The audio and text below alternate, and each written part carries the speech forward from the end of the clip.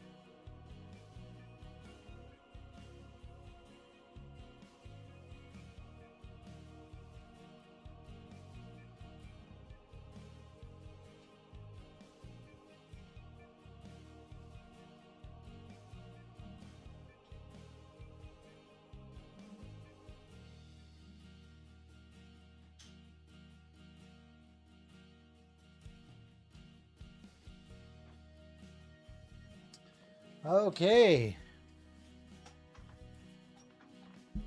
Okay. We're here.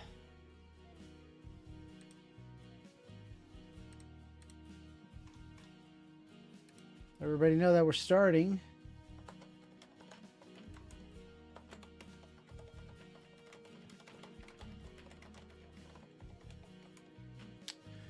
Hang tight. We're almost ready.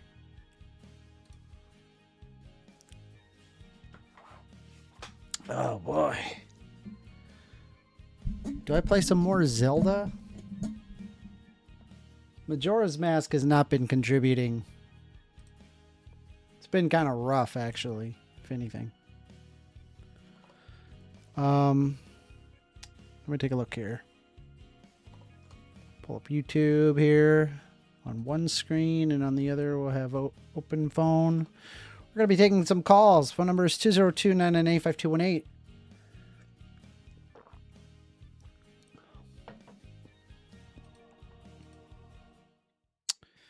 Let me copy link address.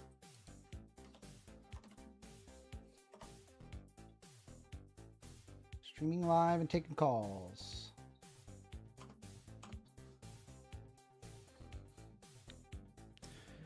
Let's see.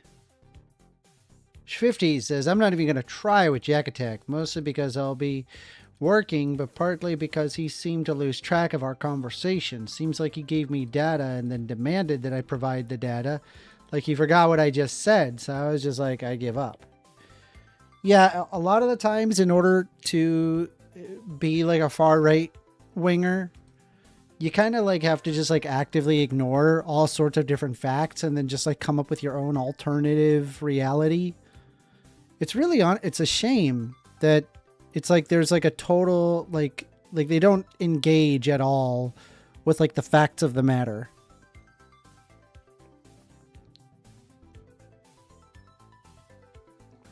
Which says, Amender, can I text your number? It is not a registered number, so no. I cannot text your number. Or you cannot text this number. You can call in, though. Phone number is 202-998-5218. You want to call in and have a discussion, we can do so. We're just starting out. I'm curious if I even want to play Majora's Mask. I don't know, man. Majora's Mask it's very frustrating. It has some very frustrating parts that are not good. I don't know, with Ocarina of Time, it was just nothing but fun. I was just having fun. Majora's Mask, that final temple, I was not having fun. Singing that song over and over, I was like, bruh, this is brutal.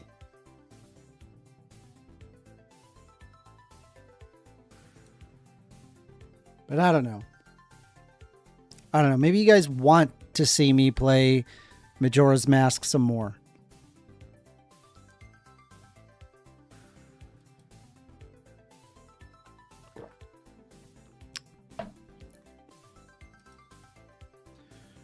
We can all watch Troll 2 in the background. It's funny. Hello, folks, by the way. LMAO. Hello, Cowcrapper. Hello. Which says, I was looking at your first ever video today on YouTube. You were so cute and little. Is your website still up for submitting articles? Yes. Yes, it is. Believe it or not, I programmed that from scratch.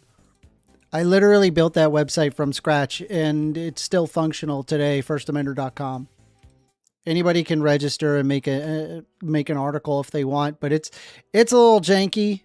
I won't lie, but it works.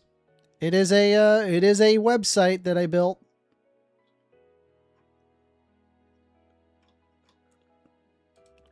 It was done with PHP and SQL. All PHP, SQL.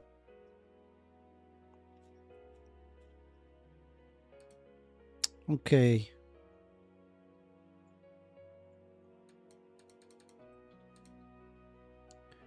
Let's take a look here. Should we go over a video? Might be fun to go over a video. I'm not feeling Majora's Mask.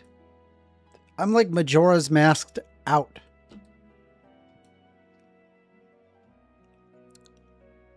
There was a video that I think I remembered that I wanted to go over. What was it?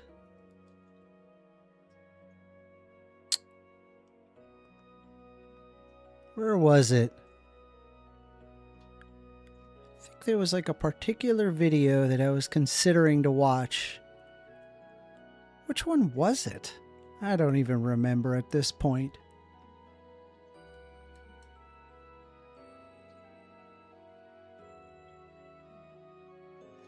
Ah, I think I remember. But I was like saving it for a conversation that I was going to have with Renyald. Renyald, he's another small YouTuber. He's great. Leftist talking points. And he's a small YouTuber like me.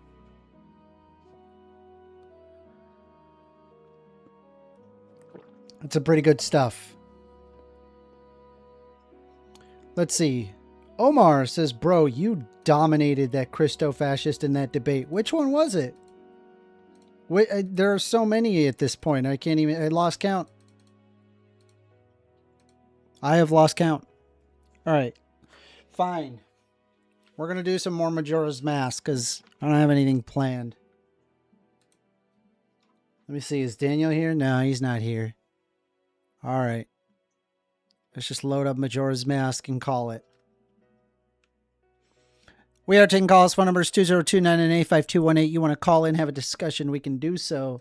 Otherwise, I'm just going to play some Majora's Mask and vibe out.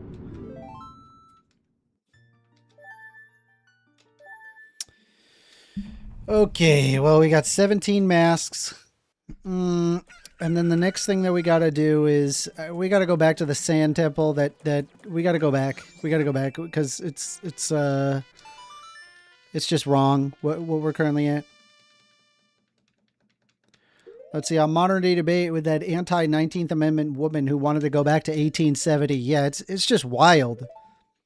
I cannot believe that there are people that can have like unironic like beliefs like that and just like act like that's like an okay thing to believe in.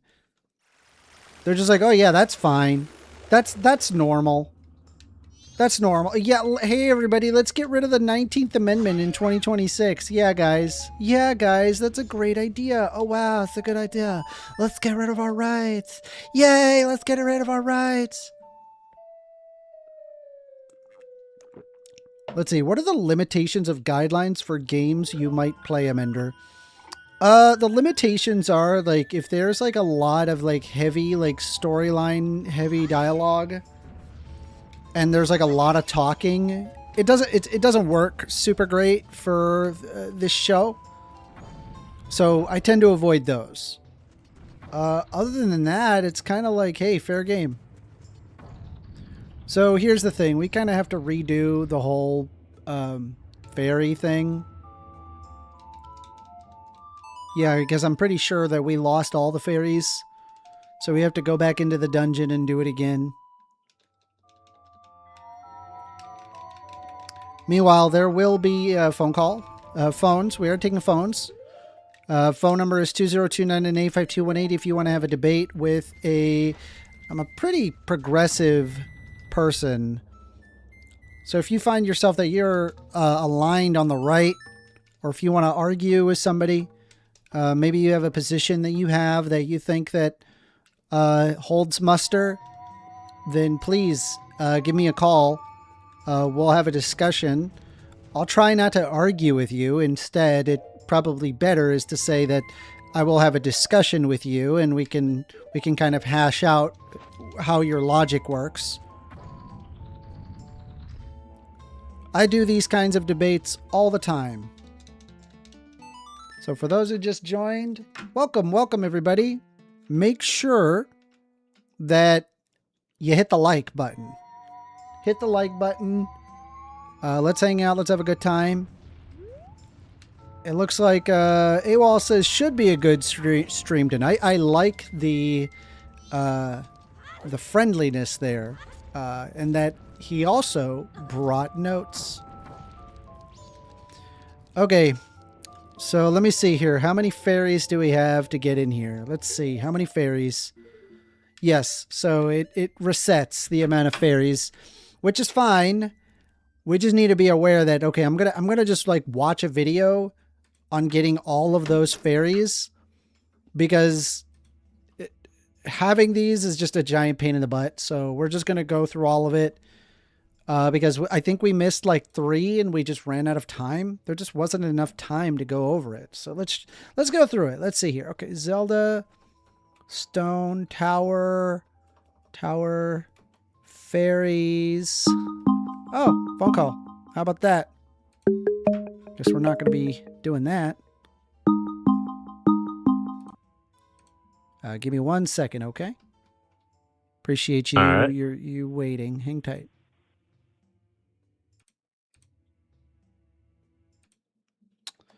All right, hang on. Sorry, I just got to open up my notepad. You know how it is. First call of the day.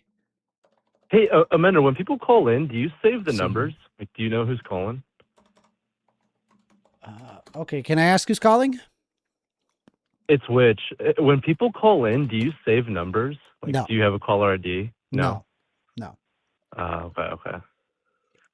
I wanted to talk about your chat a little bit. You know, the last show we were kind of, you know, your chat can have some trolls. I get it, but I mean, the main core of your chat, you know, you were kind of saying how it can be an echo chamber and stuff, and I just wanted to talk about that a little bit. I kind of want you to hear me out on something. All right, go ahead. You know, like I said, there's going to be trolls everywhere. Sometimes they're going to roll in, but I feel like the main base of your chat, even though they are right wing, I don't think it's completely an echo chamber. I mean, for one reason, they are coming in and they do want to listen to you, on all your streams and hear you out and discussing things. And I think that is them trying to get away from the echo chamber so they can go out, myself and talk to people with opposing views.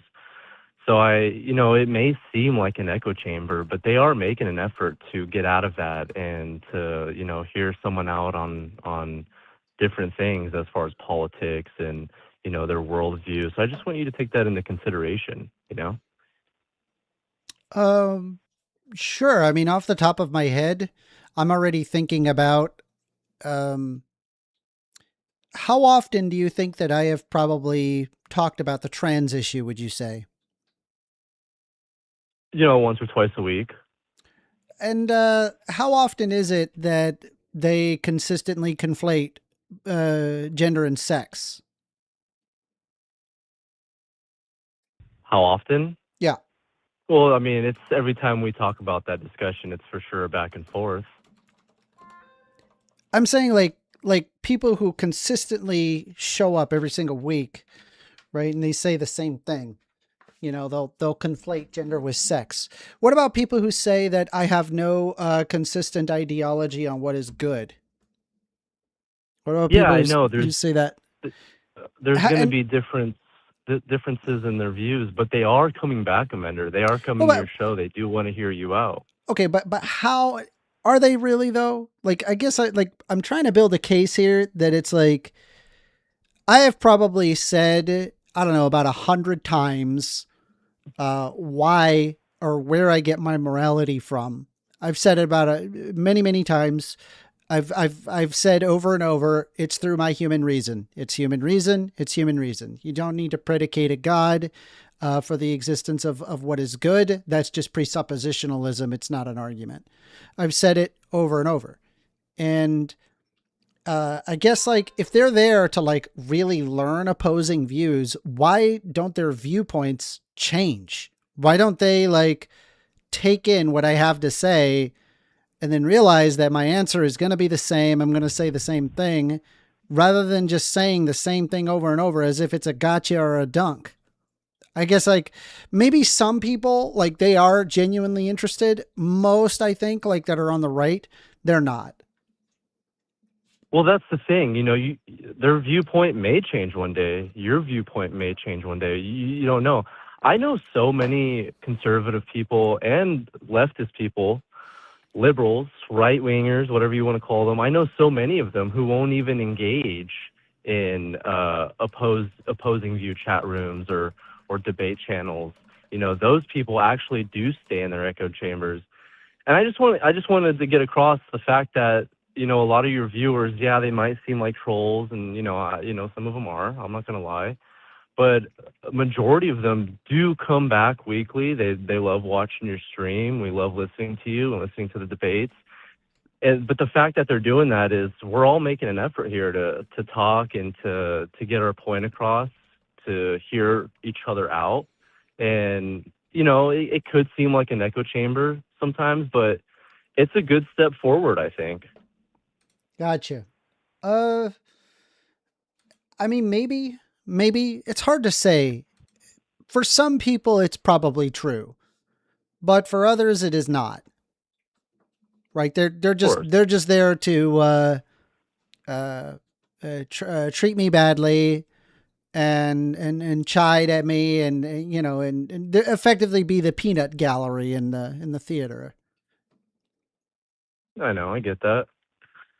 I've witnessed it, and it goes both ways. I've been on some major MAGA channels, kind of like the same platform you got going on, and they Yeah. get swarmed with a lot of left viewership, and they just get attacked. And it's whether the case if it's right or left. I think it is important for people with opposing views to get on these channels and to hear each other out and listen. Like I said, you're right. There's gonna be assholes. There's gonna be trolls. I mean, that's gonna be everywhere in life.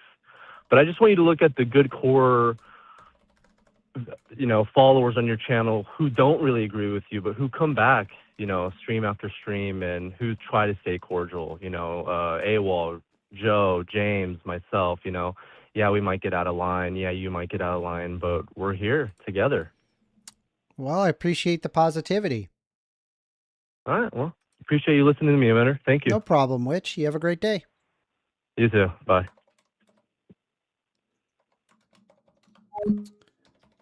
All right. Hey, Daniel. Hello, Amender. How you doing, buddy? I'm fine. Been ripping my hair out Easter with is this. coming. I've been ripping my hair out with this dungeon. Yeah, I saw that. Yeah. Did you see me Actually watching last? for a bit before. Did you see the last one? It was a nightmare. Yeah. It was a nightmare, Well, it's bro. like you chose the game. It's like, come on. I know. I chose the game. Well, here we are. Yeah. Let's go ahead. We are taking calls, by the way. Phone number is 202-998-5218. Call in if you want to have a discussion. We can do so. I'm gonna go through this dungeon, and we're gonna hope for the best. I'll do my best here. So let me actually speed up this guide because it's gonna be very, very helpful. And you can't see it, but I mean, I'm just gonna go through the motions. You need to get all of yeah, the thingies. we got to hit all the fairies. We got to hit up these fairies. So let's last time I ran out of time. Like there was just not enough time to get, like I was like 3 away and I was just going through the motions to try to like, you know, see which ones I missed. Right? Yeah, I'm going to try to 100% it, but this dungeon is just, this is a bastard of a dungeon. You know, it is a real not fun dungeon. But you know, I have faith. I have faith. We can do this. Jesus will help you. Yeah, Jesus will help, of course. Just say, Jesus, take the controller. You know, I'm He's actually gonna kind do of that curious for you. how many Christo-fascists think that Jesus Christ was not a Jew. Well, I mean, I think most of them kind of know he was Jewish. Do they? But also, maybe he was they're like the Son of God, so yeah. I mean, it kind maybe of they cancels out. Yeah, I can't. Yeah, to the Christo-fascist. Yeah, there you go. All right, hold on. Let me take a look at this. Let me increase my playback speed. Get that to 3.0. I'm just gonna watch this guy kind of go through and see what.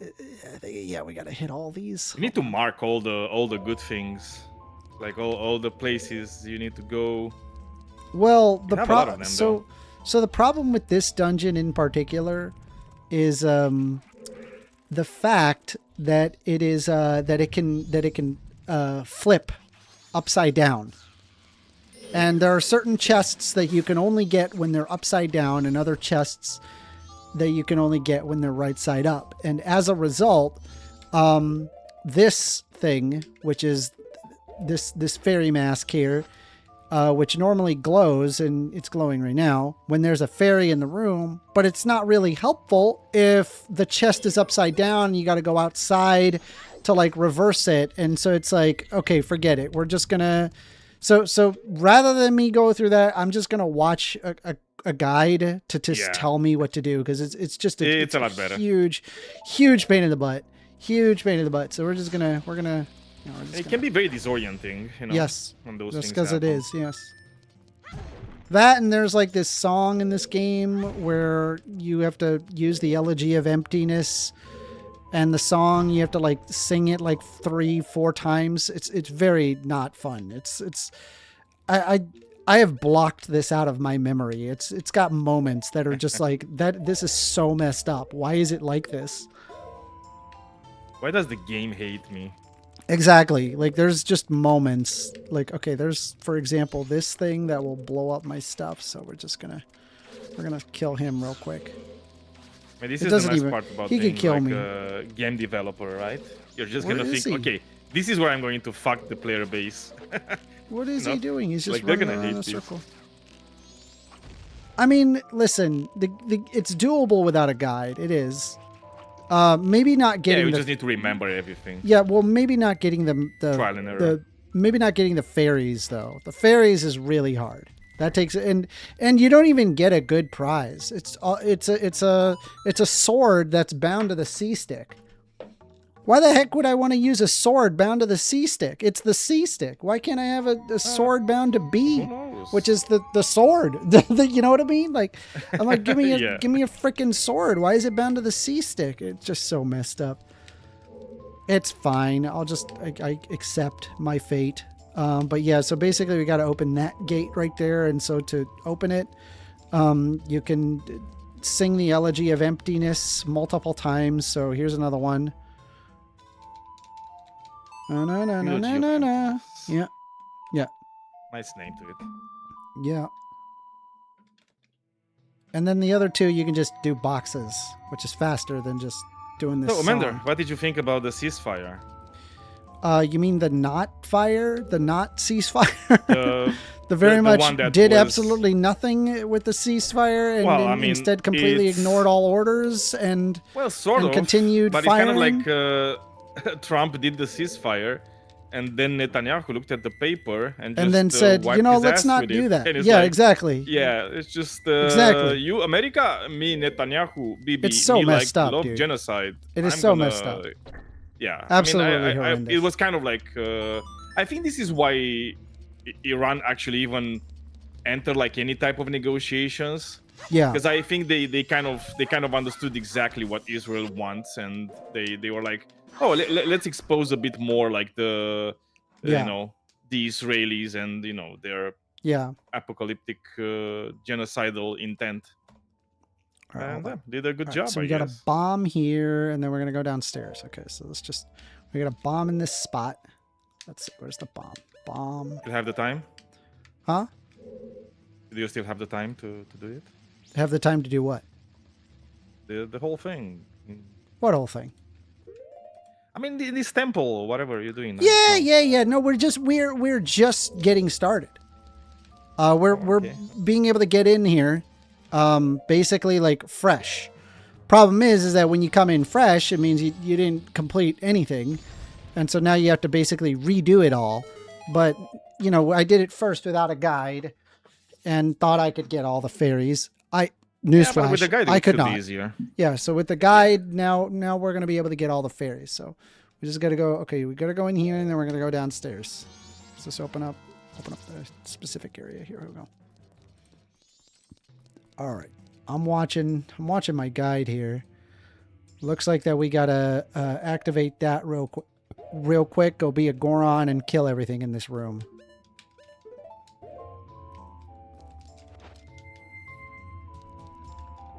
Kill? Do I kill? No.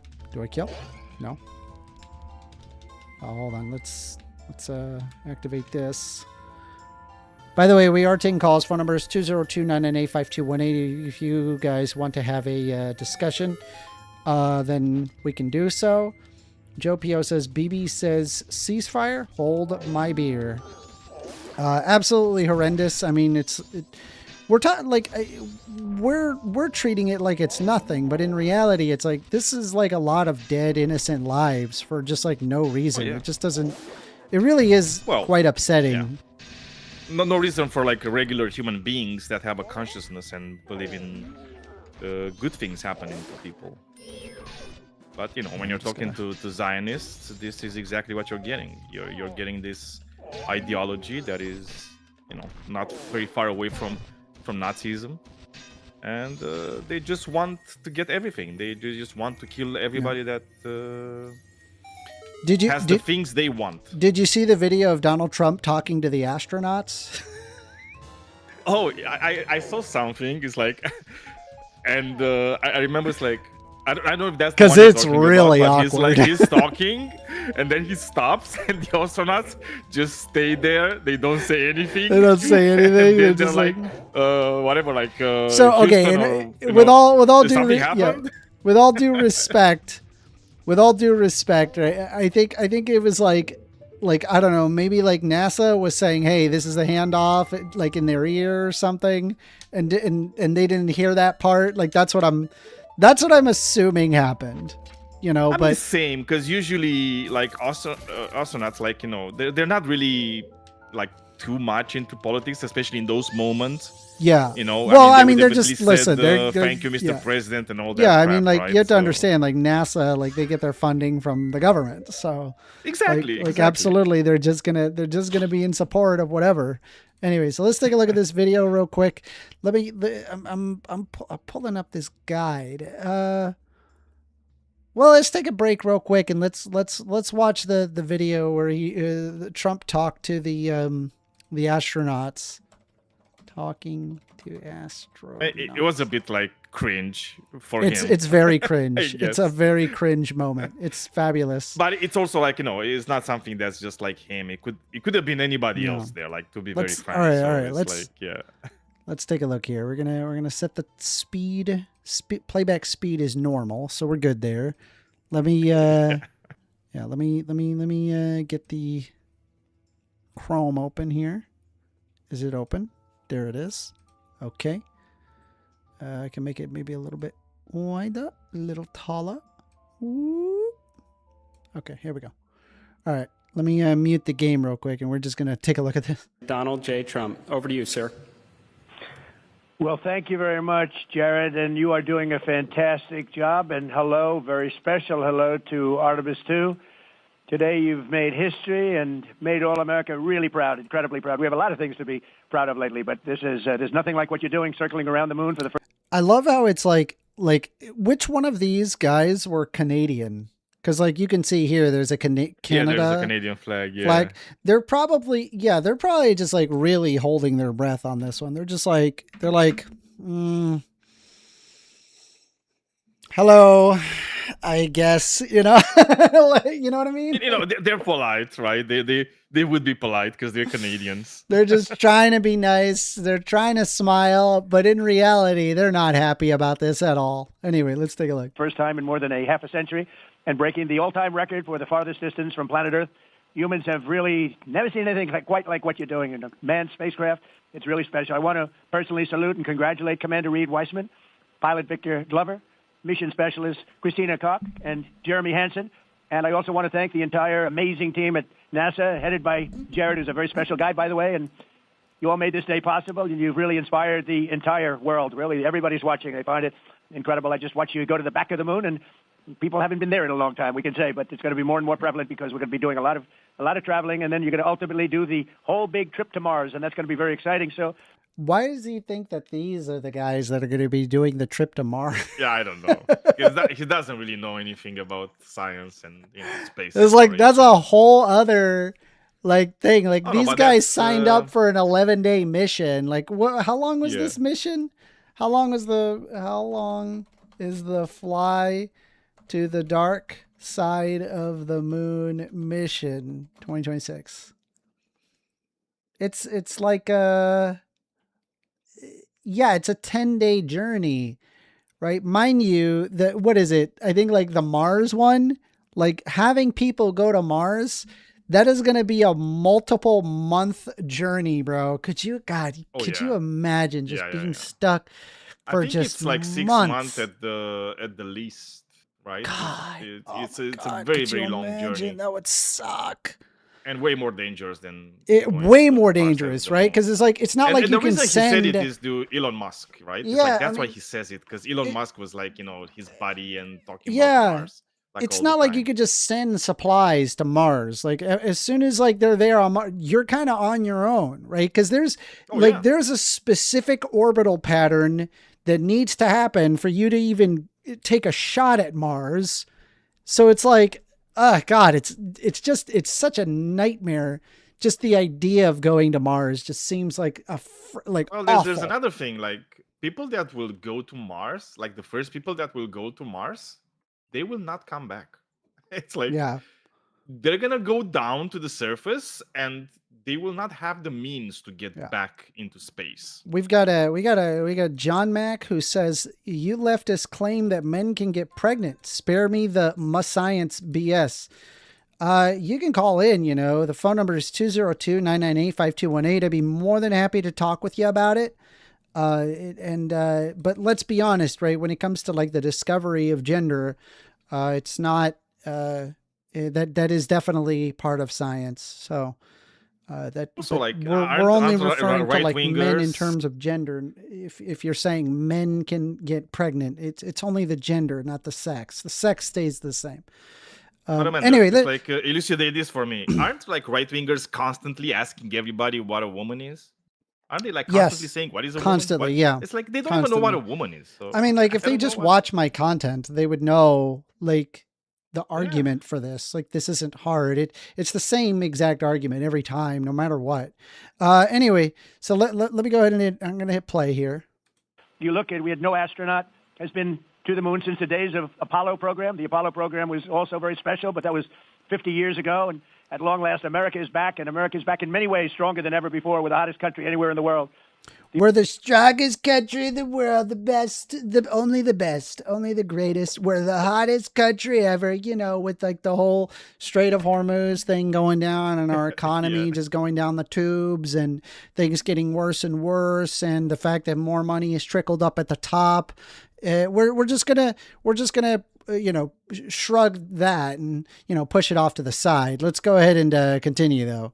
The Artemis crew flew in the most powerful rocket NASA has ever made, ever launched, traveled over 250,000 miles, broke the distance. I promise you that is not the most powerful rocket. The Saturn V is way bigger. Yeah, I think it was. It is way bigger than that. The Artemis 2. It's not even close. Well, let's. I mean, this one might be like a lot more efficient. Versus, but it's still like a physics thing, right? Like, Yeah. like the amount of weight that the Saturn V was pulling is a lot more than the Artemis 2. So that's what it is. So here, hold on. Where's this Saturn V size? Let's just look at it real quick. I'm positive that the Saturn V is bigger than the Artemis. Oh wait, it's actually it's pretty big. I thought no. Hold on. No. So here's the the Saturn V was bigger. It's not even close. I was right. That's why It's not even close. It's not even close. Like here you can see the space shuttle size to that bitch was huge. Falcon Like, Heavy. so The big. Saturn V that is a big rocket. It's a big ass rocket. You know, No, it's a big ass rocket. and look, you can see. I think they were on the Falcon Heavy, right? So yeah, it's just not as it's not as big. It's not as big. Anyway, let's go back here. Distance record set by the legendary Apollo 13.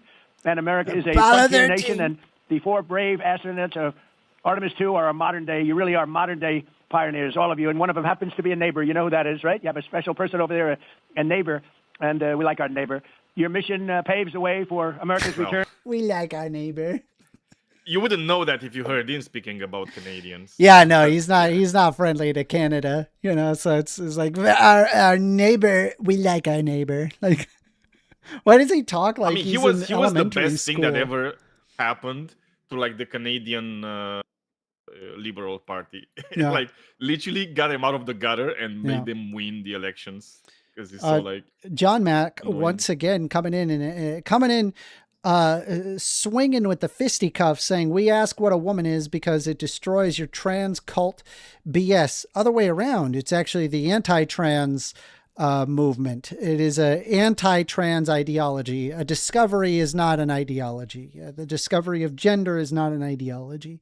But if you want, the phone number is right there. The phone number is 202-998-5218. We can have a discussion. I'll hear you out. If you disagree with me on the whole trans discussion, then just call in and we can go back and forth over it. Okay. Anyway, back to the video. Return to the lunar surface very soon. We're going all out. We're doing everything we can, and it's headed up by Jared. We'll plant our flag once again, and this time we won't just leave footprints. We'll establish a permanent presence on the moon, and we'll push on to Mars. That'll be very exciting. I'm waiting for that so much. I'd love to be here, but maybe we won't quite make it in terms of timing, but we will be up in the moon, and that's going to happen soon. So America will be second to none in space and everything else that we're doing, and we will continue to lead the whole thing into the stars, this incredible journey into the stars. So I just wanted an honor to speak to you, and I wanted to congratulate each and every one of you. And tell me, what is the most unforgettable part of this really historic day? The whole world is watching and listening. Please tell me. I don't understand why he has to make it like about himself. like for every little thing. Like what is with that? I don't Might be understand. the narcissism. Why does he have to make it about him? Like, why not just like congratulate the people and then be done with it? And it's like, no, I have to like self-insert. Like, I'm so proud of you. Good job, everybody. Bye bye. He is a narcissist. That's the whole thing. President, this call is certainly special to all of us, and we really have a lot of faith in our administrator, Jared Isaacman, who is with you. We appreciate his leadership in NASA and in the international community. We are doing great things, and we are proud to be a part of. I have to tell you, as we came around the near side of the moon, seeing all the sites that we've seen from Earth for all of our lives, but we're seeing them from a different perspective, and then we started to get a glimpse of and we saw sites, Oriental, sites that no human has ever seen before, not even in Apollo, and that was amazing for us. And then the surprise of the day, we just came out of an eclipse where the sun, moon, and the entire dark moon about that big right out the window that we were watching. We could see the corona of the sun, and then we could see the planet train line up, and we at Mars, and all of us commented how excited we are to watch this nation and this planet become a two-planet species. That is fantastic. You know, I had a decision to make in my first term, and the decision is, what are we going to do at NASA? Are we going to have it be revived, or are we going to close it down? And I had very little hesitation, and it's really great to have somebody like Jared involved because he really makes it much easier for me. But it was not even a question in my own mind. We've spent what we had to do, and then of course we have Space Force, and Space Force is very much related to what you're doing, and that was my baby. That was a very important one, and it'll turn out to be truly one of the... What happened with Space Force? Did anything even happen with it? It's like a force that's in space. Yeah, it didn't really do anything. I don't know exactly what he wanted. Like, he wanted like lasers in space. He's like organizes, trains, equips personnel to protect U.S. and allied interests in, from, and to space.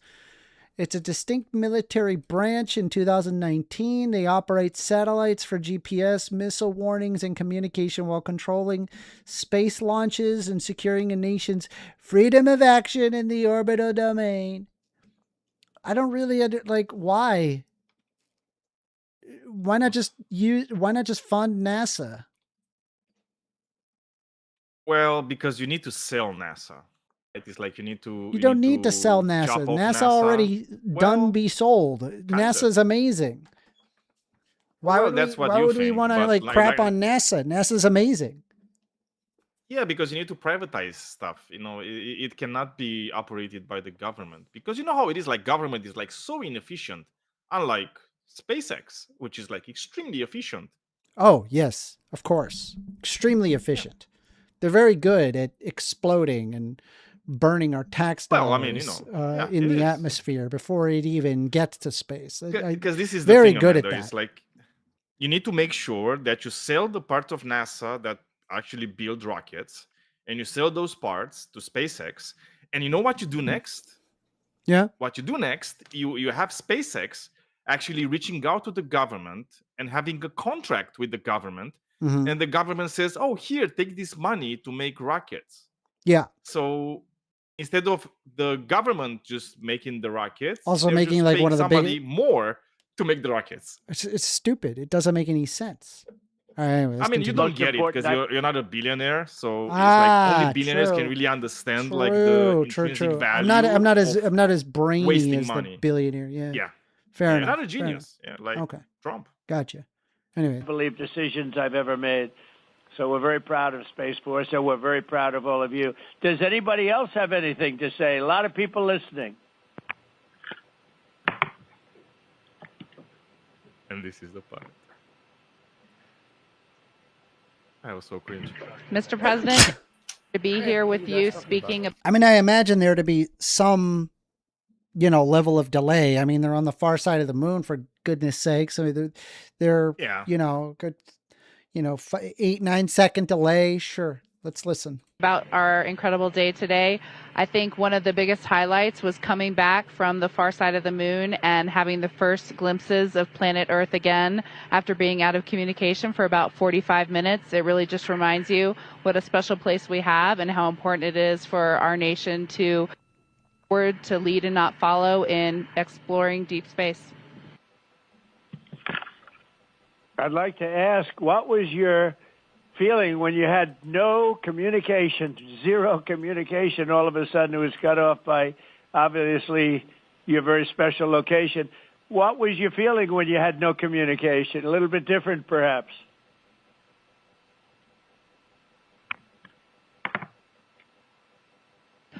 Yes, Mr. President, it was. I said a little prayer, but then I had to keep rolling. I was actually recording scientific observations of the far side of the moon. You know, that is actually the time when we were the farthest and the closest to the moon. And so we were really able to make some of our most detailed observations. I can see what he said in his lips there. He says it cut out, but it said he was the farthest from Earth and closest to the moon. Of the far side of the moon up close. And so we were busy up here working really hard. And I must say, it was actually quite nice. Did you see a difference, a big difference between the far side of the moon and the near side of the moon? Was there a difference in feel or difference in look? What did you see?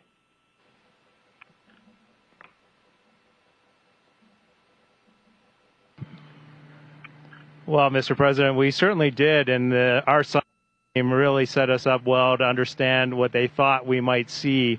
And the gravitational pull of the Earth has had a profound effect on the near side of the moon, changing all those dark mares, those dark patches of the moon you see from Earth. It's very different on the far side. While you see some small patches of those mare in deep craters, it's very much absent on that side, so that's really neat. And while I have the microphone, sir, I just want to thank you on behalf of Canada. The space leadership you spoke of from America truly is extraordinary.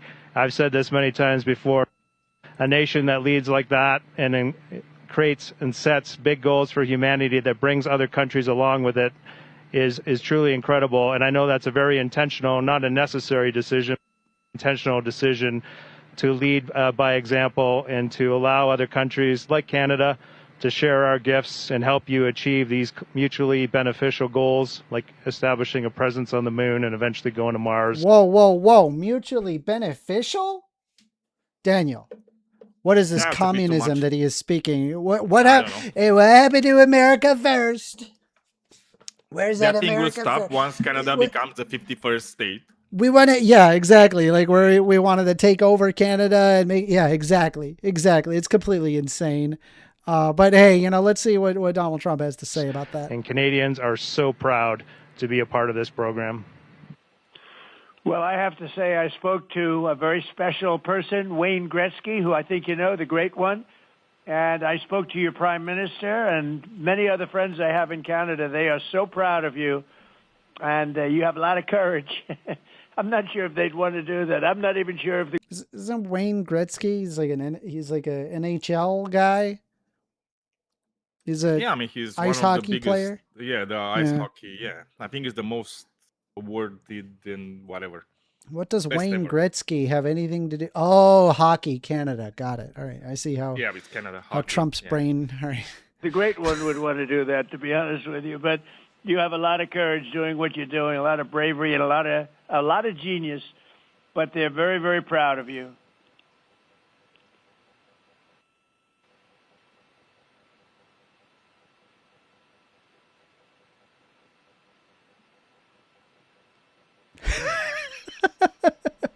We don't have anything else Oh, to this- say to this- you, this is Mr. actually the President. part.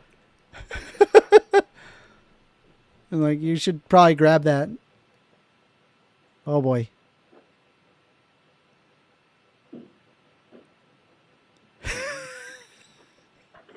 They don't know Yo, what's happening. they're just like, we don't have anything else to say to you, Mr. President. I'm done. Like, we're done. We're done. Dude, hold on.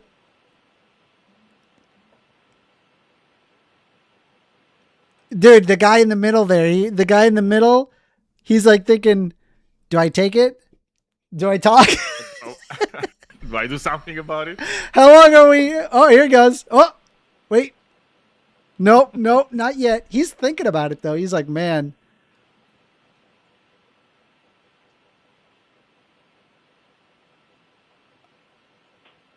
It happens. It's like, it is what it is. Bro, this is such a long... It is cringe, Administrator but it is Eisman, what just it get a is. quick comment. Bro, dude. Hold on. All right, let's see. All right.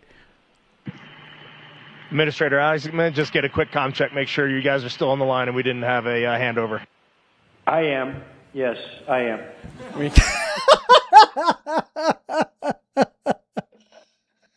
That was a cringe part, actually. I mean, Trump would be funnier.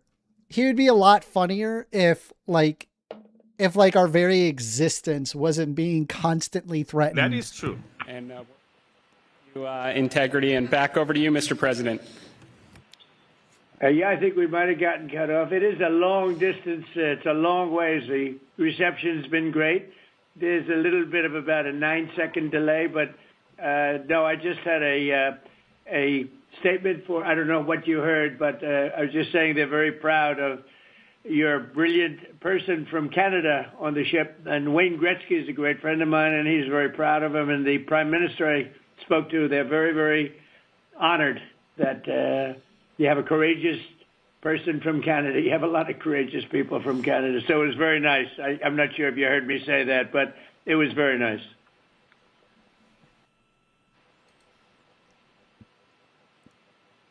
Yes, Mr. President, we heard that, and we do love our Jeremy Hansen. We love all our Canadian astronauts, Jenny Gibbons, Josh Kutrick. They're just great people, and they're such a welcome addition to our Corps. Great. Well, I really look forward to, when we can, I look forward to seeing you in the Oval Office. I'll ask Jared to bring you over, and I'll ask for your autograph, because I don't really ask for autographs much, but you deserve that. You really are something everybody... Hold on. You deserve to give an autograph to me. Yeah.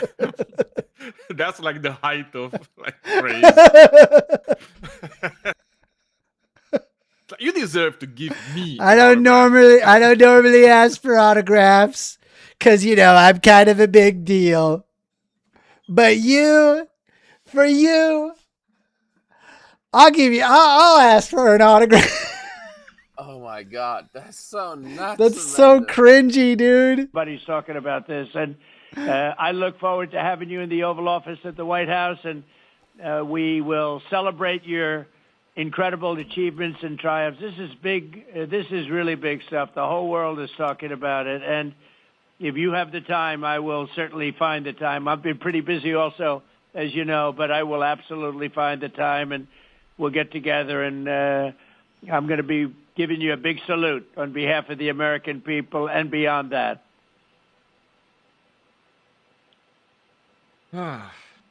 Crazy. I mean, just like on behalf of everything being involved, NASA has been consistently defunded over and over for like a long time now. Let me see, what party has been defunding NASA over can I tell the you? decades? Huh? What's your? Can I tell you which one Who? defunded NASA more? Who? It starts with the RE. Oh, you think? I don't think. I know. All right, let's take a look here. Let me take a look here. Well, I mean, I feel I would imagine both parties, right? Like, why wouldn't it be like both? Let's take a look here. Anyway, so the point that I'm thinking is specifically for NASA, it's like they've been working on this Artemis 2 mission, and then now all of a sudden, they were able to pull off the Artemis 2 mission, and here they are. They're further than SpaceX has ever gone by like a long shot. Oh, do you know? Very good. I just asked Google, which party defunded NASA more? The answer was, based on recent budget proposals, the Republican Party, specifically under the Trump administration, has defunded NASA. It's like, this is That's the guy. so annoying. It's like, this is the guy. I wanted to see, I don't know, eventually that hopefully we reconsider the amount of funding that we spend into R&D, because it really does help the United States to invest into R&D.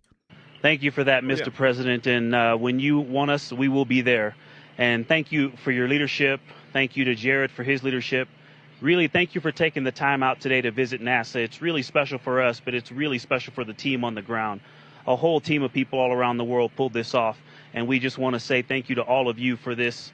It is the thrill and honor of a lifetime to have been on this journey. Today was amazing, but this 3-year journey has been amazing, and it was made possible by the American people and the Canadian people. And we're so grateful to you all. Thank you very much.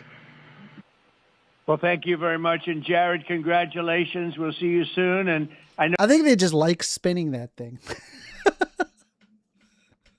The microphone.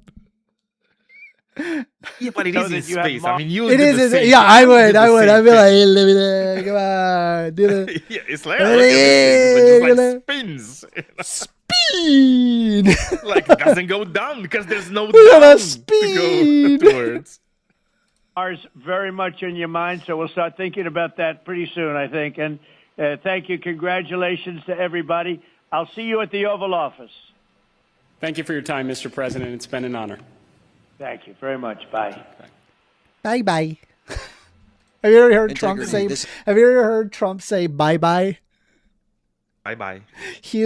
I've seen him say that stuff like multiple times. He'll say bye bye. It's such a weird thing to say. All right. Anyway, let me continue doing this dungeon here. I think there's like a chest up top, which I believe I've already gotten. Oh, and then there's a middle chest, which I gotta get. Amender, so I think it's nice. I think it's nice of Trump to allow them to give him an autograph. Bye bye. Yeah. Bye-bye. Exactly. It's so nice of Trump to allow Trump to give him an autograph. It's such a weird thing. So cringy. Like, I'll just ask for your autograph. Like, I don't know. It just seems kind of weird. Anyway, we're going to continue playing this game. We are taking calls, by the way. Phone number is 202-998-5218. I want to hear what you have to say. Call in. Phone number. Call right in. I'm more than happy to hear you out. Right now, I'm going through the motions on this dungeon, and I'm just trying to understand where it is that I need to go. Lots of stuff that I got to do, and I'm kind of like quietly and following this guide here. Okay, so it looks like that we got to go back up and walk through the door that has a key in it.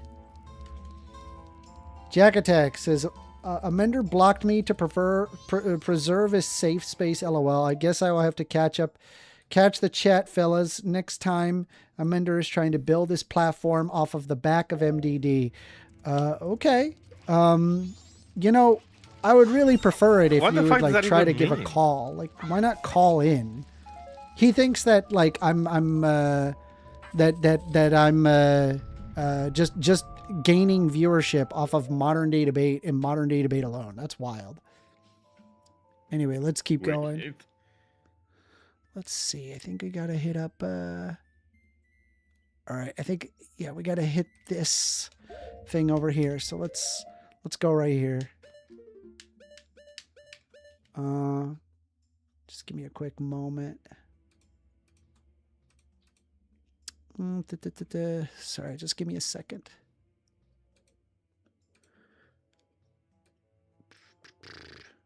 Give me a moment. You have a lot of masks. All right, let's take a look. How many here. masks do you have? Like, are they in total in this game? Well, 1, 2, 3, 1, 2, 3, so those are 4, the ones you're 5, missing. 6, Okay. 12, 18, 24 masks. There's 24 masks. 24 masks. Yeah, Holy shit. 24. So what we got to do, step one, we're going to go and we got to hit, there's like a diamond over there on the other side that we got to hit. And there's a specific way to get up on there. So we're just going to, ow, not that. Just got to get grabbed by this and then thrown up. All right, there's that. All right, and then we just got to, there we go. And then, so we're going to get a chest over there. Though now that I check on it, do we have to specifically do we get in there right now? Let me just look. It looks like that there's a second key right here that we're gonna have to open. Key, okay. Key, no problem. I can see that there's a couple of boxes over there. I'm just gonna grab some stuff for supplies. We need that. There we go. There we go. We got some arrows. Yeah.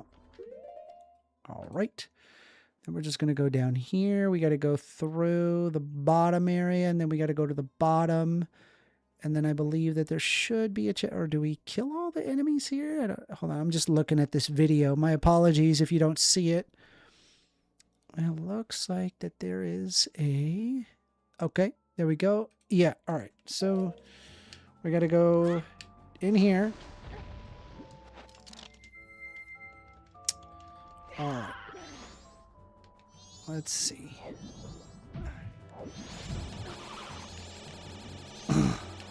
All right. We are taking calls, by the way. Phone number is 202-998-5218. You want to call in and have a discussion, we can do so. More than happy to hear you out. All right, let's see. We're just going to... We got to turn right. This is the water down. form. Yeah. Are you dying Gotta or something? Yeah, no, I just gotta... No, that's a electric field that the Zora can do. But if I'm not mistaken, I think we could just... We hit this, and it opens up a chest area right here. And you'll notice it's upside down. Oh, it's upside down. Yeah, it's upside down. Yes, exactly. Leon Brian Lowski says hello. Hello, Leon. Welcome. We are taking calls. Phone number 202-998-5218. You want to call in, have a discussion? We can do so. More than happy to hear you out. All right. Let's take a look here. We've got... All right, so we got to go through the main area. There's like a hallway area, and there's going to be like an eye that we have to fire on. So we're just going to... All right. And we're just going to... We should be able to just climb right up. No problem. Mao, the Laws and Dong says, at AWOL Thoughts, nah, he's just going to keep blocking me in chat and try to bait me to call in. And I'll just wait until he's next on MDD and clown on him there. LOL. Ah, gotcha. No problem. What exactly does he think he achieves that way? Yeah, I mean, it's really kind of a shame. Like, it's just like rather than like actually backing up his positions or, calling in and having some skin in the game, he just kind of doubles and triples down on his stupidity. It's really a shame. All right, anyway, we hit that. Looks like we got another reverse chest. And so let's see where we got to go from here. Yes, there's a light puzzle right here. Though if I'm not mistaken, I think we don't have to deal with it. Nope, we do have to deal with it. All right. This is a giant pain in the badonkadonk. Because there's like a... Donkadonk. Yeah, I'm gonna... Nice one. One. Yeah. Gonna walk over... Come on, hit it. Oh, let's try that again.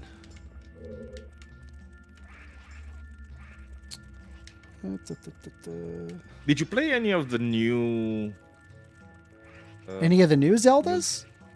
Yeah, the new Zelda Yes, games? they're amazing. I'm playing Tears of the Kingdom right now. It's an amazing game. It's a great game. I thought you were only doing like retro Zelda. No, I play the new stuff. I even got a what is it? What do we? Switch 5 2. rupees. Yeah, I got a Switch too. I've been super happy with that. Been having a lot of fun with it. All right, so we're just gonna go through here, open this area, and so here we are. Let's see where we go now. I mean, this is just 5 rupees. We just got this. But it's the compass. It's the compass. We actually have to turn around. We got to go the other direction. There's an area that has a key over here. And we have to go through this key location since we have 1 key.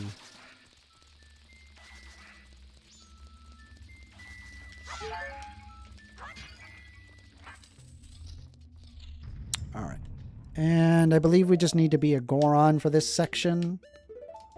And just give a good whack. There's also a really annoying area here. Because these two things, they're going to keep spawning. Or three, Or rather. you can't kill them, or... And you can kill them, but they respawn pretty quick. And you have to be quick Oh, about okay. it. Yeah, it's very annoying, I must say. I so see, like, right basically, here, you it's know, too you far can't away. really So kill we them. have to, like, go over here. And you have to, like, aim this at... And it's a little finicky. It really is. All right, and then we're just gonna... No. You can already sense the problem here. 1, 2, 3, 4, 5, 6. Okay, let's go here.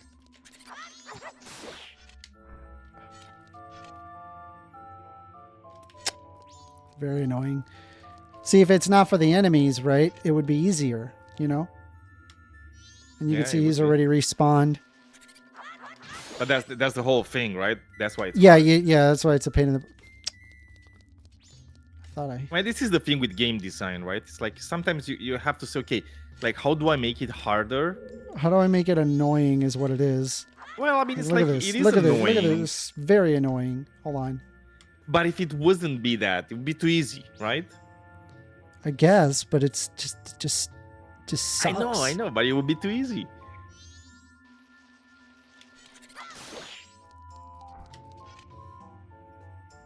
Come on, hit it. Okay. We are taking calls. Phone number 202-998-5218. If you guys want to call in and have a discussion, we can do so. By the way, I have no idea what those enemies are. They look like Gorons, but they're definitely not Gorons. Anyway, we got the third fairy. We got a total of 15 to get. So I'm gonna watch the guide here. Looks like that there's a punching and okay. Yep. And it looks like that the video is going through that one thing that we just did just now. And it's walking back to the sunlight. And it looks like he's grabbing... there's one of them here, it appears. Whoop.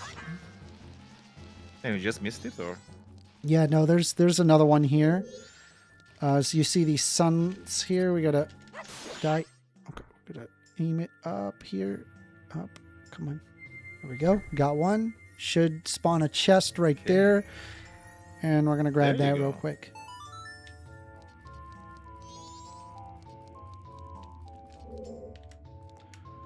Let's see. Okay.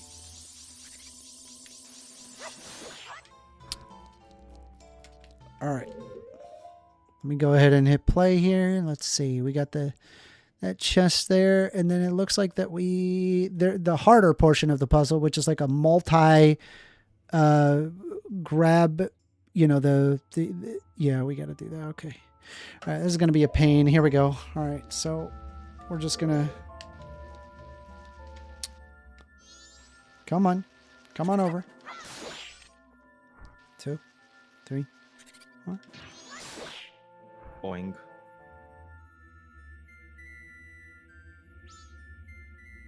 All right. Not enough time.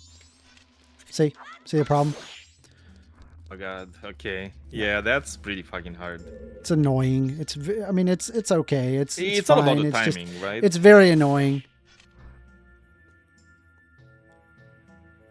5. It takes a while for it to like spawn. You gotta like charge it. See, this is not good. It's because of all the Yeah. finagling that I gotta do that it's not right. So I'm Yeah. gonna try it again.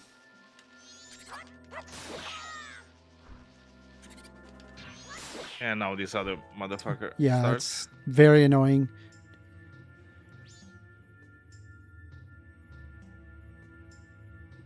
What is happening? I'm charging it. Why wasn't it charging?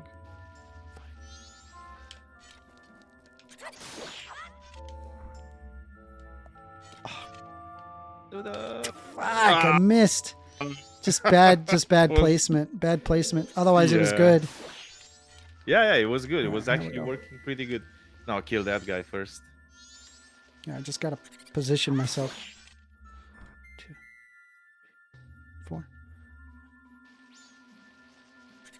Charge. No. Charge. It messed me up. It messed me up. Yeah. Hold on. I think you need to kill them and really just after that, just, you know, start again. Yeah, once again,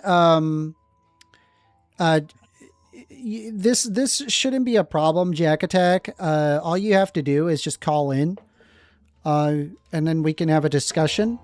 But I'm not gonna have this tit for tat with you on the on what's going on. So please call in.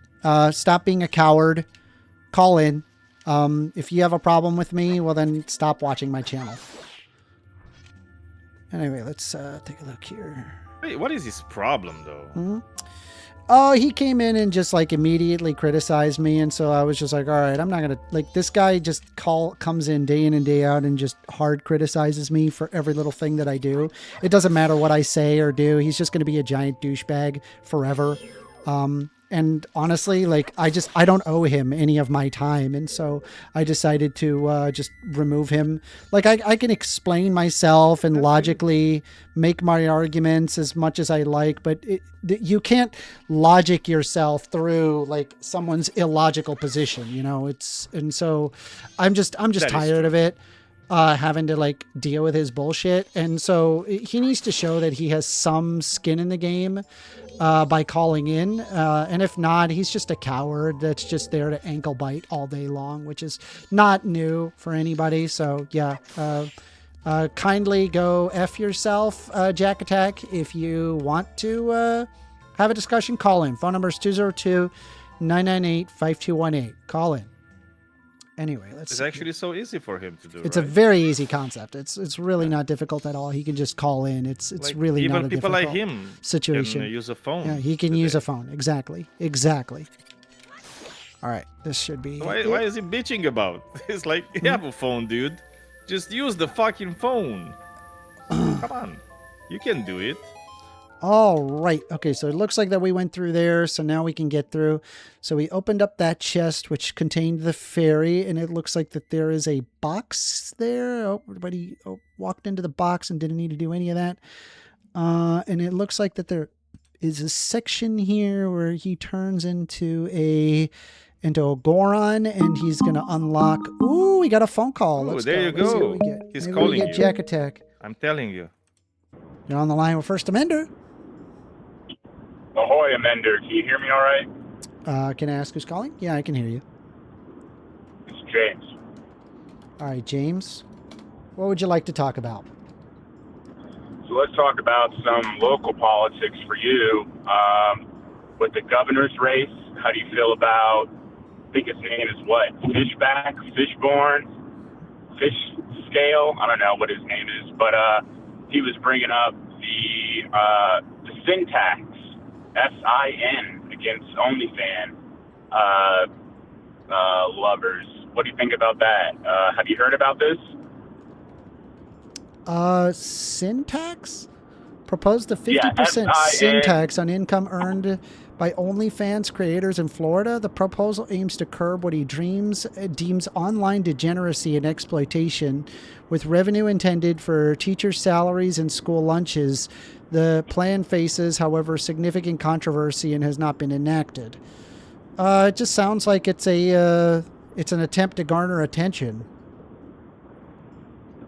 Interesting, because where did you read what you just read me from?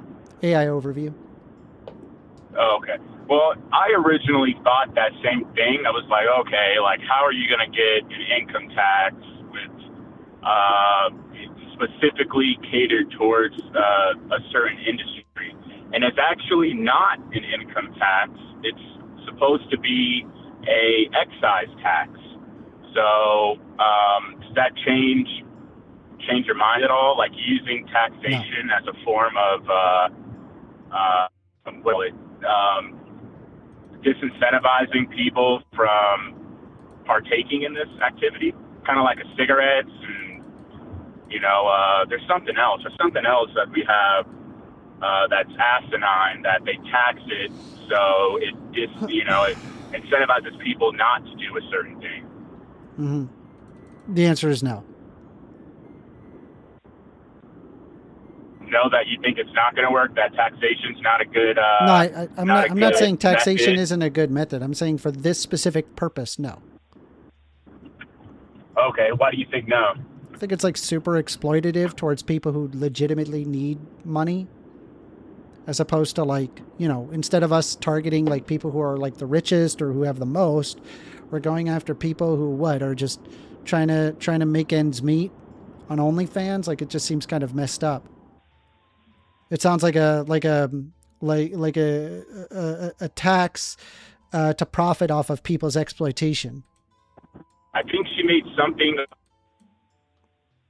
It also has a problem regarding the non-separation of church and state, because they're literally calling it a sin income tax. So it's like there's now a tax for what? Sinning? By what metric? On the basis of religiosity? Oh, I lost you, buddy. Okay.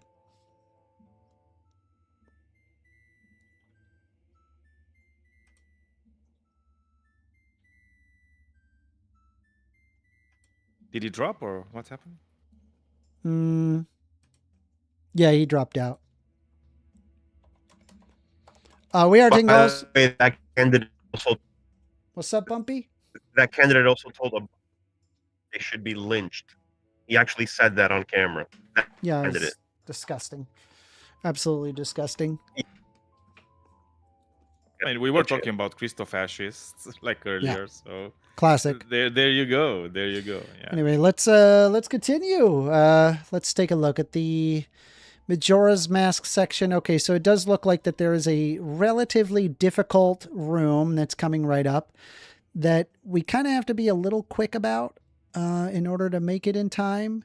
But I think, okay, so there's a fairy there, and then there is a secondary move that will need to happen. Oh yeah, this is just rough. I'm watching the guide, and it's a pain in the ass. And it's a pain in the yeah. ass. Yeah. Okay, all right. Let's get through it. We're gonna. All right. So there's a couple of things. So step one, let's be Deku. That's step one. Deku time. All right. We're just gonna slap on over here. What are you gonna do, you slappy wag? All right. Here we go. Whoop. Money. I like money, even though it's not going to do us any good. And grab. Ah, no! Well. You died. That's fine. It's fine. Rare 10 calls, by the way. Phone number is 202-998-5218. I think let's try that again. Trying to speak, but yeah, your internet Bumpy, is Bumpy, like something's bad. going on with your internet. Something's going on. Yeah. Irma says at 1stAmender. Hello, Irma. Hi. Hello. I always get happy whenever I see Irma. Irma makes me happy. She really does. She's a good great people. person. I like good people. All right, so we did that, and now what we got to do is we gotta activate a chest with Goron. So, and the way to do that is, see, Gorons are immune to the whole lava thing. So we're just going to slam on this, and then what it does is that it opens up that. And then so what we should be able to do is just kind of roll over here as quick as we can. Oh, well, that's not good. That's probably not going to make it like now. that. Oh, well, you know, it is. Okay, well. All right, let's try that again. Well, it's done. We go back. Yep. Basically, keep doing this until we get it. By the way, if you guys are not subscribed, and you're just listening, do me a favor, please hit the subscribe button. You know, we're growing. The channel is growing. It's getting bigger and bigger. I think every single day we're going to get more and more debaters, more and more people that want to have discussions. So if you want to see more and more engagement, hit the like button, hit the subscribe. I appreciate you guys very much. Thank you. Okay. I did listen to part of your feminism on trial debate. Yeah, isn't that wild? And my lord. Isn't it awful? My Like, lord, hey, let's get rid of women's dude, right to vote. Like, bro, what I is don't this know who argument? she is or like She's horrible. She's got anything, 70. but it's, like, She's got 77,000 subscribers. It's just Fucking hell, insanity. dude. I'm like, like, how? She just said, like, on YouTube, like, hey, we should get rid of the right to vote. It's just bonkers. You're on the line with 1stAmender. Yo, what's up, man? How you doing? Hey, can I get your name? My name is Joseph Casanova. I actually called in a few weeks ago, I think now. Okay. We had a pretty long conversation. How you doing? Yeah. What you want to talk about, Joseph? Well, you could call me. I mean, if you want to be friendly, you can call me Joey or Joe. It don't Okay, matter. Joe. So I think on our previous discussion, I called in specifically trying to talk about the prompt that Andrew Wilson hates women. Mm-hmm. If you would like to talk about that, I would be more than happy to engage in that again or whatever. Sure, glad to. Go ahead. What's your position on that? I think Andrew Wilson does not hate women. I don't know if you needed a explanation or a qualifier, but Yeah, like what I don't would you believe refer to as hate? I guess. Like what is hate to you? All right, that's give me 1 second because I don't know if I've ever defined hate before. Disdain. And it's okay. This is not intended to be like a gotcha. I just want to make sure that like we're on the same page. So like just pulling up the Oxford Language Dictionary, what it says is feel intense or passionate dislike for someone, it's just an intense or passionate dislike. I accept that, and I do want to also qualify this with, I did mention in our last conversation, and I think we did have a productive, friendly conversation, even though I think you just had a lot from other people that day. But I have no ill intention towards you or want to be argumentative. But I do accept that definition of hatred or hate. Okay. Okay. Now, I don't think Andrew Wilson has shown any. I'm sorry. Could you say the definition one more time? I just want to use a specific word. An intense or passionate dislike for. Okay. All right. I know where to go with this. Okay. So, why do you think that just because Andrew Wilson doesn't think women should, for instance, have the right to vote, how does that show that he dislikes women? So, okay, well, let me ask you this. Is Andrew Wilson is he an anti-feminist? Yes. Well, I mean, what do you mean by anti-feminist? Do you mean someone who disagrees with feminism, or someone who, like, actively, I don't know, tries to battle it? I don't know how you would do that. All right, and so I'm going to appeal again to the Oxford Language Dictionary of Feminism. Feminism is the advocacy of women's rights on the basis of the equality of the sexes. Yes, I do remember you going over that definition. Okay. So I guess like my question, if you're an anti-feminist, then you don't believe the sexes are equal. I don't, and if I could get just a few seconds to expand upon that, that would be nice. Okay. May I do that? Sure. Okay. Now, I don't think they're equal, but I don't think that being unequal means you're morally worth more or less. I just think that we have different values. For instance, like an apple and an orange, I like them both. Neither are better. No, I'm so I'm going to stop you there because I agree with you There's obvious differences that exist between men and women. I don't think the question is whether or not that men and women are different. The question is like, are women's rights equal to men? The rights, not specifically if there's differences between men and women. Obviously, there's differences between men and women. No, I would say that would be a negative because I don't see anything in the law that could forcibly imprison women for, like for instance, child support. It's actively discriminatory. Fabulous, right? I agree with you, right? Like if you're talking about like a legal form of misandry, you're going to find that I'm in perfect agreement with that, and so would a majority of other feminists. And I think if a feminist does not agree with the equality of sexes, but a form of misandry, they're not a feminist. They're just a misandrist. So, for example, if they were advocating that men should be subjugated in terms of legality regarding child support, then I'm in perfect agreement with you here. The law should treat each individual equally. Yeah. Yes, I agree. All right. So just to be clear, right? There's only really 3 positions to hold. Okay. Position 1 is you're a feminist. You believe in the legal equality of rights of the sexes. That's feminism. Or you're a misandrist, as in you believe in women to have greater rights than that of men, or you're a misogynist. You believe that men ought to have greater rights to women.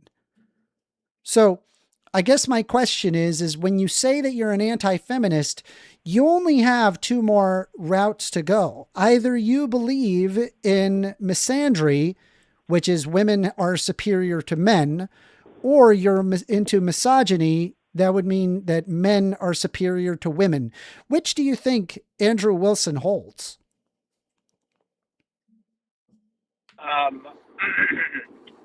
think you're missing an entire category, and I can tell you why, because you put in your categorization, you put equality under feminism. And while that is the public stated goal of feminism, I think that's a whole category unto itself. For instance, I don't believe that there's anything about feminism that has anything to do with equal rights whatsoever. Maybe in terms of voting, but everything else, it's all catered towards giving women more rights. It has nothing to do, I've never seen them argue about giving women more rights or lessening their rights. It's always about giving women more rights. Yeah, and I'm with you. I disagree with that. I agree that that's just misandry. And I wholly reject misandry. And I'm also aware that there are quote unquote feminists who call themselves feminists but don't argue feminism. They actually argue for misandry. And I agree with you. We as feminists should condemn that.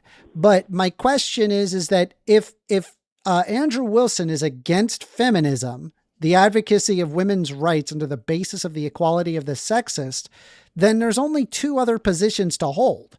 You're either a misandrist or a misogynist.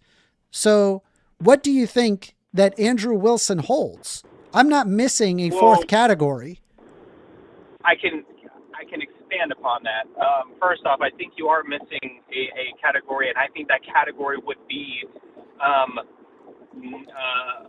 both A and B. Like, I think that you can have a category which men and women are, you acknowledge they're both different, therefore granting them different rights. Now, can I just ask you a quick hypothetical, and then you can just go on whatever you want. But, okay, do you think it's possible that for someone, not Andrew Wilson, just someone in general, to believe that men and women should have different rights without hating or disliking women? Uh, I can rephrase that. I know I said it kind of succinctly, like yes. Pointed, but I don't think that the answer of the yes there is what you're looking for, because I'm thinking of, because your question is very generalized. You said, do you think that it is possible? I you when Andrew Wilson. Hold on. I wasn't trying to asked, you. Yeah, I'm sorry. You asked, do you think it is possible for someone to believe that men and women should have different rights without hating or disliking women? And so since it's like both men and women, for example, there could be, for example, a woman that decides in misandry, and so therefore would argue that men should have worse rights than other women, and would have zero dislike of women. So the answer to your question is yes, but not in the yes that I guess what you're expecting. Are you following what I'm saying? I think you got to rephrase your question and make it clearer. I am following what I'm saying. You know what? No, I think I am following, and I think I agree. Basically, what I'm saying is, I don't think, and yes, it would be possible for somebody to think that men and women should have different rights and also hate either men or women. I grant that is also possible. But what I'm saying is, it is my opinion that Andrew Wilson's view is simply that men contribute differently to society, you know, right? We are stronger, unequivocally stronger. We fight wars. We protect our society, right? In return, women literally make society, right? Like it's different. Hold on. Women also fight wars. Not in the same way that men do. Not, what do you mean not in the same way men do? Men and women fight in all forms of warfare. That would be negative. That's definitely true. They definitely do fight in all forms of warfare. That's not, most women will, is there a single branch of government that you can, or a single area where you can observe that only men are in? Frontline combat. Women are not placed in frontline combat. Women are put in frontline combat. There are women in frontline combat. There are women in frontline combat. There are women in frontline combat. Negative. Combat. I don't believe. Okay, let me qualify that. So right here it says right here. Hold on, let me open up Chrome. Where's Chrome? Come on, Chrome. Where are you at? Sorry, give me a sec. It says here, yes, women do serve frontline combat roles in the U.S. military. All combat positions were officially open to women in 2015, including infantry, armor, and special operations. As of early of 2026, thousands of women serve in these roles, and studies have generally shown no degradation in unit performance, despite ongoing debates regarding physical standards. There's no way that's true.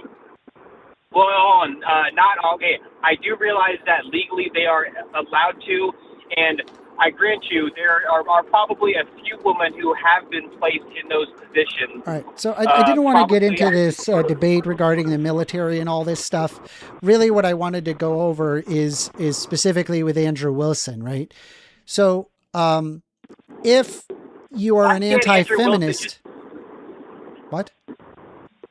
Why can't Andrew Wilson just simply have the belief that women and men are different and therefore have different rights and not hate women? Because he has daughters, he has a wife.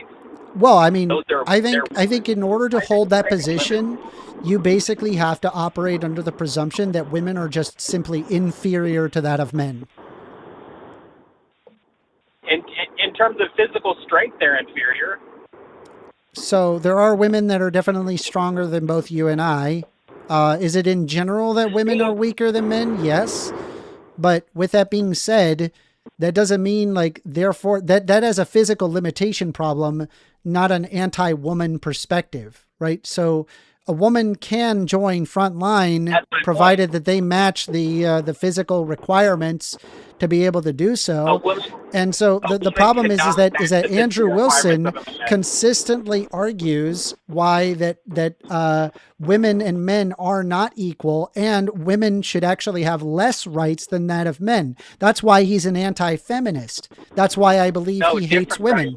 Because if you consider the entire half of the population is inferior to you, meanwhile I have a hard time opening pickle jars, is a perfect argument that he is in fact does hate women. He has a deep-seated hatred towards women. I don't think he's shown anything that has a deep-seated hatred. I think men and women are different. All right. So is he more likely a misogynist or a misandrist? Neither. Neither. Okay. So he's a feminist then. No. So then what is he? How does this work? Either. So do you realize, okay. Well, all right. How about this? Help me out logically help me out with a fourth category. Category 1 is either you're a feminist. No, hold on. If you're a feminist, that means you believe in the equality of the sexes, right? If you are a misandrist, hold on. That would be a negative definition, sir.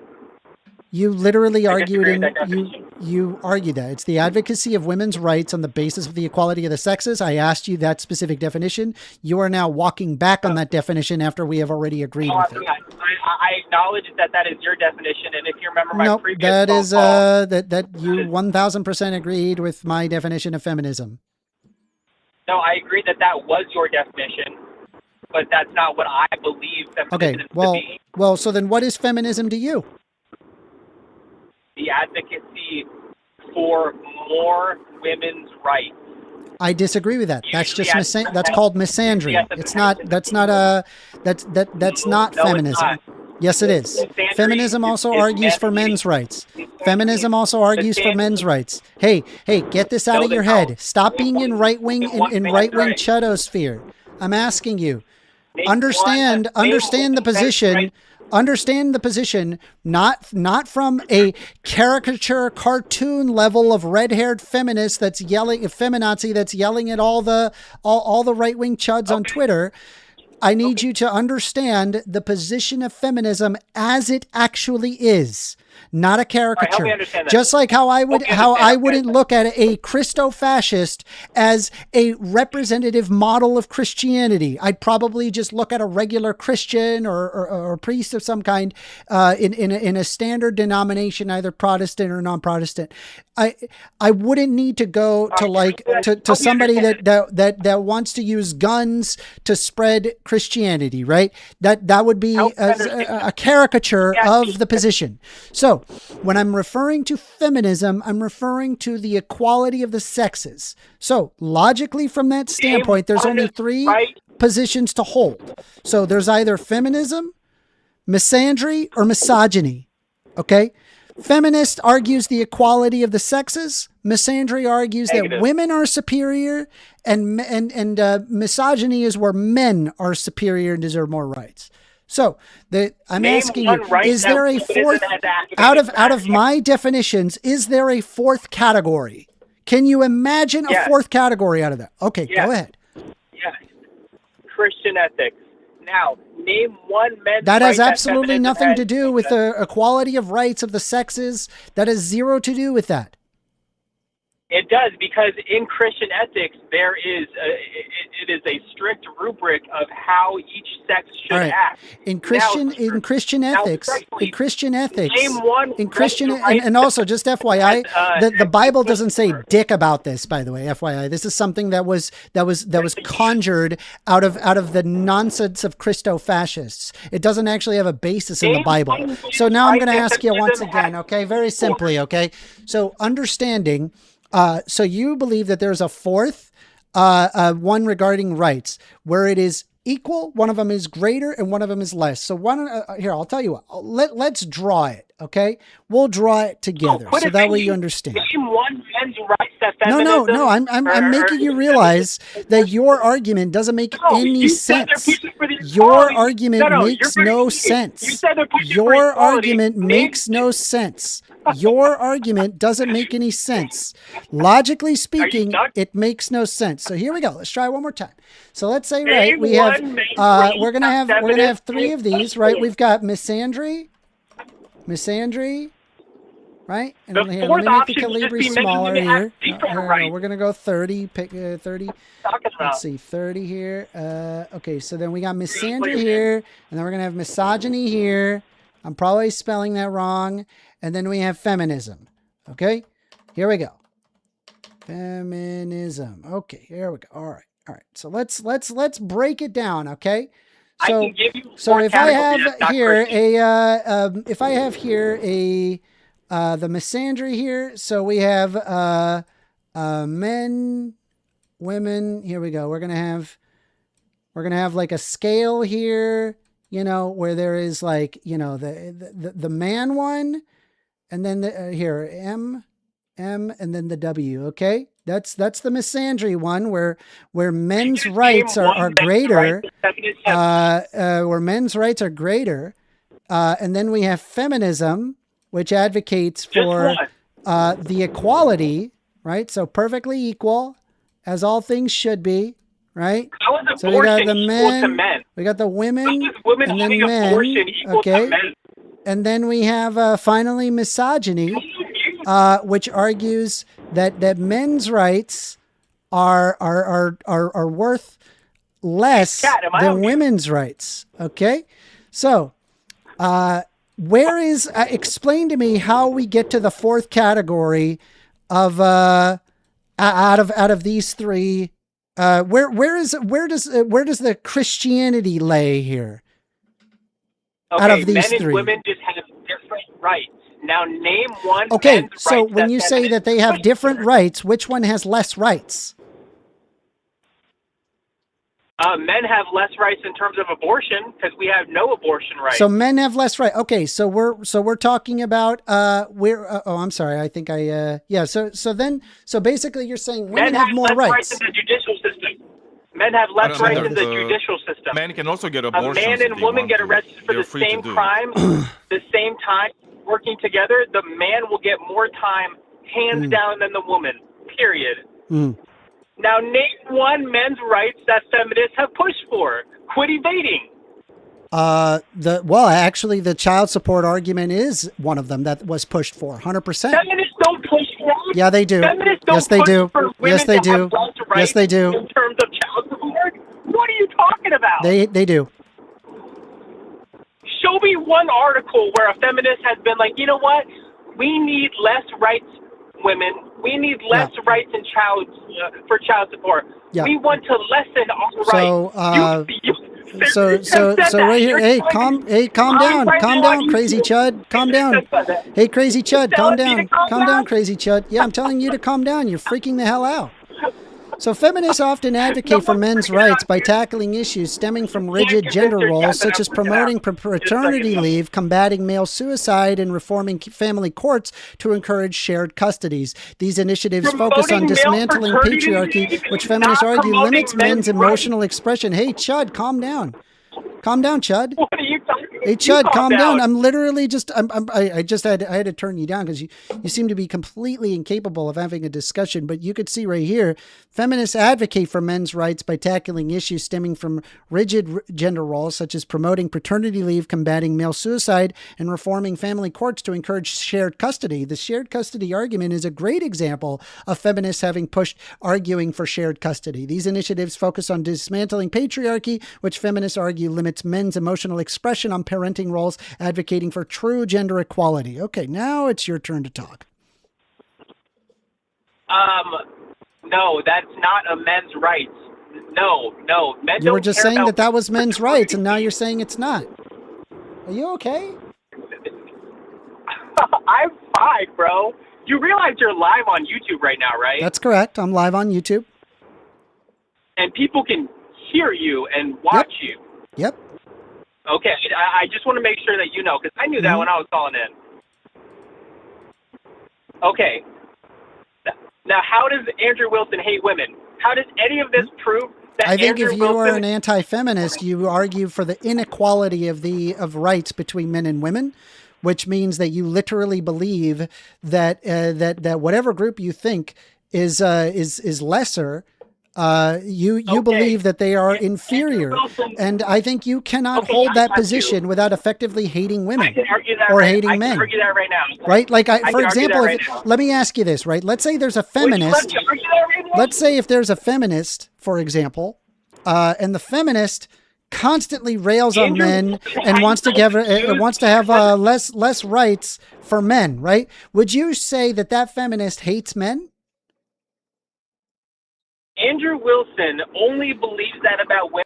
All right, gotta mute you. So, hey, Chud, I need you to answer the question. Calm down, Chud. Relax. You got to answer the question. Let's say you've got a misandrist woman that believes that that men should have less rights, and they're constantly railing about men. And I guess, like, my question to you is, does that feminist hate women? What's a chud? You. Now, can you answer the question? I don't know what a chud. What's a chud? All right. Once again, I'm going to ask you the question one more time. Okay. I'm going to repeat the question because obviously, for whatever reason, answering a question with a question is not really an argument. So we're going to try one more time. Okay. So the question is, if there is a woman that is a misandrist and argues against men all the time and believes that females are superior to males, do you believe that person hates men? No, not with that information. You don't believe that they hate men? I think they do. Can I Why don't you help me? qualify that? All right, how so? How so? Why don't you help me out? How does that work? Qualify that? Why don't you help me out? Yes. What if the woman was only saying that because she believes through studies that women are on average smarter, or on average stronger, or can regulate their body temperatures more, or have more lung capacity, or have more muscle mass? What if she believed it because of that, not because she hates men? Would she then be misandrous? The answer is no, of course not. Pointing out, hold on. So you're saying that they would be a She believes that misandrist because of scientific evidence. Not Okay, because all she right. hates men. So then to be She'd then clear, be misandrous? so then you're saying as long as that there's scientific evidence that this group of people is inferior to the other group of people, that makes it okay to hate them, and then it's not actually hate? It would not be. No. Now, if she thought that because she thought men were stupid, I think you need to logically think about this more. Because to me, it's about as obvious as this is why you have to be put in a ton of knots to figuring things out, and you have to get to the point where somebody literally is saying that people are inferior to the group that they're not a part of, and you think that just because they say that they're inferior doesn't mean that they hate them. It's completely wild to me. Obviously, I think if you can use your brain, you would come to the conclusion. Some women can. There's tons of women that are stronger than me. There's women that are stronger than you. It's true. There are women that are strong. 99% of women cannot fight frontline combat, even if they were physically Probably. as Yeah, strong I as don't think a majority of men can do that. Have you seen the way the men look nowadays? They're not looking so strong. You know, most men are not capable of doing military duty. Anyway, do you have anything else for me? Because I think I've exhausted this discussion, Joe. No. I just want to thank you, and I just want to remind you again that you are live on YouTube. People can watch this. Yep, absolutely. Okay, I just want to make sure that you're fine with that. Clip-worthy, That's fine. too. I'll keep calling in. Appreciate it, Joe. Clip it, please. I would love it. I would You love have it a great if you did day, that. Joe. I Bye-bye. might start a YouTube channel from it. Yep, sounds good. Thank you, Joe. That's crazy. I know, dude. Like every time somebody does this, and they just ask them, "What rights do you think men should have and women shouldn't have?" Because, by the True, way, true. And I want to make it very. And I've brought that up. I brought that up very with the clear. what was her name? The last lady that I spoke. Oh, from Eden, whatever. Yeah, Okay, we got another phone call. It doesn't look like I'm going to be able to finish this temple. I may have to do it after all of these calls. Anyway, let's take the call. By the way, if you've not hit like, if you've not hit subscribe, please do so now. Thank you. I appreciate y'all. You're on the line with 1stAmender. Ahoy, 1stAmender. Sorry about that. I got disconnected driving through these beautiful mountains, but wanted to see if you had time to continue our conversation. Can I get your name? It's James. James. All right, James, what would you like to talk about? Let's go back to the syntax. So we were talking about it earlier. You read something that made it seem like it was an excise, or that it was an income tax, but it's actually an excise tax. So obviously, we have other examples of excise tax, gasoline, cigarettes. So how come, in your mind, it's different when it comes to OnlyFans? I just think that you're applying a tax on people that genuinely shouldn't be taxed that much. I think you're talking about like working class people. There's also like the problematic of the clear separation of church and state that ought to be upheld, because we've seen societies when the separation of church and state is not upheld, effectively creating a theocracy. It just causes a lot of death and destruction, and it's just not worth it. All right, so yeah, I think the governor's race, the guy that's running, calling it a sin tax kind of takes away from the reality of the situation, that it's just an excise tax. Like, do you take the same stance when it comes to gambling or when it comes to cigarettes? Like, do you think that, if I was to tax you more for buying cigarettes, that would be a good strategy? I don't really agree with cigarette taxes all that much. Are you against all kinds of taxation? No, I'm not against all kinds of taxation. I just don't like the idea of taxation specifically targeting the poor. So maybe there's some argument to be had there, but I mean, again, like, how do you feel about, for example, the separation of church and state? I mean, I don't think that has anything to do with what this governor, or soon to be, I mean, maybe not hopefully for you, but Governor Hopeful, I don't think has anything to do with religion. I mean, just like we have excise taxes on cigarettes that have nothing to do with religion, it's trying to convince people, hey, cigarettes are bad for you. Do I think it's right that, some 18-year-old is, incentivized to sell her body for money? I mean, yeah, at the end of the day, that's her choice. But I think society's saying, hey, we're going to tax you. Is there any way you can answer my question? Because you're going off on a tangent, and like, I'm just genuinely curious. Like, do you believe in a separation of church and state? I don't see how that's related to what. Okay, fair enough. It's not related to you, but I'm asking you: do you believe in a separation of church and state? Sure. Yeah. Okay. So, do you sin? What do you mean? What does that mean? I mean, that's just what it's being called, but it's effectively an excise tax. Do I agree with being called a sin tax? Why is it called a sin tax? Is it because it's like a thing that's like bad on the basis of being a sin? I mean, it's essentially, it's not the first time that's been used. So I think the Governor Hopeful that's using it is obviously trying to cater to a certain set of people. But so why do they have to punish the women and not the men that are consuming the pornography? Well, the men are getting punished also because they would be the ones that had to pay for the content, so the excise tax. Well, the woman would be, if it's an excise tax that is specifically targeting OnlyFans users, so people who are streaming and gaining donations, then that's money that would have gone to her, but is instead being taken away.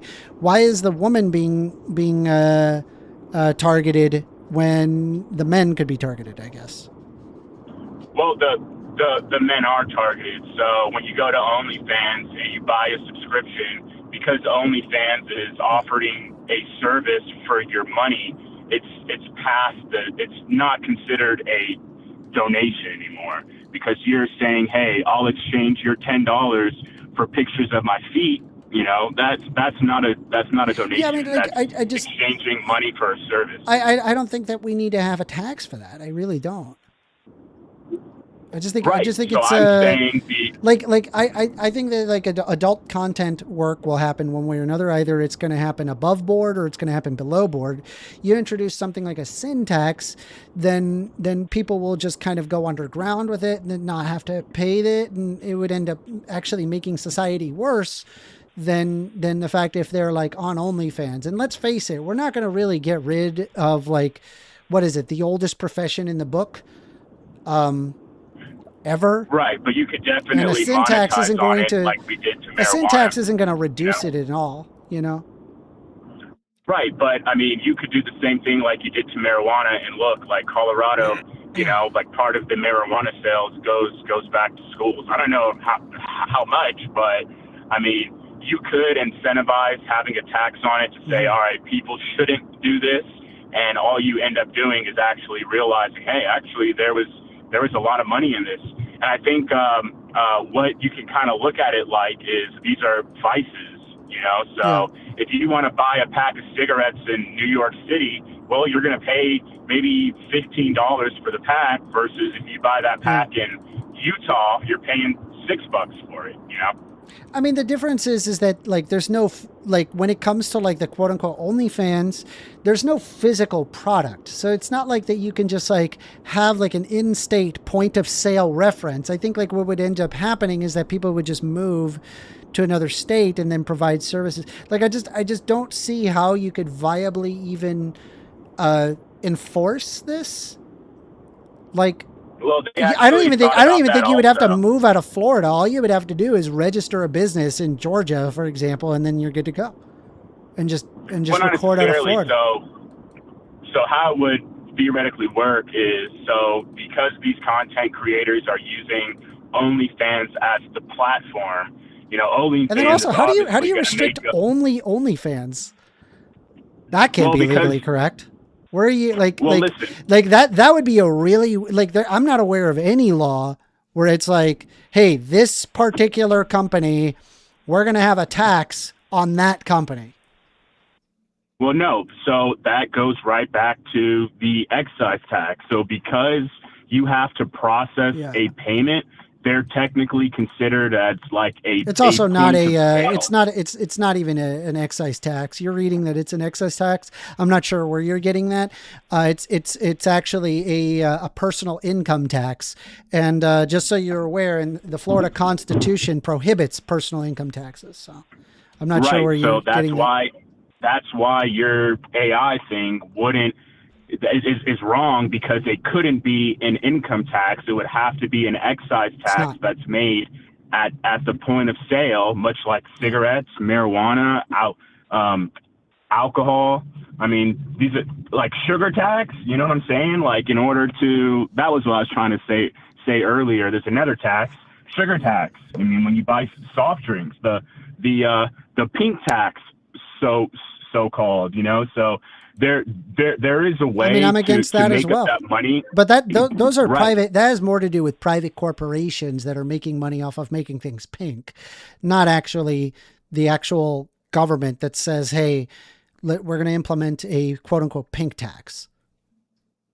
Right. All I'm saying with that example is merely like you can have other forms of taxation that aren't on an income tax or a sales tax that works to try to, steer society in the right direction. So Sophie I don't see how it would steer society in the right direction. If anything, you'd end up losing money. You would lose revenue rather than gain it because they would just register their businesses elsewhere, and they'll likely also go underground. And so it's impossible to actually gather that amount of money. And like on top of it, like where does this stop? Like who's to say that we can't have an excise tax on violent video games? What about if we decide to do one on political content? What if we do one on religious content? Like where does it stop? If there's like a quote, if we start exercising what we consider to be an undesirable expression, I think you're opening up a really nasty Pandora's box here. And I think you're playing with fire. I do. You know, and that's where me being, kind of coming from where I come from, politically minded, to where I believe like typically most forms of taxation are 50 theft. just I would donated say, $1.99 USD saying, why tax the seller and not the buyer? Very true. But also, just FYI, you this are tax here would be taxing the very, buyer. very difficult to actually even tax, because how do you know exactly like where services specifically have been rendered? Because it's not like with a typical excise tax, it's associated with a physical Point of product, sale. not a product. service. Well, I mean, who's to say that? There is a Hold on, physical who's to product, say a picture. that the point of sale is happening at?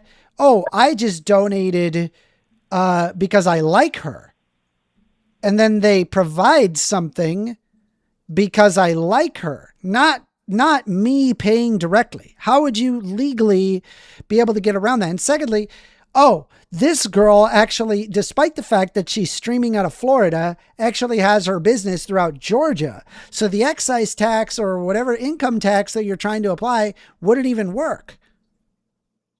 Well, no, I think what you're doing is it's just all it is just some more culture war bullcrap to try to garner votes. Because let's be honest, Republicans don't win on the basis of actual good policy. They win on the basis of culture war issues that gets people all riled up. No real policy. Okay. Well, let me answer your question. So, I mean, so you would do it this way. So, for example, if you live in a state that has a reservation on it, you know that you can buy cheaper cigarettes when you go onto the reservation. You can stop right there, So because it you're would talking be- about a physical product where it is possible for us to determine that exact point of sale. But we're not talking about a physical product here. We're talking about a service being rendered. And so you could Well, say hear me that there's out, a point of Amender. service, but there's no way to determine exactly what exactly that they're offering and whether or not that they even offer it to begin with. So, for All right, example, hear me like, out. Hear me hey, out, I please. paid for Can I a lap finish? dance, but no, actually, all I paid for was I like her, and she is performing a lap dance on camera on OnlyFans as a result. But she can choose to not do it.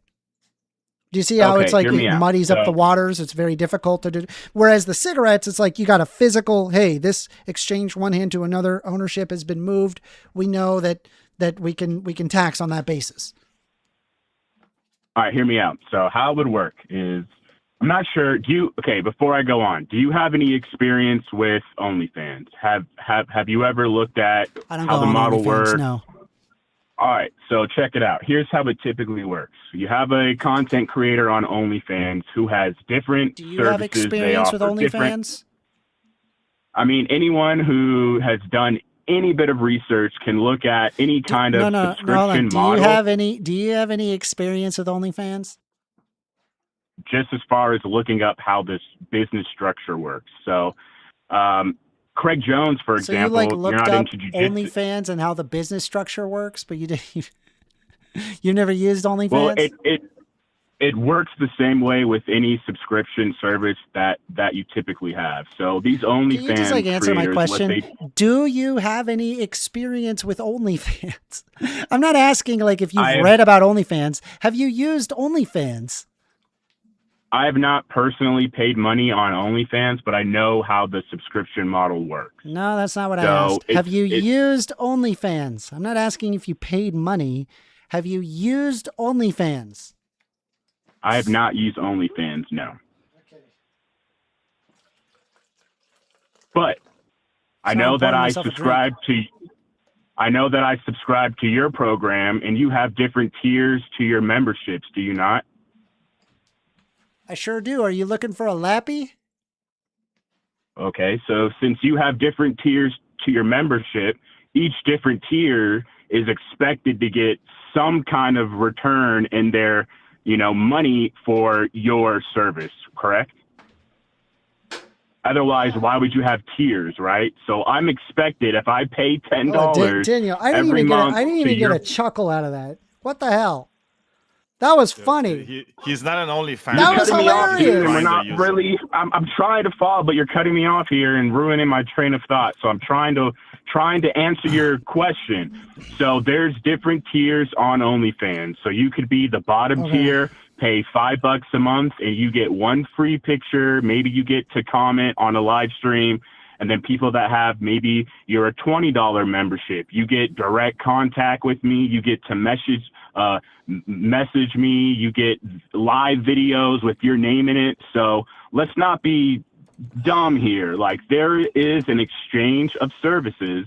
So like Shifty said, why is it the women that's getting the brunt of this? It's not. It's not. It's the person that's paying for that service that will pay that additional amount that OnlyFans puts on them, and in turn, it all goes downstream. So that creator but also like that money now would have otherwise has to have gone to compete. the woman or whoever is doing the OnlyFans, and so you're basically just punishing the woman. Not just the woman, it goes to the site also. This is just like, absolutely ridiculous. I think what you're doing is that it's an argument to enforce a specific morality on the basis of a religion, and I think it's horrendous. I think it's just another culture war nightmare, and I mean, do you agree with the syntax, or?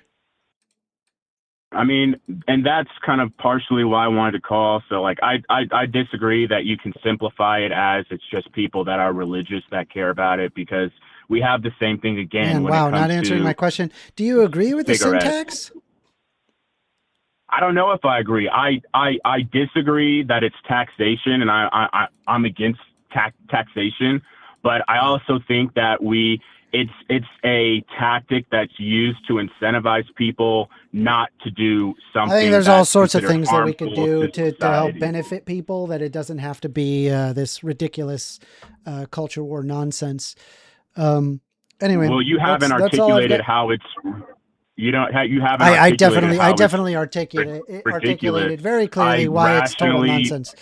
Anyway, well, you didn't. Do you got anything else for me? Because I did in fact address it, and you have not provided a rebuttal. So, do you have anything else for me? Yeah, I do. So, if taxation, when it comes to incentivizing people not to do an activity, if that works when it comes to cigarettes, to where we see that, maybe you can make the argument that it's changed to now people are consuming nicotine in different fashions. Yeah. But if it was I've already answered this. It's a physical product. The cigarette industry, and it worked. I've already answered this. It's a physical product. But the picture have of anything else? the OnlyFans feet is a physical product also. It's not. Correct? It's not. It's not. It's not. There's not a physical picture that you have that if you shared that picture on some other website, that they wouldn't have a case against you. It's a service. It's a service. It's a service. Jesus. What is the service? Camera. I don't fucking know. I don't know what people do on OnlyFans. All right, man. Well, I don't think you want to have this convo. I appreciate taking my time to take my phone call again. I'll be listening in the stream, man. Good luck today. Good talk, James. Bye-bye. All right, peace, bro. The hatred that I It's very hear just weird, seething Amanda. with these people, where they're just like, I want to punish these women for showing off their bodies. How dare they not match Yeah, I mean, that's why my he was Christian world ethic. And I want to enforce through the power of government my Christianity. But also I'm against taxation. Why do you think it's a Christian thing? Just because Because it's I know tax? I know this. Yeah, I mean, I know this stupid like stuff. It's the sin same. can be It's the same secular. dumb What do you argument. It's mean? just over and over. It's totally ridiculous. It's the secular sin, Amanda. You don't Yeah, get it. It's like course. it doesn't have to be religious. Yeah. Because sin, you also have sin in like the Yeah. secular world, right? Yeah, I'm against the idea of an OnlyFans tax. Just leave these people alone. They're just trying to make ends meet like everybody I mean, else. Like, you heard him. He where was to a sit bit there torn, treat though. people like this. He was torn on it. He wasn't sure. He was torn between. then he'd be 'cause taxed. on one hand, he doesn't like taxes. Yeah. On the other hand, he hates women. So Yes. it's like, Yeah. Very you know, true. this is a thing where he can't have both. All right, we got a He phone needs to call. choose. We got a phone call. Here we go. I'm never gonna get this dungeon done. Here we go. You're on the line with 1stAmender. You're really not. Hello, 1stAmender. How are Hey, you? how you doing, AWOL? I am good. I am good. I got a lot You of know what I topics like for about you, tonight. AWOL? What? I like that you put your money where your mouth is. You at least call in and make a strong case for your position, which is Well, thank you. I much appreciate more. that. That's much more than a majority of these ankle biters. Cool beans. Thank you. I appreciate that. I'll give you a compliment in turn. One of the reasons I respect you is because you're out here with your point of view and you're willing to actually stand up against things more than most people on the left.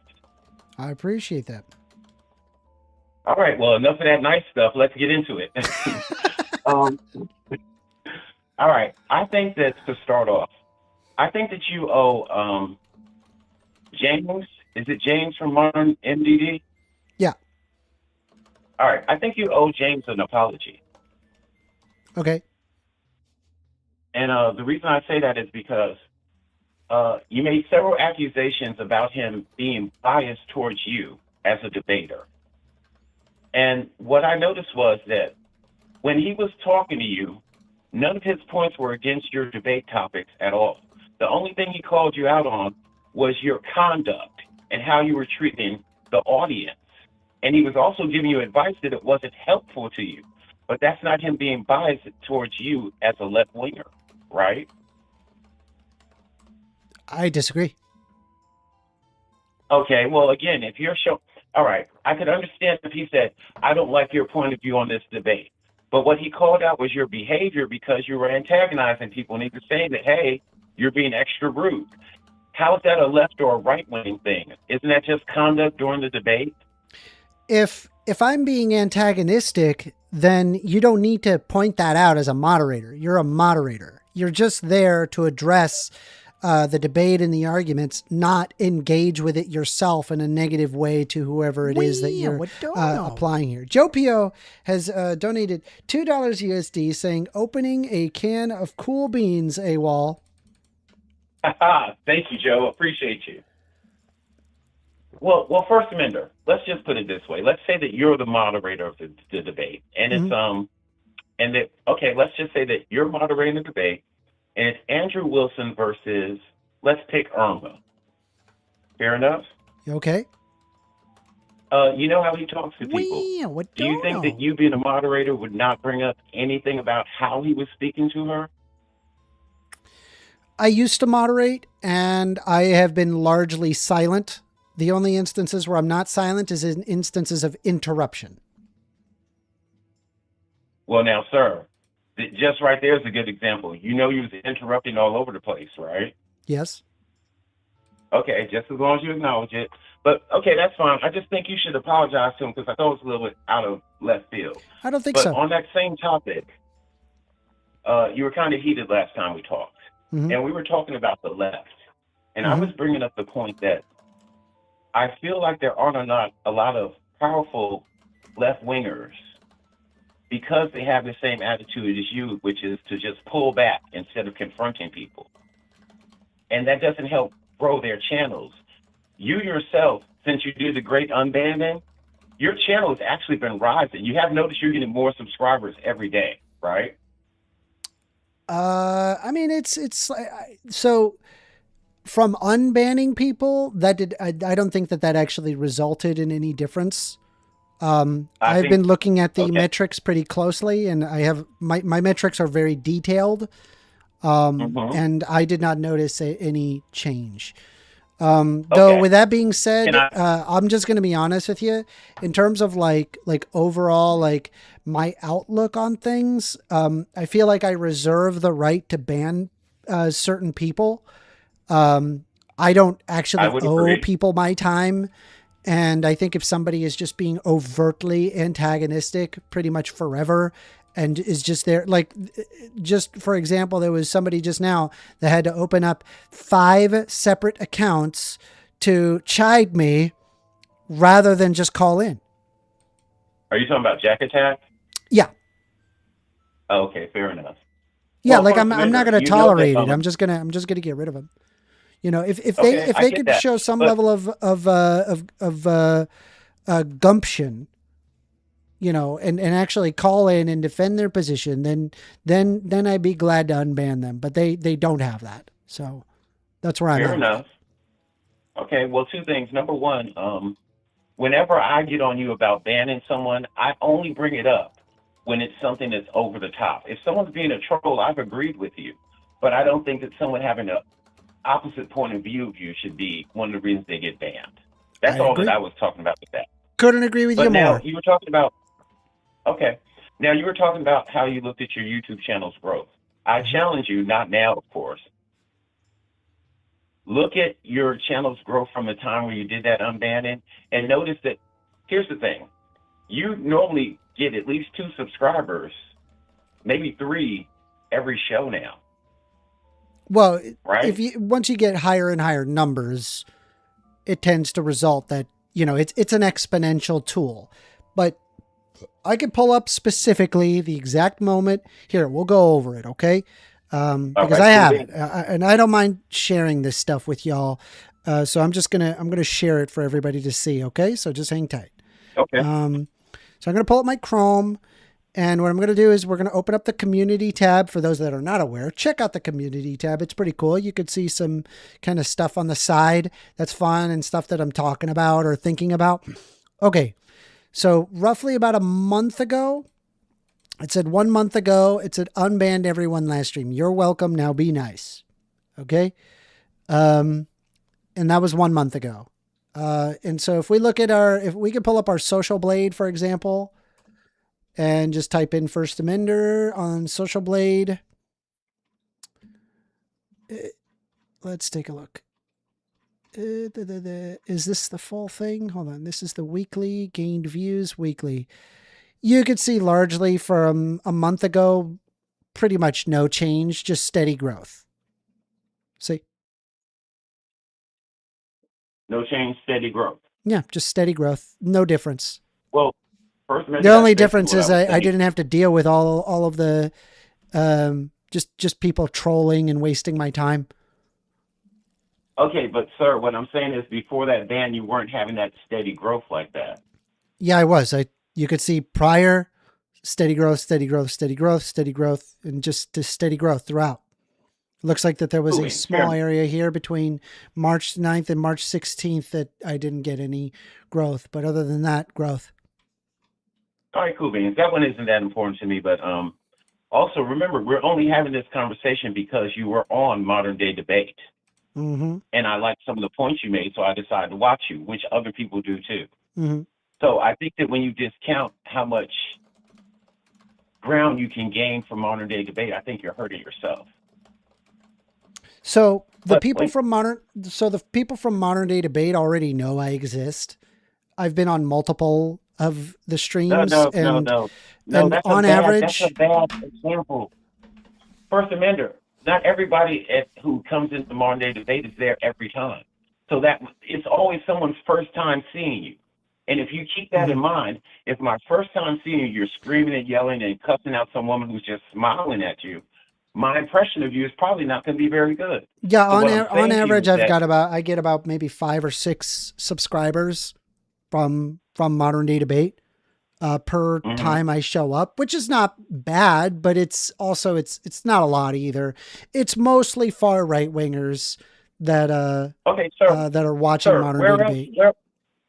1stAmender, where else are you showing up where you're getting more subscribers? I've been on what was the one guy? What's his name? Hold on. Aaron Roth? No, not Aaron Roth. I got a bunch with Aaron Roth. That was great. I think I got 10 or 12 on that one. That was cool. But honestly, the majority of my stuff is actually not even from my live streams. You want to know what a majority of my subscribes come from? Yeah, sure. It's my videos. The videos where the videos. It's not the live streams. It's not the shorts. Shorts, I barely get anything. But the videos, I get subscribers. Okay, cool beans. So it's literally, I'm growing it organically. I'm growing it organically on my own. No, it's just getting featured to some random users on their featured page.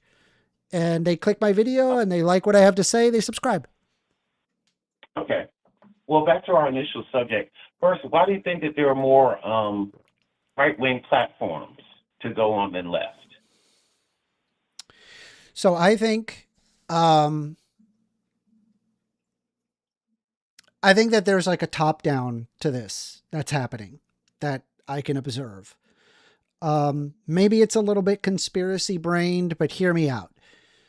I think you don't like conspiracy, sir. Yeah, you're right. I don't. That's why I'm telling you it's a little conspiracy brained. Okay, go ahead. But my hypothesis is that I think that right now the seats of power are among the right, and the people that are at the top are agreeing with the right. And in order to ensure that that their social media companies do not get targeted by the executive branch, they specifically cater to right-wingers.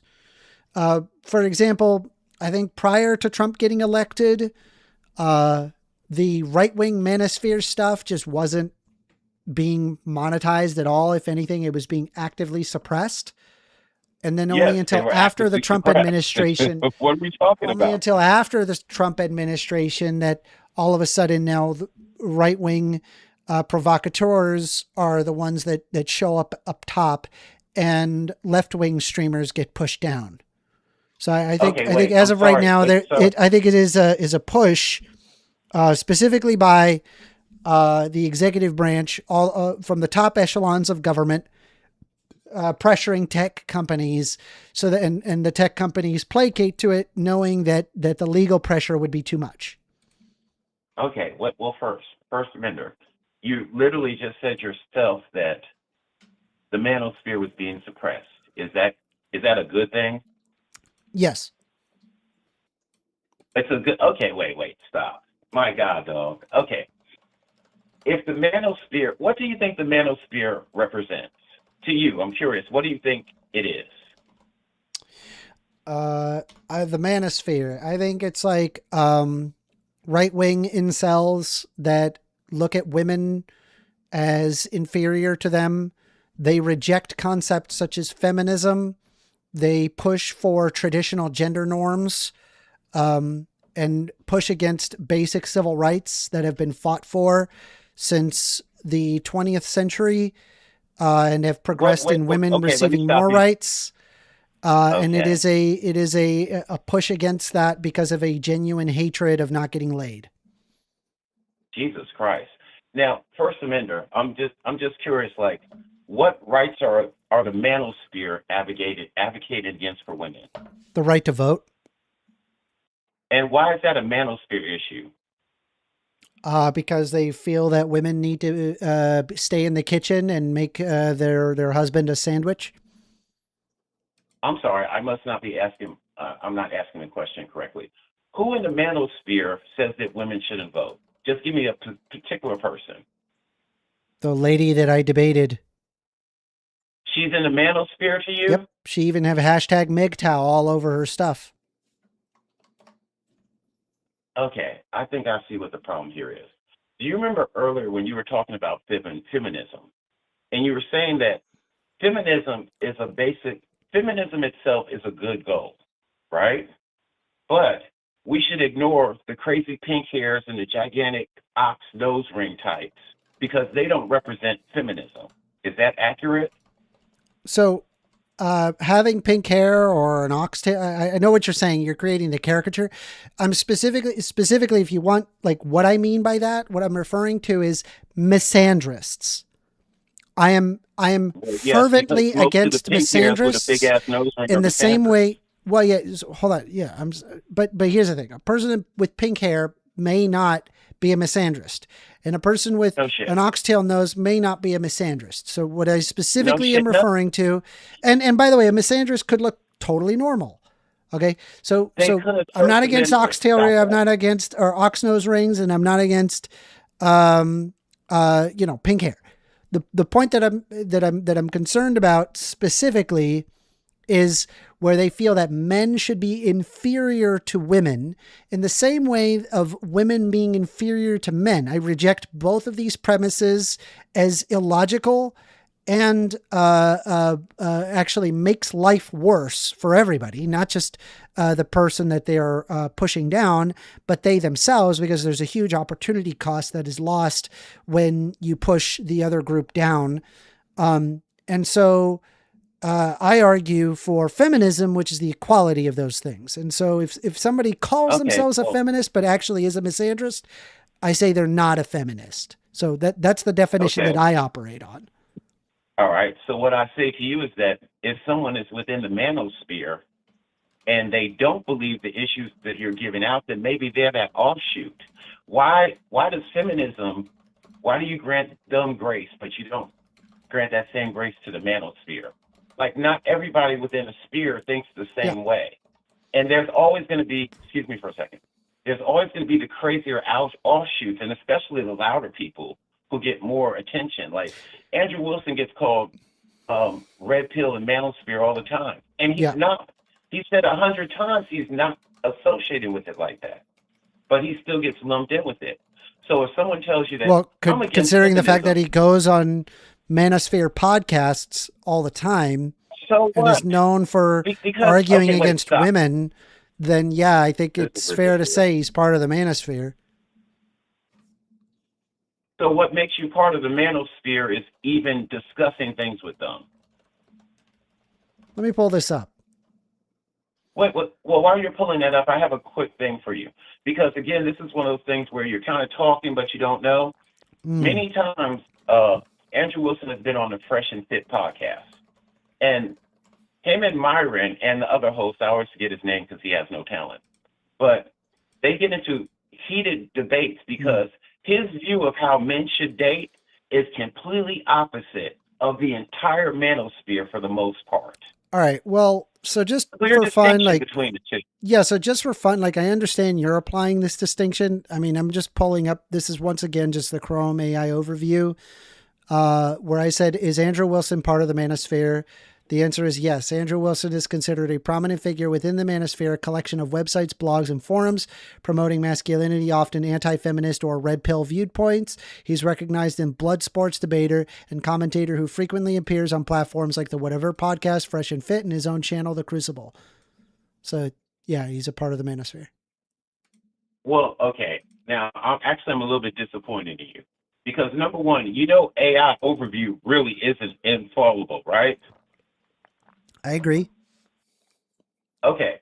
1stAmender, are you the same as Destiny? No. Would you say that Destiny is a lot more radical than you? I don't know if he's more, I don't watch Destiny. I don't know all of his positions. I'll put a pin in that because I'll come back to that. What I'm saying to you though is that you yourself will get lumped in with the same category as someone far more radical than you are, but you're still under that same umbrella, and you're doing that same thing with Andrew Wilson and the manosphere.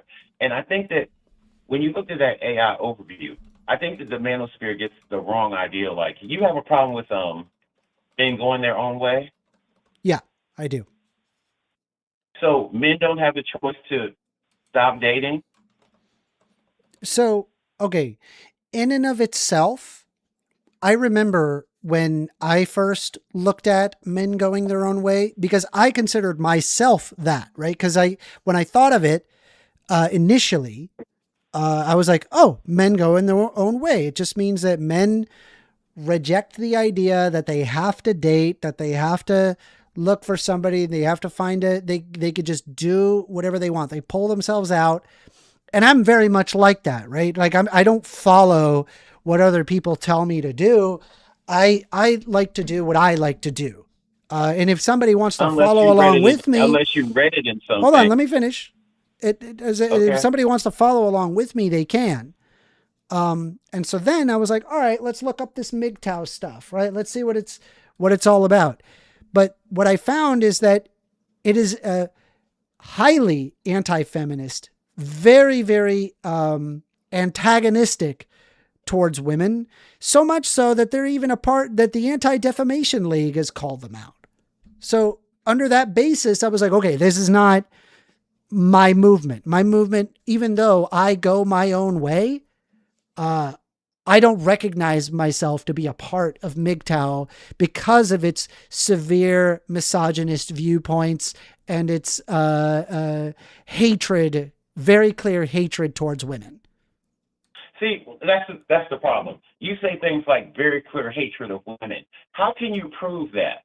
Like if you really look it up and it says Right. I mean, that if you men didn't should like focus- AI overview, I mean, I could provide you Wikipedia here where it says men go their own I think ways, that an would anti-feminist, probably be better. Or misogynistic, actually, how about mostly online community that espouses male separatism from what they see as a gynocentric society, which, by the way, it is not a gynocentric society. Men have all the power. So that's stupid, all on its basis, that has been corrupted by feminism. MGTOW specifically advocate for men to avoid marriage and committed romantic relationships with women, and the community is part of the Manosphere collection of anti-feminist websites and online communities that includes men's rights activists, incels, and pickup artists. Yeah, so all right, now I'm first, not part of I have this. I'm not a misogynist. I'm not an Well, you are a anti-feminist. misogynist, but it's fine. I'm not a misogynist. I believe in the equality of the sexes. I know you do until it's like called into action. When I've seen when women debate you, you really go off on women. I go off on men. I go Well, off I on guess that's anybody. funny to me because It doesn't matter if you're I'm a sure woman you or a do, but man. I'm gonna I think that's funny, What though. matters is if they have a horrible viewpoint. That's what matters. That the woman that I was talking to argued that we should get rid of women's right to vote. That's insane. I'm gonna get immediately very upset at that because it's like it's so insane wait, don't and go out there. of the realm. And then what about Don't that go other there. guy? Don't What, go what there. was You that? just get all heated What was up. that one guy that has You get heated up. Don't do the it. really fat face? And I had to debate that guy. That guy, what a douchebag! I railed on him. I was a You're talking monster about to him. You're talking about Marte. What was his name? Mark? Well, I'm trying to remember his Marte. name. Marte, yes. I went off on that guy. Oh, well, wait. Can I There's say no something really difference quick? between the way I treated Wait, Marte stop, and the way I first. treated her. I think if you have a terrible take, right, you need to own up to that, right? And it's like, and I'm going to put the exact energy, and I'm going to be honest with you, just because someone says something in a friendly way doesn't mean that it's not subject to derision. Great example of this is if somebody came up to me and said, "Hey, everybody, I just think that black people aren't people and we should have slavery." I'd be like, "Motherfucker, what?" I am going to That's a rip crazy your head comparison, off. by the way. I'd be losing my freaking mind at that. I'd be like, I'm really, really comparison is upset at you. crazy. Huh? Okay, but wait, stop. But you I get don't my want point. to You get concentrate on my that 'cause you point. I do get your point, but I don't want you concentrating on that particular debate because you're going to get all heated and emotional, and we're going to lose this nice little vibe we have going on. So calm down for a second. You mentioned Marte, and that happened on modern day debates. Now, what's crazy is That one did not he's happen on right-wing. modern day debate. Marte that wasn't on Nope. modern day debate. No, it wasn't. Are you sure? Yep. Okay, fair enough. Hold on. But, It was it that was on actually won't change what was my this? point. What was the freaking channel? I'm trying to remember the name. Oh, Speakeasy. The Speakeasy podcast. Speakeasy. Yes, that was not on modern day Wait, do debate. you think that? Okay, do you think that Speakeasy is a right-wing echo chamber also? Yes. Okay, then my point would still stand regardless. Mm. But what I was going to say was that you did a debate in a right-wing area, Mm-hmm. and the people in your chat who were right-wingers came back to your channel afterwards and told you won that debate. So that should defeat that Oh, whole, no, my hold God, on. it's a big Most debate, of just them, won't listen. you need to see all the comments of people going, "You lost, take the L. You always lose your debates. There isn't a single debate you've won." Meanwhile, at least you, AWOL, will at least admit and be like, "Yeah, you did really well on that debate. Good job." But I'm telling you that a lot of people who were already in your chat that day came out and was like, yeah, you won that debate hands down. And they didn't even agree with your point of view. So my question, well, not even my question, my statement is that you're discounting the little gains you get because of all the negative people. If somebody is a right-winger and they go into a Destiny chat room, they're going to get attacked, plain and simple. Of course. Because that's just how politics But I'm work. not big enough yet, right? I'm small. So when I know you you're know, when a not. bunch of people show up, you know, obviously I get a downvote ratio, totally ratioed by anybody who comes in and debates me. And it doesn't matter. And I've said this as an example. I said the opposing side could literally hold a plate, take a giant shit on the plate, and then present it to the camera. And then it doesn't matter what I said. That guy won the debate. Like, I believe that. I genuinely believe that. That if that happened, I believe that. I do. I believe that. Because your debate was far from Eden. I thought that she was a very pleasant woman. I thought that she wasn't good at debate. I thought she spoke well, but she's not a good debater. She's not aggressive enough. I didn't think she was pleasant at all. But also, I gave you that debate because you won it, not because I agreed. Well, I think it's a fake person. A lot of religious people are like this. Very fake. Wait. First of all, you think all religion is fake? You're bigoted to religion. That's why I don't think you're your opinion on that. No. So the religion itself, right? I don't believe exists. What I'm talking about is her attitude, right? The way that she conducts herself. Obviously, she's angry, but rather than her displaying that, she goes, she gives me those fucking. Sir. She does the church eyes, that fucking fake ass, like. Is that like the trans eyes? At all. I'm not angry. Come to my church, please. Jesus loves you. I'll pray for you. Wait a minute. No, Wait. Fucking fake ass. Answer me though, seriously. I hate it, dude. I hate it. I get it, but first, here's the problem. You don't know how bigoted you sound. Don't get offended when I say this. It's like they got those crazy trans eyes. Accept whatever we say because it's the reality of the world now. The world's a better place if you don't have a gender. That sounds ridiculous. It sounds like I'm biased, doesn't it? Hold on. That was the best you could do for like a trans person? Well, yeah, because I'm gender exists. I'm sorry. I'm too much of a male to really do the voice that well. But you are doing a very good impression of a woman. Gender exists.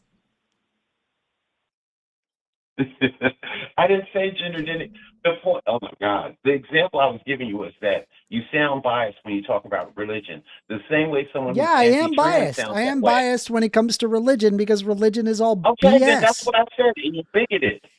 No, it's not bigoted. The fact that I point out that religion is BS doesn't mean that I am bigoted towards people who believe. I will defend your right to worship whatever bullshit you want to. I still think it's bullshit, but I'm not gonna repress your ability to worship as you see fit. Nor would I ever argue discrimination against somebody on the basis of them believing in whatever nonsense that they have.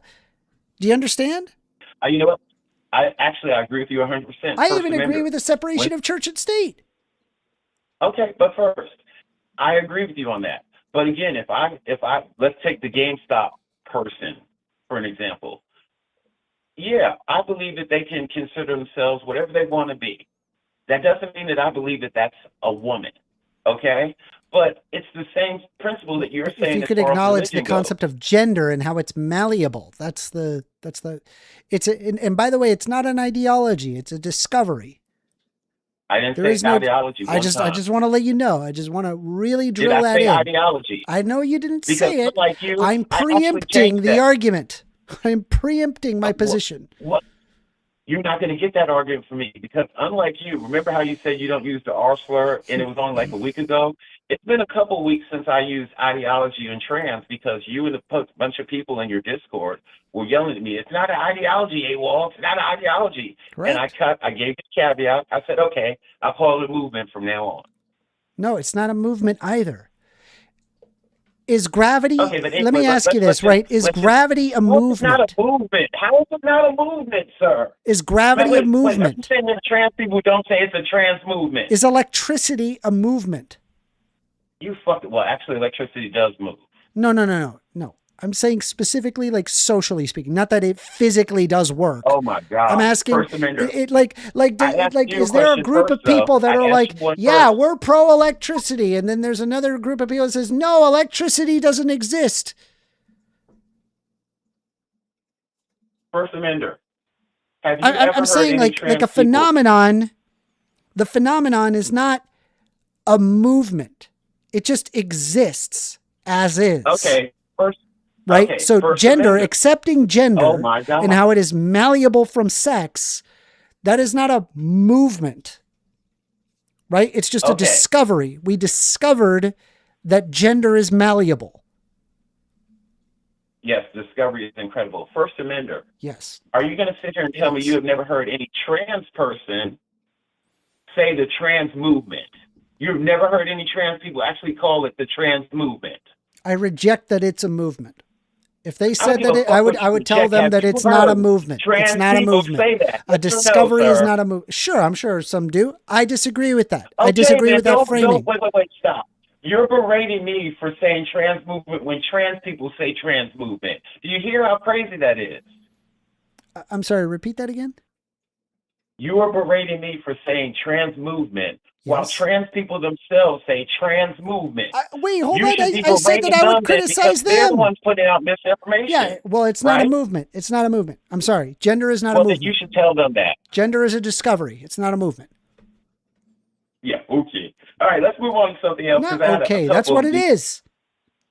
Okay, according to you, but there are trans people No, who not disagree. according to me. That's what it is. So why don't you tell the trans people that? I do. Okay. Yeah, okay. Yeah, you get I'm the telling okay everybody twice for that. It's not a movement. It's a discovery. It's realizing that gender is malleable. It's true. It is. It's true. It's damn true. Okay, first, I got another question for you. I asked you whether you wanted America to win this war, and you said no. And I That's correct. understand why you said that.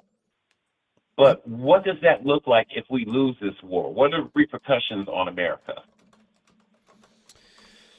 I think America will lick its wounds and then move on. Similar to what happened with the UK. The UK was what? It was the world's largest superpower once upon a time.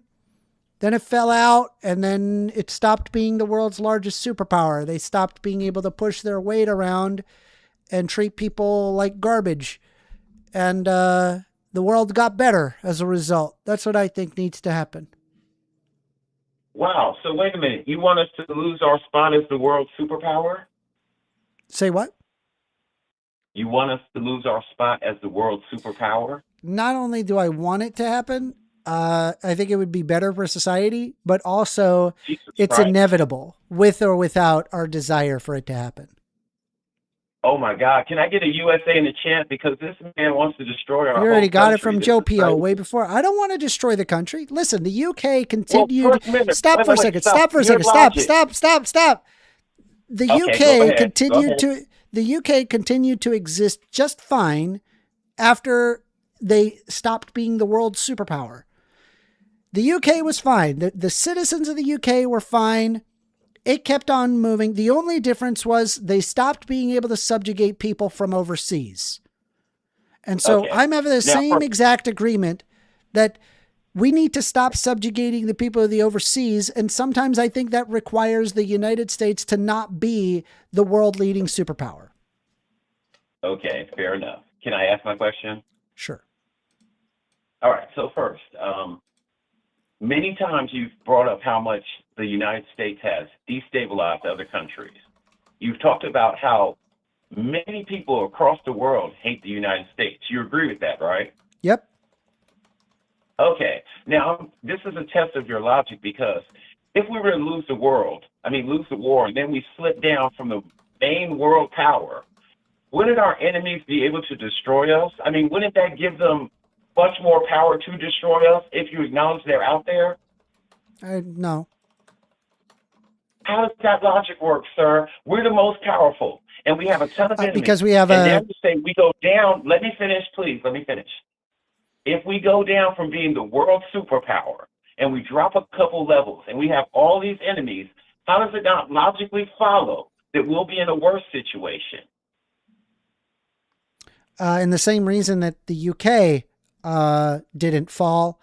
It's the same thing with the United States, and also Okay. we have Do you a think we that have the a we have a UK Pacific Ocean as well as an Atlantic Ocean. We have even more water in between our enemies and the United States. I don't think that that logically that they could amass a large enough force to stop the United States. But I do believe that the United States needs to get pushed down a peg so that way it stops bullying other countries. And that doesn't lead to the collapse of the United States. Yeah. Okay, First Amender. Another question. You also said that we should be giving out some reparations towards Iran. What does that entail? What kind of reparations?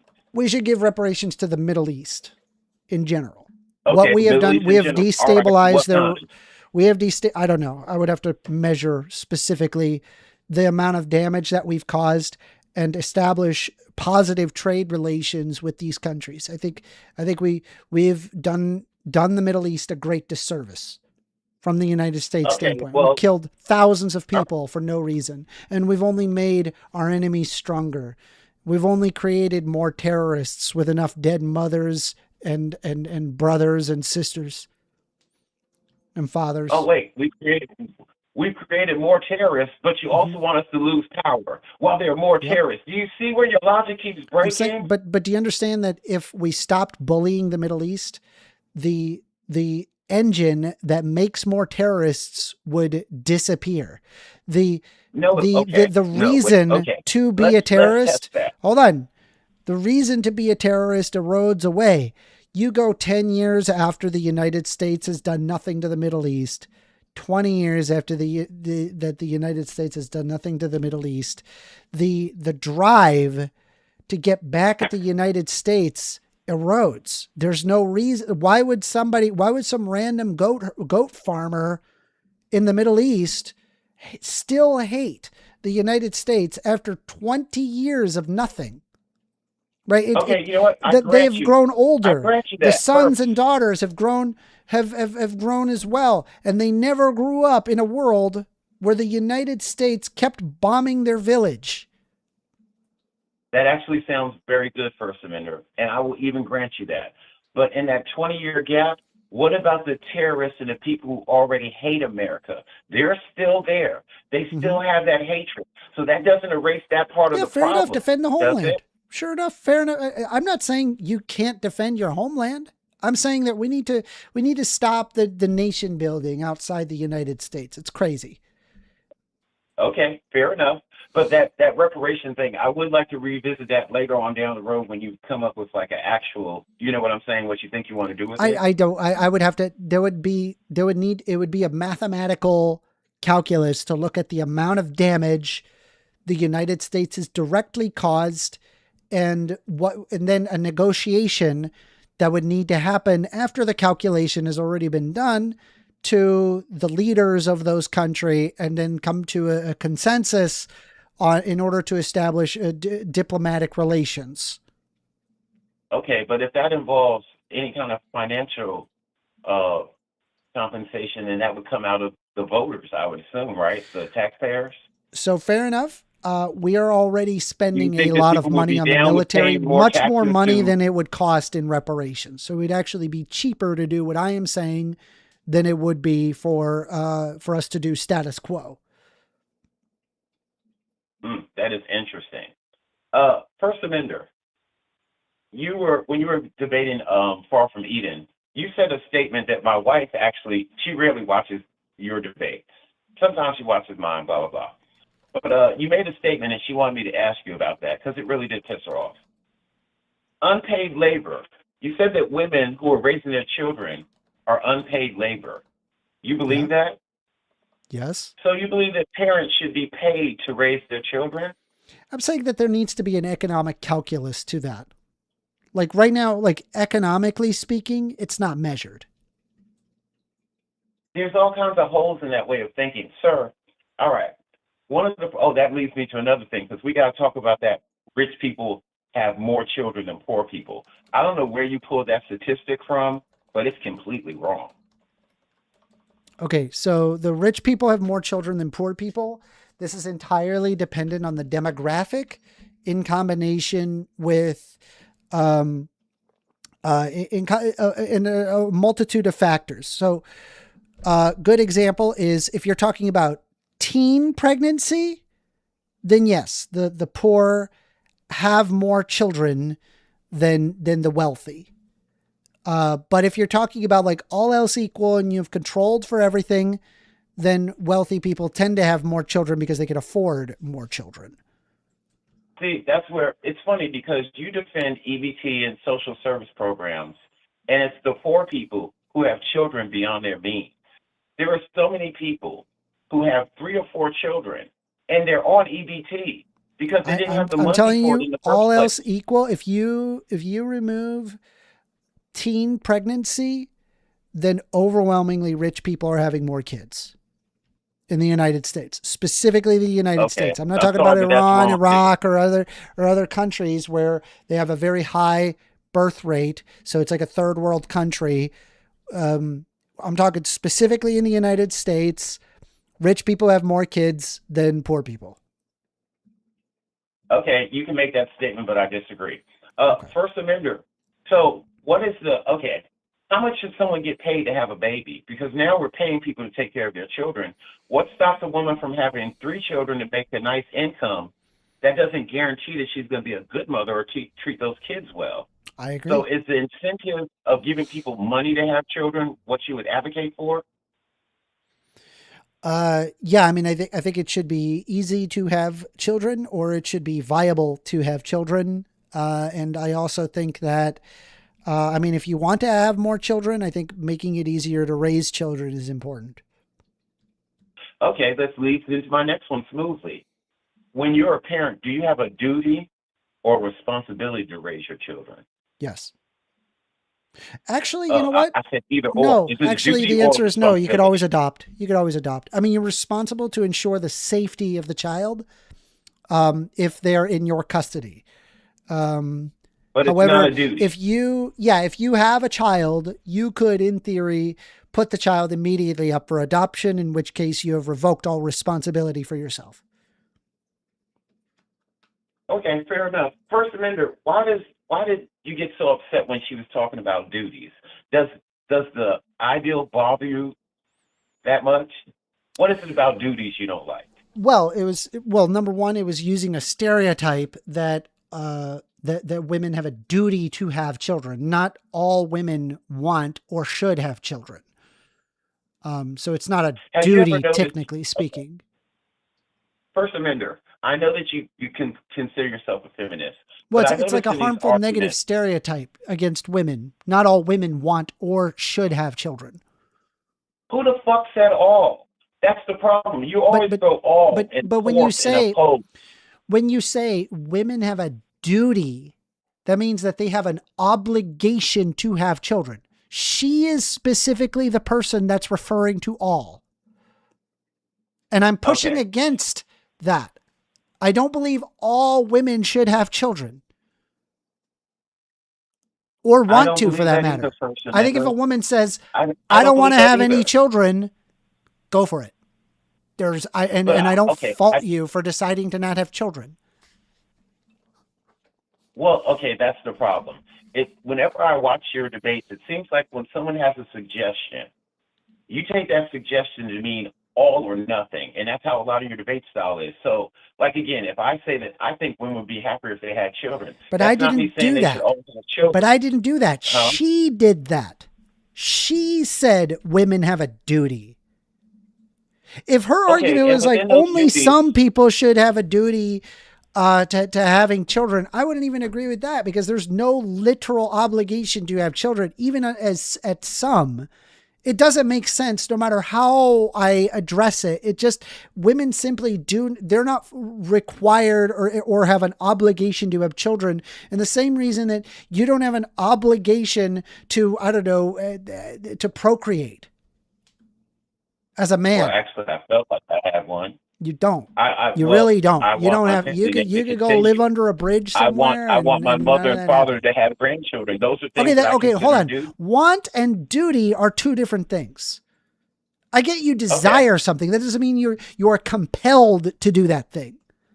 Forced to do it. Let me give you a clarifying hypothetical then. You're in a house fire. You're trapped in that building that's on fire. The firefighter who is rushing towards your house would you prefer that he thought of saving your life as a duty or a responsibility? Would I prefer duty or responsibility? In his mind state, when he's running towards your house, do you want him to think of it as his duty to save your life, he would have or both, his responsibility? He would have both the duty and the responsibility. I'm giving you an either or here, sir. Stop wiggling. So it's not an either or, but How I'll is it not explain an why. either or? They Okay, have please explain. I'm sorry.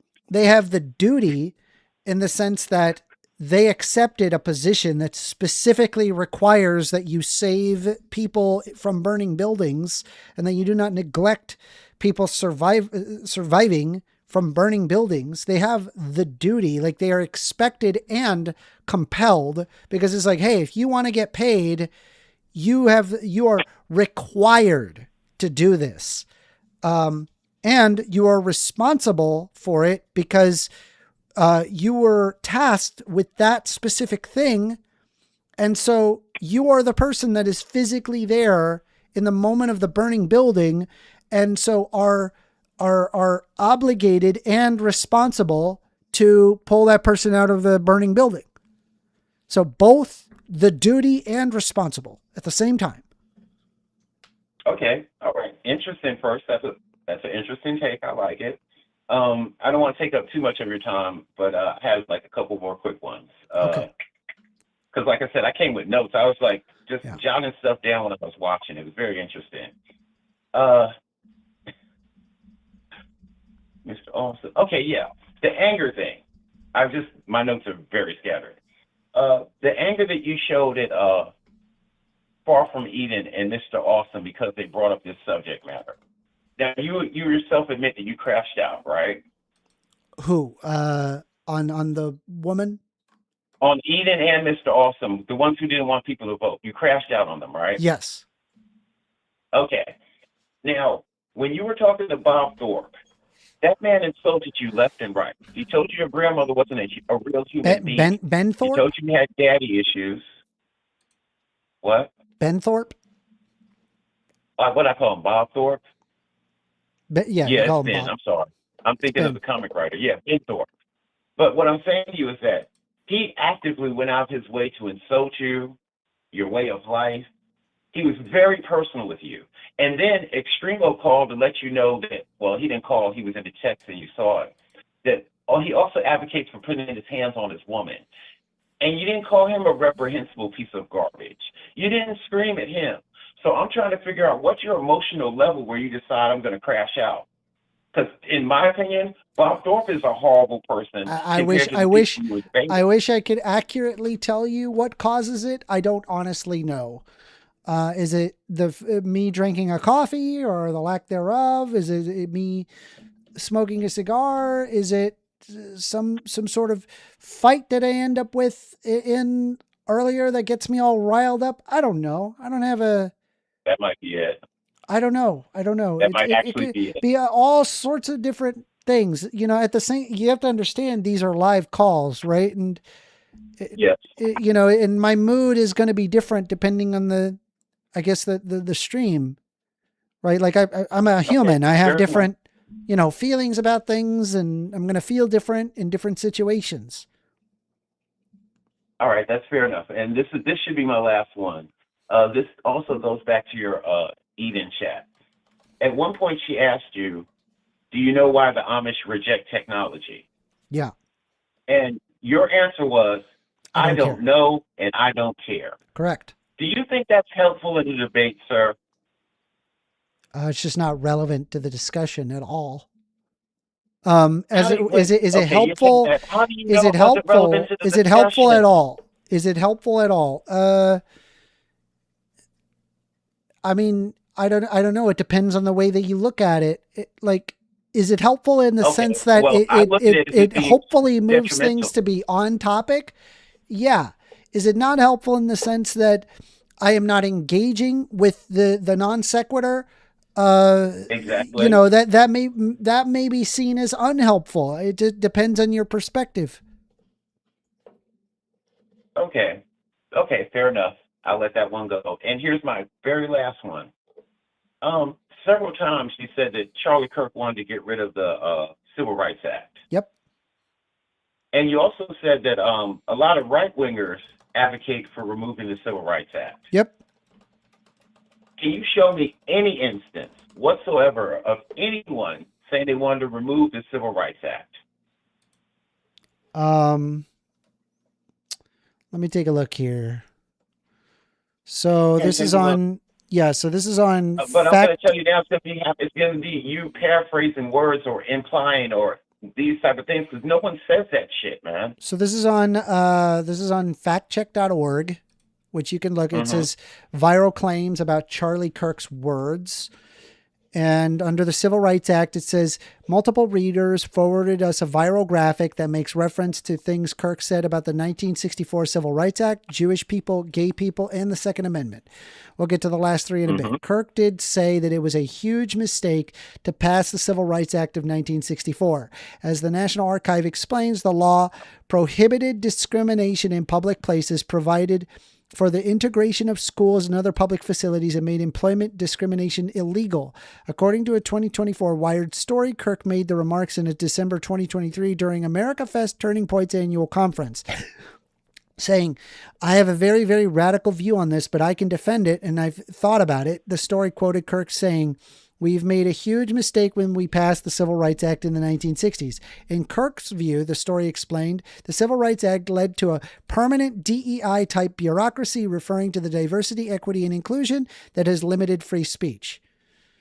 The story also quoted Kirk in saying that Martin Luther King Jr. was awful, he is not a good person, and he said one good thing that he didn't actually believe. So, yeah. Charlie Kirk literally said that he wanted to revoke the Civil Rights Act. Wait.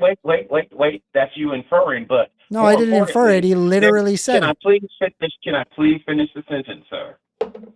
There's actually another interview out there. I'm surprised that didn't come up, because he was asked that directly several times after he made that statement. Do you think we should get rid of the Civil Rights Act? Every time he answered, no, we should not get rid of it. We should amend parts of it. Isn't that different from saying what do you want to amend in the Civil Rights Act? Motherfucker, that's not, no, wait, now you're the one deflecting. No, but do you understand, like, it's like, oh my like God, either you're in favor of the Civil Rights Act or you think that the Civil Rights Act was a mistake. It's my turn right now. And then the question is, okay, well, what specifically would you, like, I'm looking at the entirety of the Civil Rights Act. I wouldn't want to amend a single thing from it. If anything, I'd want to add to it. Okay, first and foremost, I'm 100% certain that you didn't look any deeper into what parts he wanted to amend to it, did you? I mean, you're making that claim. I have no idea of what you're saying is even correct. I pulled up a source. And what he said about the Civil Rights Act. Okay, wait. You know what? I get what's going on. You're trying to piss me off and distract me. Let me go back. I'm not trying to piss you off. Look, here's another example, right? Wikipedia. Here saying Kirk advocated for a range of conservative positions, including opposition to abortion, gun control, DEI programs, and LGBTQ rights. Over time, he aligned with the Christian right and advocated for Christian nationalism. His more controversial positions included criticism of the Civil Rights Act of 1964 and Martin Luther King Jr., as well as a promotion of COVID-19 misinformation, false allegations of electoral fraud in 2020, and the white genocide conspiracy theory. Jesus Christ. Sir, what do you want? I mean, he's the one that's criticizing it, dude. Wait. First, let me get a word in. You were reading it. Did they say he wanted to end the Civil Rights Act, or did they say he criticized it? I mean, fair enough. I guess he's saying that he's criticizing the Civil Rights Act, but he wants to get rid of the Civil Rights Act. It's criticizing it, ending it. Yes or no? No, but I think you could criticize and end it. Those are not synonymous to one another. Let me ask you another yes or no question first. Have you ever looked up, well, no, you haven't because you don't know about it. Can I please ask you to look up Charlie Kirk's direct answer to would he end the Civil Rights Act? Would you please look that up? What? What do I look up? Would you please look up Charlie Kirk's direct answer to the question, would you end the Civil Rights Act? Kirk's answer to would you end the Civil Rights Act? Let's pull it up. Oh, I put quotes, so it didn't. Let me look.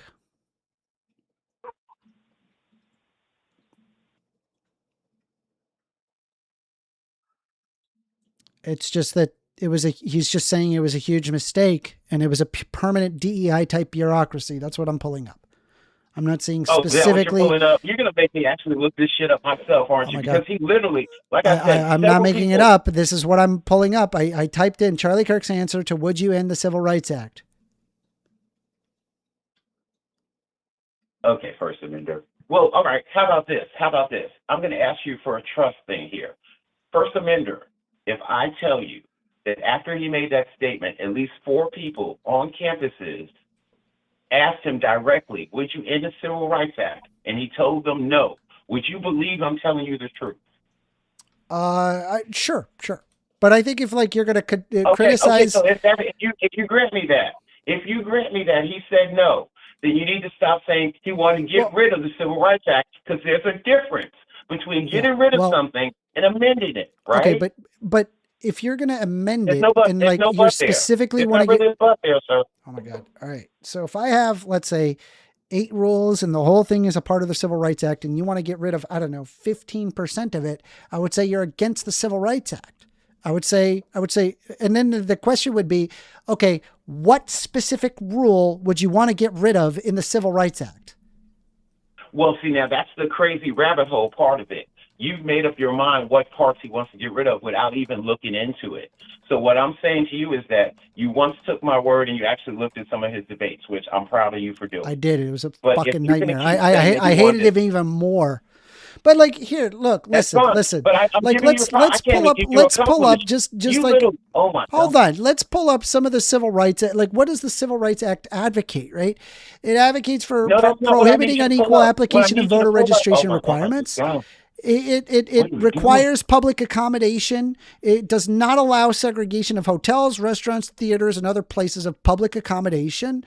It authorizes the U.S. Attorney General to desegregate public facilities, excluding schools. It is a desegregation of education. It is extending the life and authority of the Commission of Civil Rights. It prohibits discrimination to any program or activity receiving federal or financial assistance.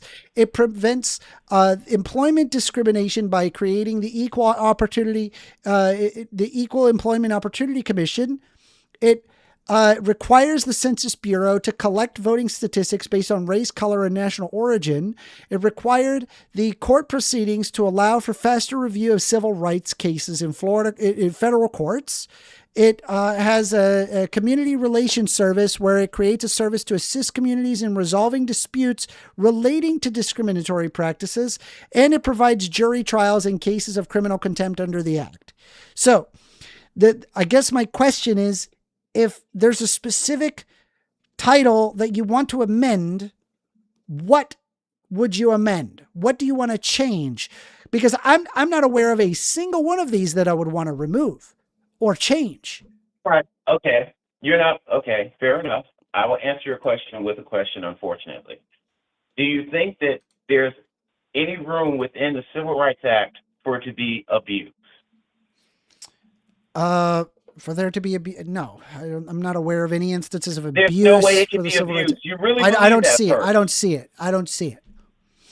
You don't see any way to, okay, wait, stop. No, I think the Civil Rights Act is a virtuous law that has been applied in a virtuous way and has pushed people forward.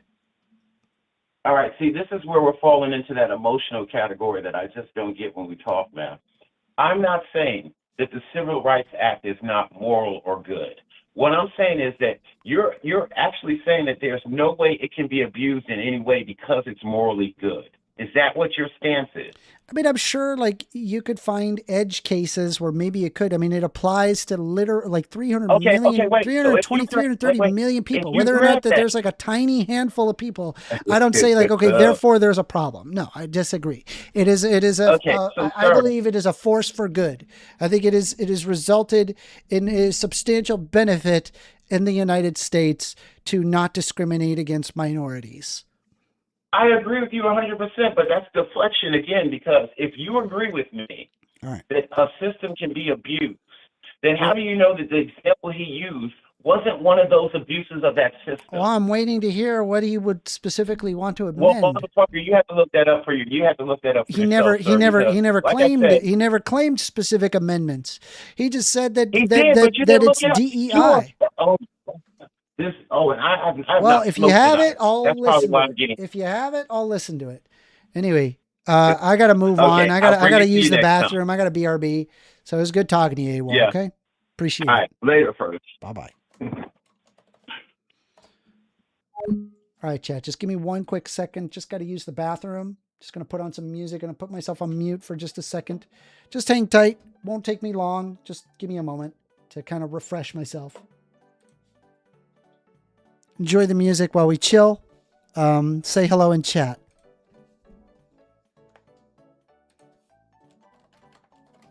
Oh, and don't forget, subscribe if you're not subscribed. Hit the like button. I appreciate y'all. Sorry, just give me a moment.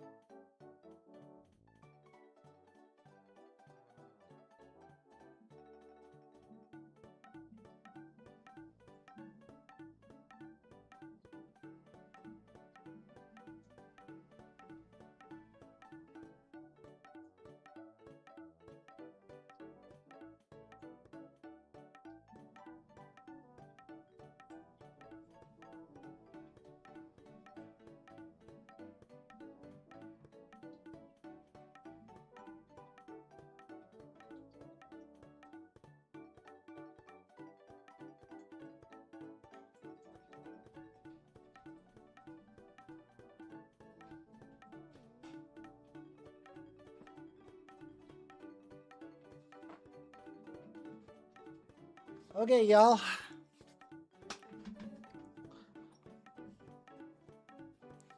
I am back. Let me go ahead and undeafen myself. And we're just going to... All right, y'all. We are taking calls. Phone number is 202-998-5218. You know, honestly, if we don't get any calls, I'm just going to open up my game and just keep on playing. I barely got anywhere in this dungeon. I got so much to go through. So let's get started here. I think there was this portion here that I gotta do.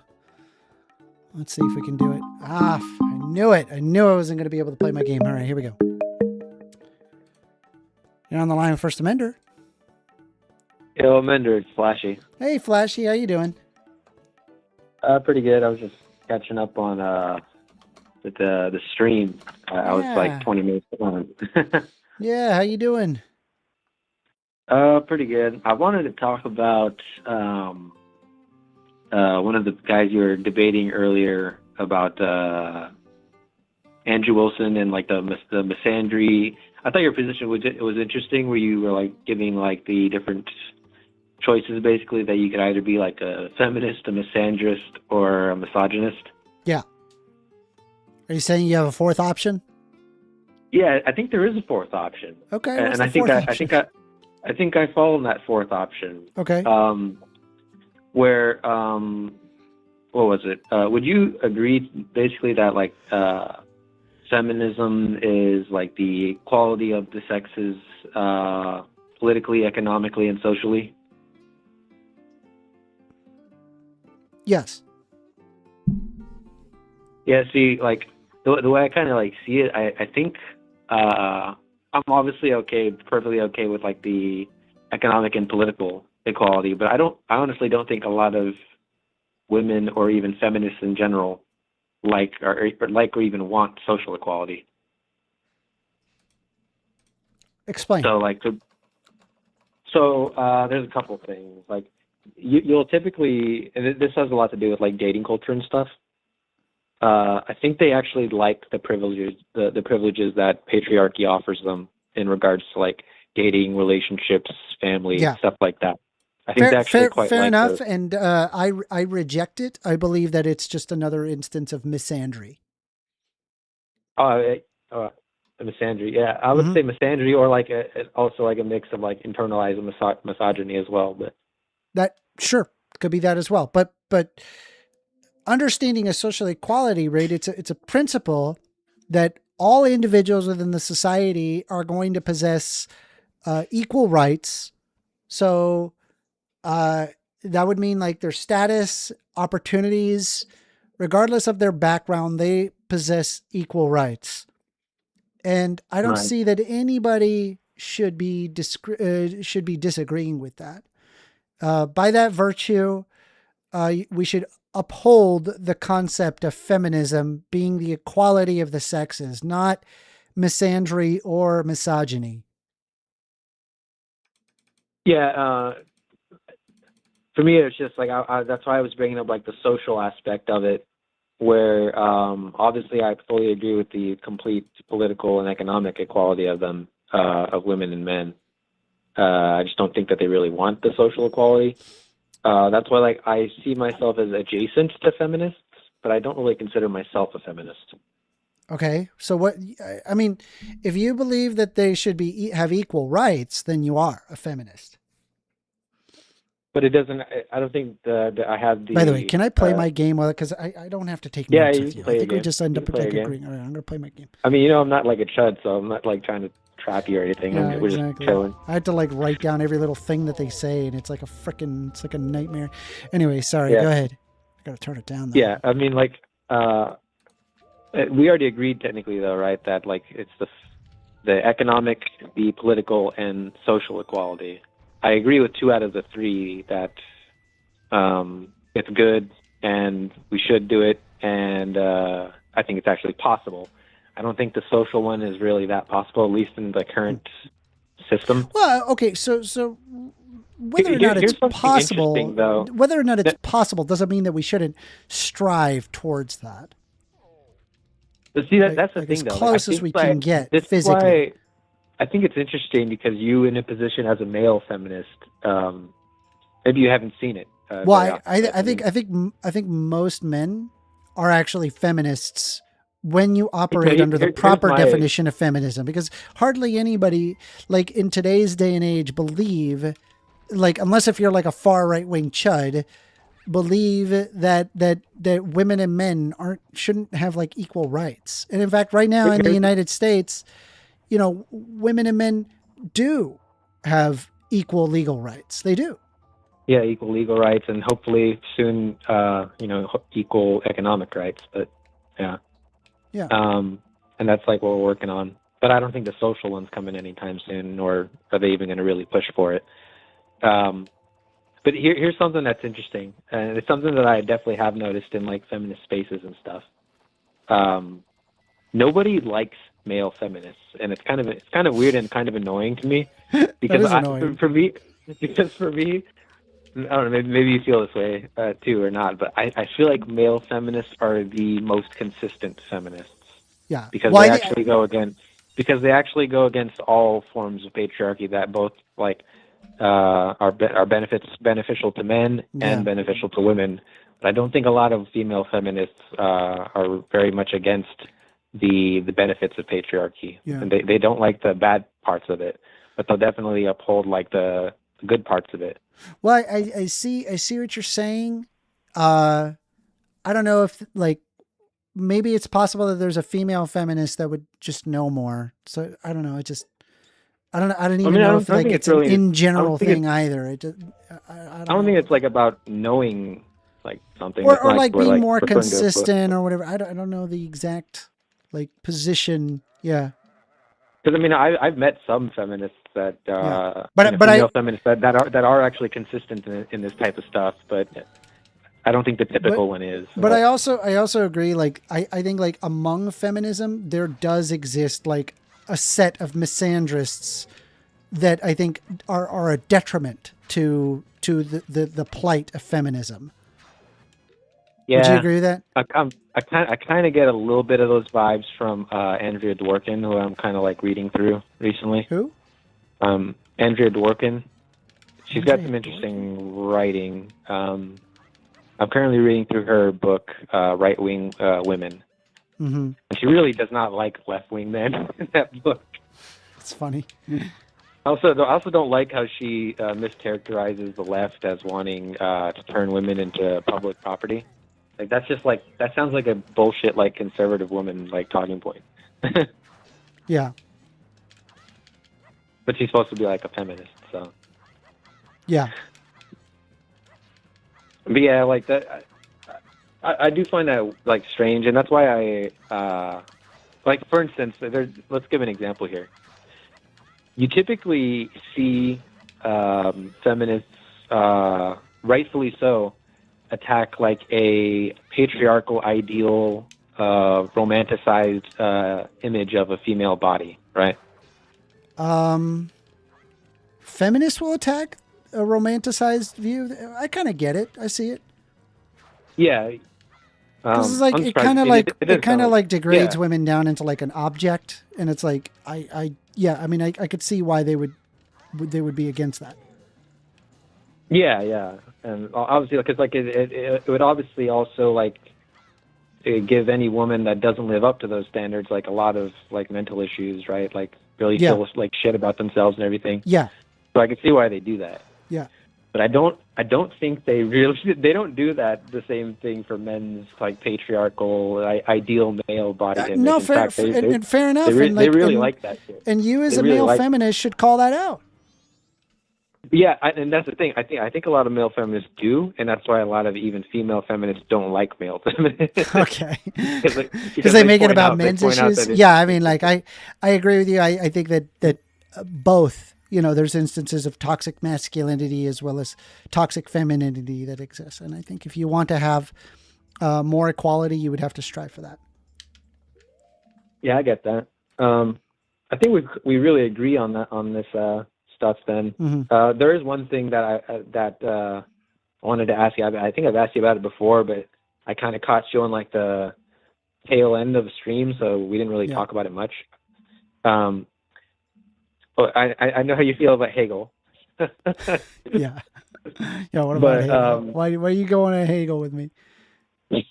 His work is incomprehensible. What do you want? It is. It's incomprehensible.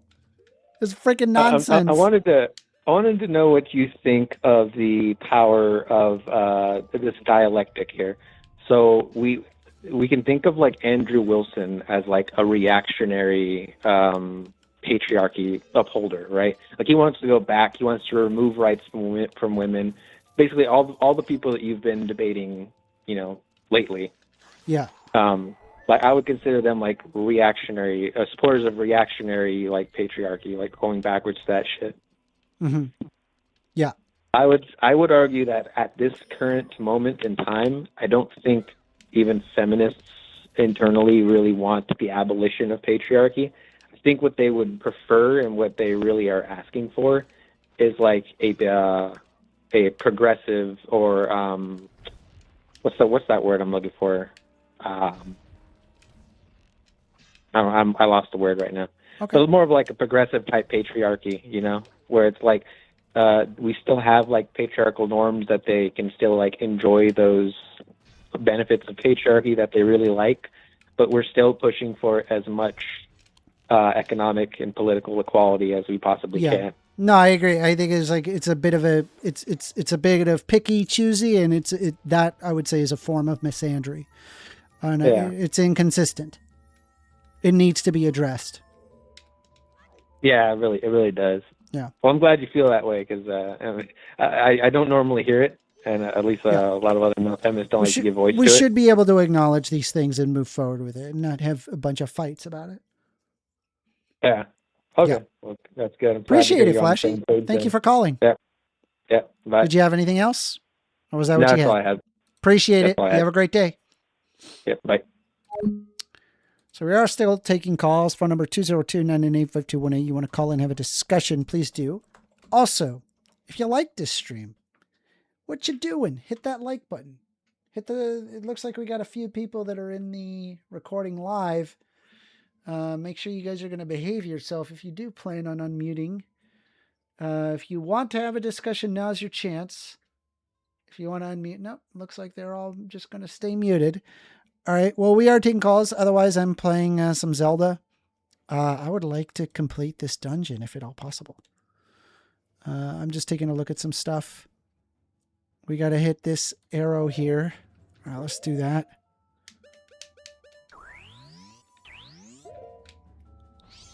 All right, so we're going to go down here and go through this. And there's a sun that's backwards that we're going to have to hit.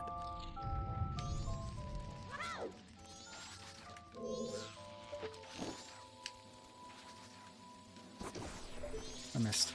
Hey, Amender. Who just talked? Is that Witch? Yeah, it's Witch. All right, Witch. Hey, what AI platform do you use the most? So specifically, I like to use ChatGPT, but honestly, like I try to avoid, like I make sure that it's like legit usually if I'm like researching something. Because, man, dude, sometimes like AI, it just fabricates stuff. It just says a thing happened and it definitely didn't happen. Very annoying.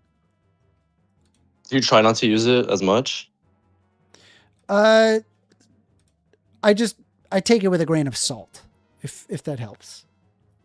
Because I was like asking it about like dysphoria and if it falls under like mental illness, and it was saying it did. It does. It does. So being trans is not a mental illness. It usually just follows gender dysphoria. Is that what you think? So the gender dysphoria is the negative feeling associated with being the different sex from your gender. And it has detrimental life outcomes. It prevents somebody from acting normally in society, and it is often a negative connotation to it. So that feeling, that's what is the diagnosable mental disorder, not being trans in and of itself. Not all trans people have gender dysphoria. And you can look at, for example, psychiatry.org. That will tell you that authoritatively that not all trans people possess gender dysphoria. In fact, it's entirely possible for a trans person to have no gender dysphoria, but only gender euphoria, as in the positive association that is felt when your gender is affirmed. So your premise is more of like not whether or not it's a mental illness or not. It's more of just like being polite or nice and not stating what they are is because of mental illness. So I want to be clear that what I just said to you is not my premise. That is the premise of psychologists, psychiatrists, sociologists. It's like on multiple fields of science that it is that way. And so because I go in the favor of whatever the facts are, that's my position. Yeah. So is it wrong to say if you're trans, you can have a form of mental illness? Is that wrong to say? You could have just as anybody could have a mental illness. Okay.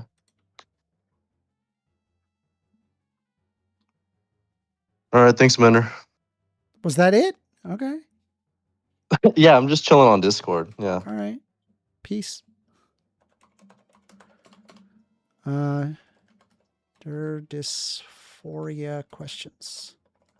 Okay. All right, let me go ahead and take it off of Do Not Disturb. We are taking calls. Phone number is 202-998-5218. You want to call in and have a discussion, we can do so. It says here, 50 saying, I know you'll probably say that my view is not the typical view, but I genuinely believe that men and women should do what they can to protect vulnerable people. Based. Fucking based. Based in 55 pills. All right. You're on the line with 1stAmender. Hi, how's it going, man? Can I get your name? This is Wex again. Wex or? W-E-X. Okay, Wex, what would you like to talk about? So I'd like to, I guess I'm sort of back to talk about the same thing I spoke about last time, if you'll humor me again, which is I don't remember, so you're going to have to help me out. Well, I will definitely explain to you. I draw issue with the fact that you think there is a biological component to gender. Okay, there's both. There's both biological as well as a social component. Right. So my position is that there is no biological component to gender. So I guess I want to give you a premise on which the sort of like all of my thinking about gender hinges, that I think that like sort of gets at the heart of our issue, and you can sort of attack that premise, and I think it'll demonstrate sort of the differences between us, if that's all right. Go ahead. So one of my premises that I think leads to sort of our disagreements is that I think any human can become a woman or a man. Okay. Do you agree with that premise? Any human can become a woman or a man by gender? Yes. No, I don't agree with that premise. Okay. So what sort of human cannot become a like woman? Let's just say woman, just for like the purpose of conversation. Like, what sort of human can't become a woman? Can't be a woman? One whose gender identity does not match that of woman. Oh, okay. I agree with that. I'm sorry. When I said human, I was referring to like biological components. I thought we were talking about gender, not sex. Oh, well, I agree, but I thought that you had a conceptualization of gender that included biological components. So it's both biological and social.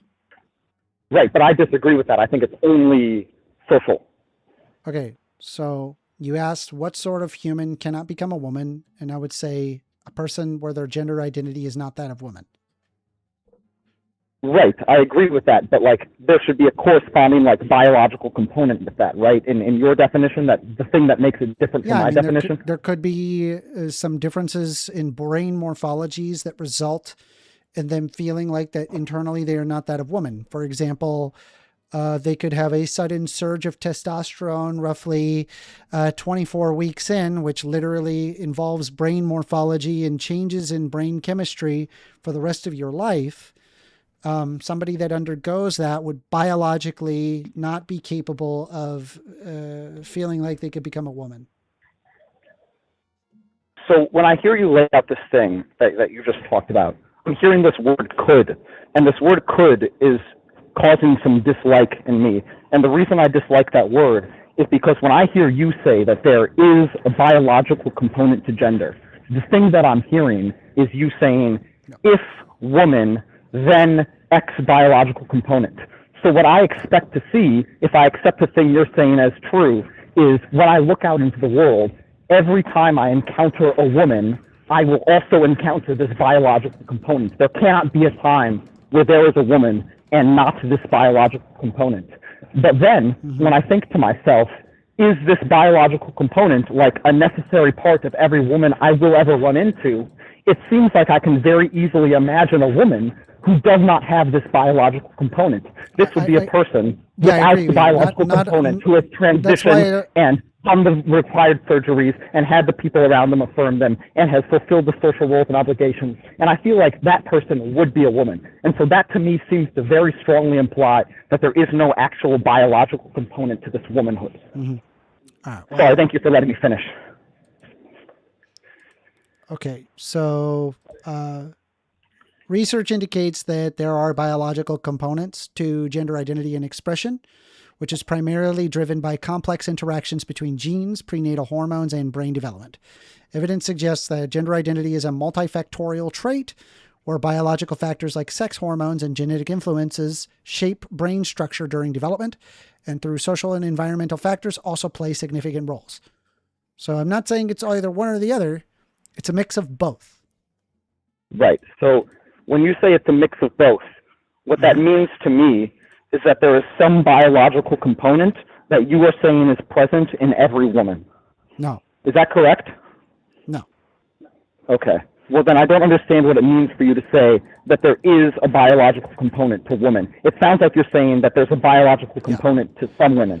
So so for example, there are what is considered sex typical behaviors. Whereas behavior is typically, we refer to it in like a gender sense, is true, but there is in fact biological imperatives to specific behaviors linked to specific sexes. So boys tend to be more involved in a rough and tumble play, whereas girls tend to prefer more social roles. So, and this had been tested prior.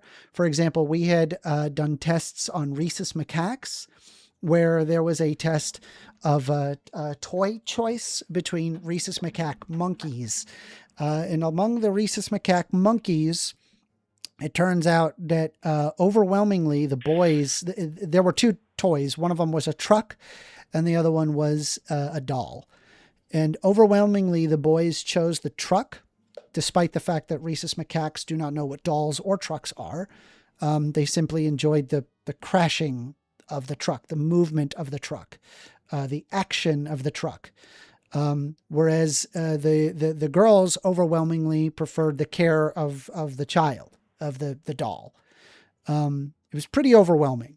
I think it was like over 95% of the rhesus macaques deterministically chose this.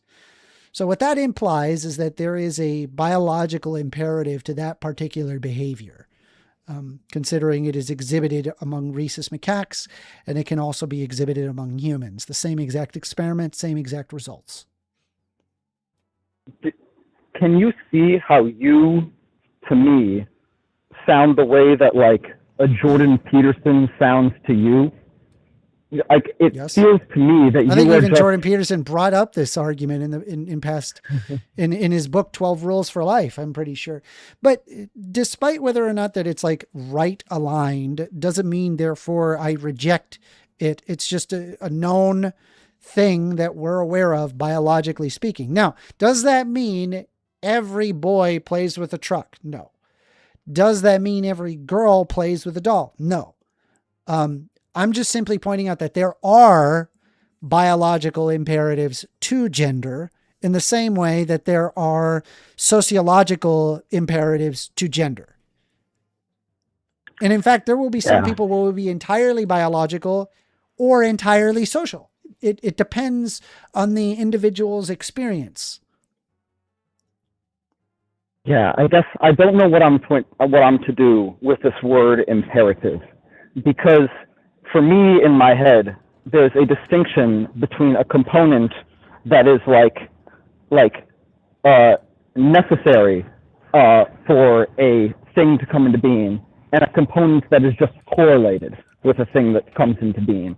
And so what I mean by that is like, when you say that there is a biological component to gender, I don't know how to interpret that statement other than there must be some generalizable biological component. So are you on my Discord by any chance?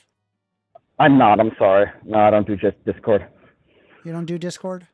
Because I'd like to send you a couple of things that I think would be really helpful for you. Yeah. So I mean, I don't mean to be obstinate, but like I'm really of the opinion that studies are not the sort of thing that can help us inform our. Yeah, I have, for example, a book called Brain Gender by Melissa Hines that talk about the biological imperatives towards gender, as well as the neuroanatomy of the transgender identity, a mega-analytic finding of the subcortical volumes of brain morphology that involves trans people. The point that I'm trying to, that doesn't mean that the entirety of being trans is biological. It's just simply saying, hey, there are biological factors. It's true, there are. Right. And do you see my problem though, that when you say there are biological factors, that implies this sort of like if-then conditional, like if biological factors, then woman? No, because it could be social as well. These Well, are not right, synonymous. They're not. One does not exclude the other. Well, but then if involved. women can exist completely without this biological factor, yes, it seems like that biological factor is not even a necessary component of women. Sure. But the point that I'm trying to make is that there are aspects of gender that are mechanistically determined. There are.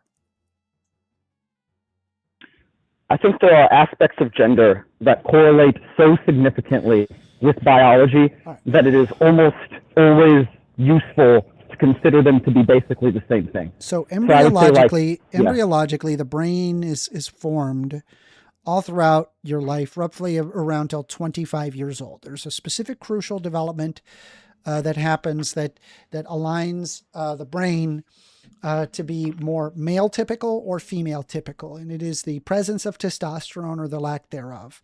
It turns out progesterone and estrogen actually have nothing to do with this portion of development. There's actually very little progesterone or estrogen among female babies. But specifically around the post-birth, right after birth, there is a sudden surge of testosterone that causes in different brain morphologies to form for the infant.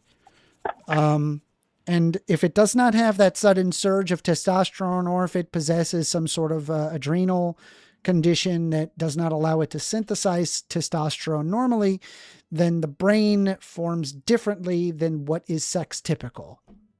Okay, wait, I have a question for you then. So imagine a person who has that condition that you just described to me, where the testosterone doesn't release properly, or like the thing who has the condition they don't receive it, for example. But I'm pointing out like that affects the brain, and that is a literal biological function that results in differences of a person's gender. Imagine a person of that biology that you just described. And now imagine that this person identifies as a woman and undergoes the surgery that are associated with becoming a woman, and then has the people in their lives affirm them as being a woman, and then goes out into the world. Is this person not a woman? Yes, they would be a woman. So, but then it seems like this biology thing that we just laid out actually doesn't have anything to do with their gender. Well, it can, or it might not. Right, I agree it can. I agree it can both. or might not. It's both social and or biological. It could even be a combination of both. These are not synonymous nor separate. I'm just pointing out that it can be a mix, and that's fine. It's just understanding the phenomenon of gender and what causes differences in a difference of your gender to your external gonads. When you say that it's a mix of the biological and the social, what I hear is that when I look at a woman, there will be a biological and a social component that are necessary for them to have their gender woman. No, because it could be either or. It could be either. Yes. Okay. It could be entirely one and absent the other.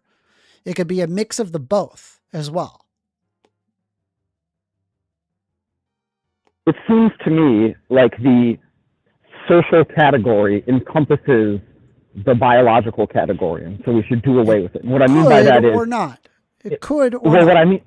what I mean by that is, it seems like when I run through these hypotheticals, I can always, every time I try to isolate this biological component that you're talking about, I can always imagine the person of the gender, yet without that biological component. Yet we and can so that still implies to me, we can still observe literal mechanistic properties that result in someone's gender being different from their sex. Well, literal right. So biological mechanism. Now, it's not required to have these biological mechanistic properties, but it is there.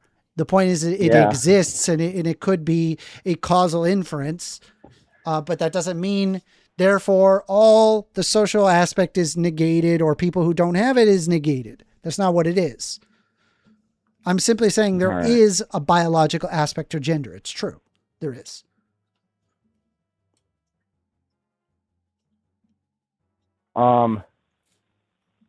There is a biological aspect to gender. Okay. Do you not think that from that statement, there is a biological aspect to gender? It follows that there is a biological aspect to woman. Yes. Okay. From there is a biological aspect to woman, does it not follow that in every woman there is a common biological aspect? Yes. Okay. So, but then does it not follow from in every woman there is a common biological aspect that if I see a woman, then I will also see this biological aspect? Well, hopefully not, because they'd be naked.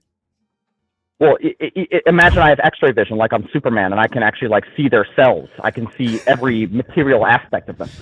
What is your point? I don't understand where you're getting at. I feel like I've made it My very point is clear. that my point. When I run down that chain, what I arrive at is that your position is that if woman, then X biological component. You're and yet, stuck on whenever a- I try to think, yes, you're stuck on a but we required. just- You're stuck on a required category when Yeah, the but required we're talking about category the isn't even category. there.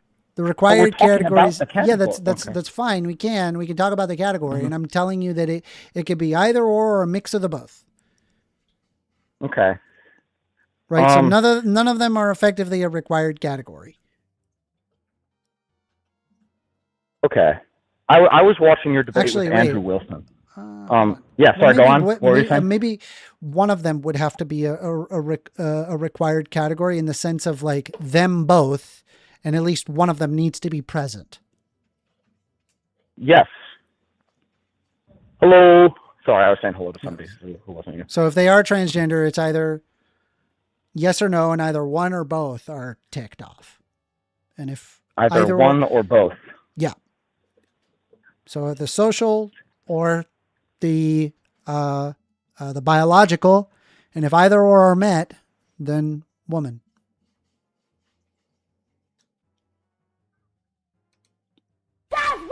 Either social or biological, and if either are met, then woman.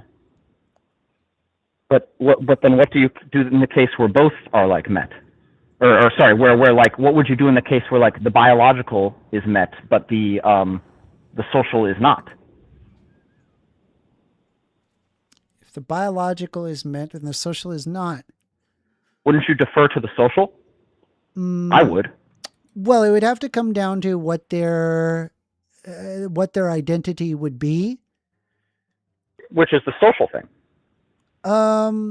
I suppose so, but again, like if the biological is met, the social would also be met by its virtue, because the biological is the biological would be the causal mechanism that enables that. So, yeah. Well, but then you just sound to me like another biological essentialist. You're just telling me that there's this certain biological because you don't have to require that the needs to be met in order for you to. You don't require the biological. You just told me that the feeling of being like a woman is having the biology. That sounds like being a biological essentialist. No. Well, how is it not?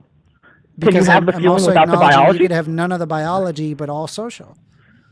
Oh, okay. Well, I agree with that. I agree with that. So what's your point? But then if there can be a woman without any of this biology, it sounds like this biology isn't necessary to be a woman. I agree. Yeah, it's not necessary. I never argued that it was necessary to be a woman. You said that there was a biological component to gender. There can be a biological component to gender, but it is not required. I agree to that be a part of woman. sometimes your biology overlaps with your gender. I think that's the statement. Okay. Do you agree with the statement, sometimes your biology overlaps with your gender? I would even say most of the time. I agree. I think it's like 99% of the time. Yeah. But I wouldn't then say that gender, like the gender of woman, equals XX chromosomes 18 years of age, or like adult human female. Even though 99% of the time, adult human female is a woman. Yeah, I mean, well, that's the difference between sex and gender there. So I don't. I agree. And I think that distinction all of biology is encompassed in sex. Yeah.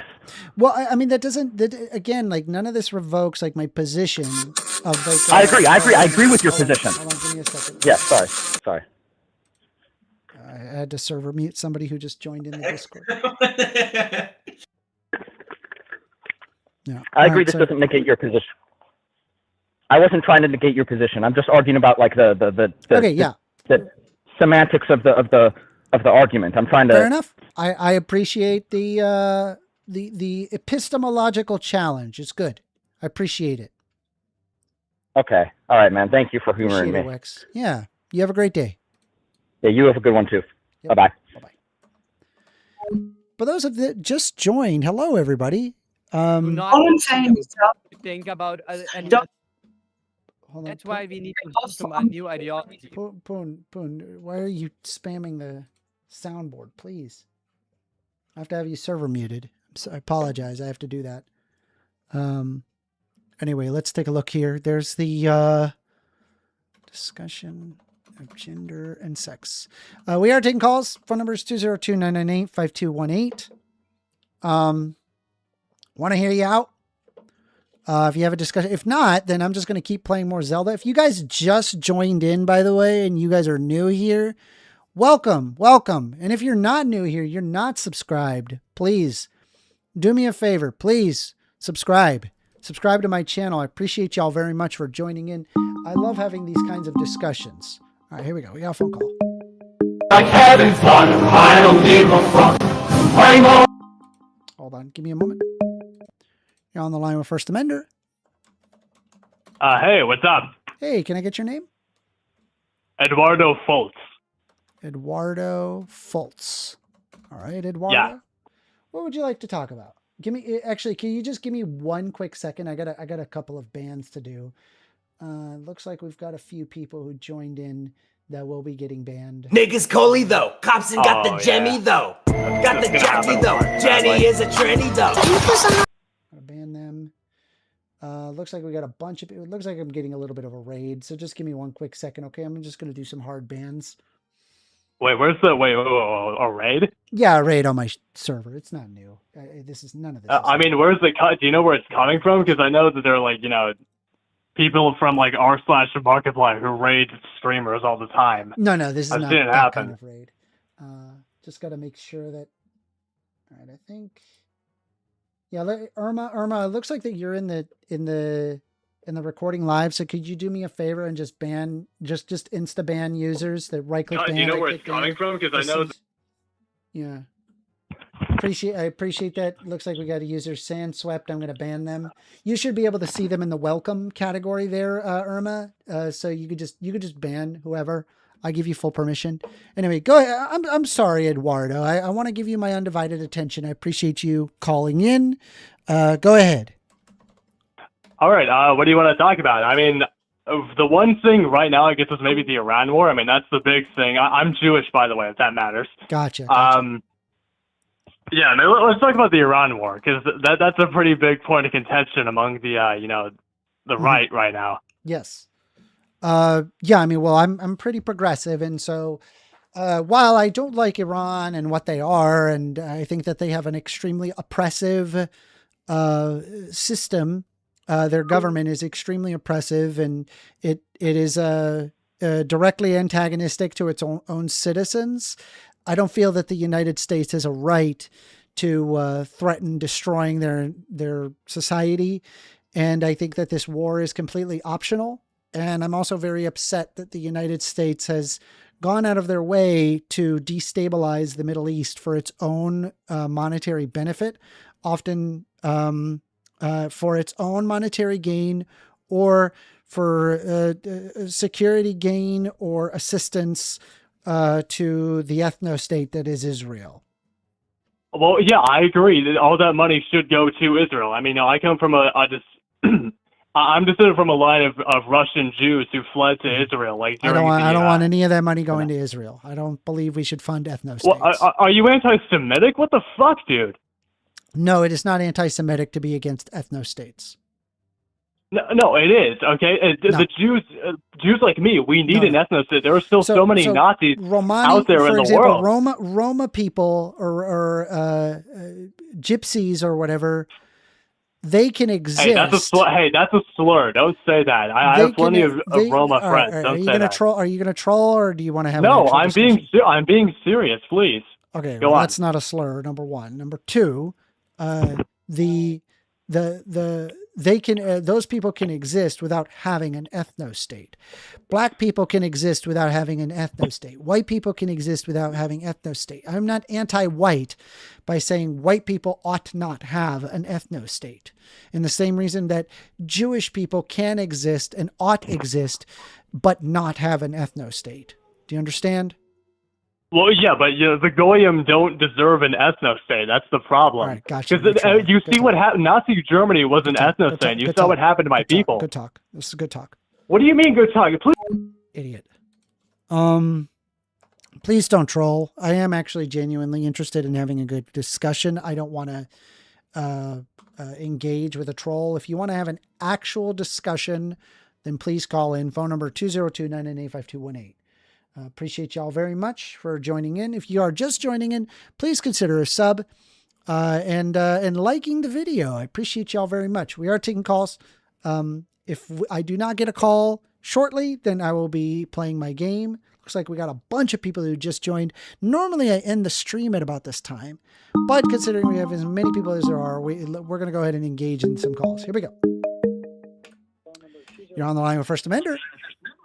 All right. My name is J. Lewis Irwin. Sorry, what was your name? My name is J. Lewis Irwin. I'm from Brooklyn, New York. Okay, J. Lewis Irwin. What would you like to talk about?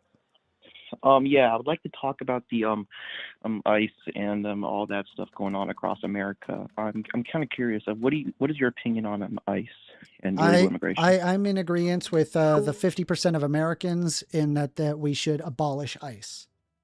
Okay. Yeah. The problem is that ICE is it was actually funded by Democrats for a long period of time, but then they flip-flopped on that, and then they were against ICE. Now they're for ICE. Now they're against ICE. I don't really get that, honestly.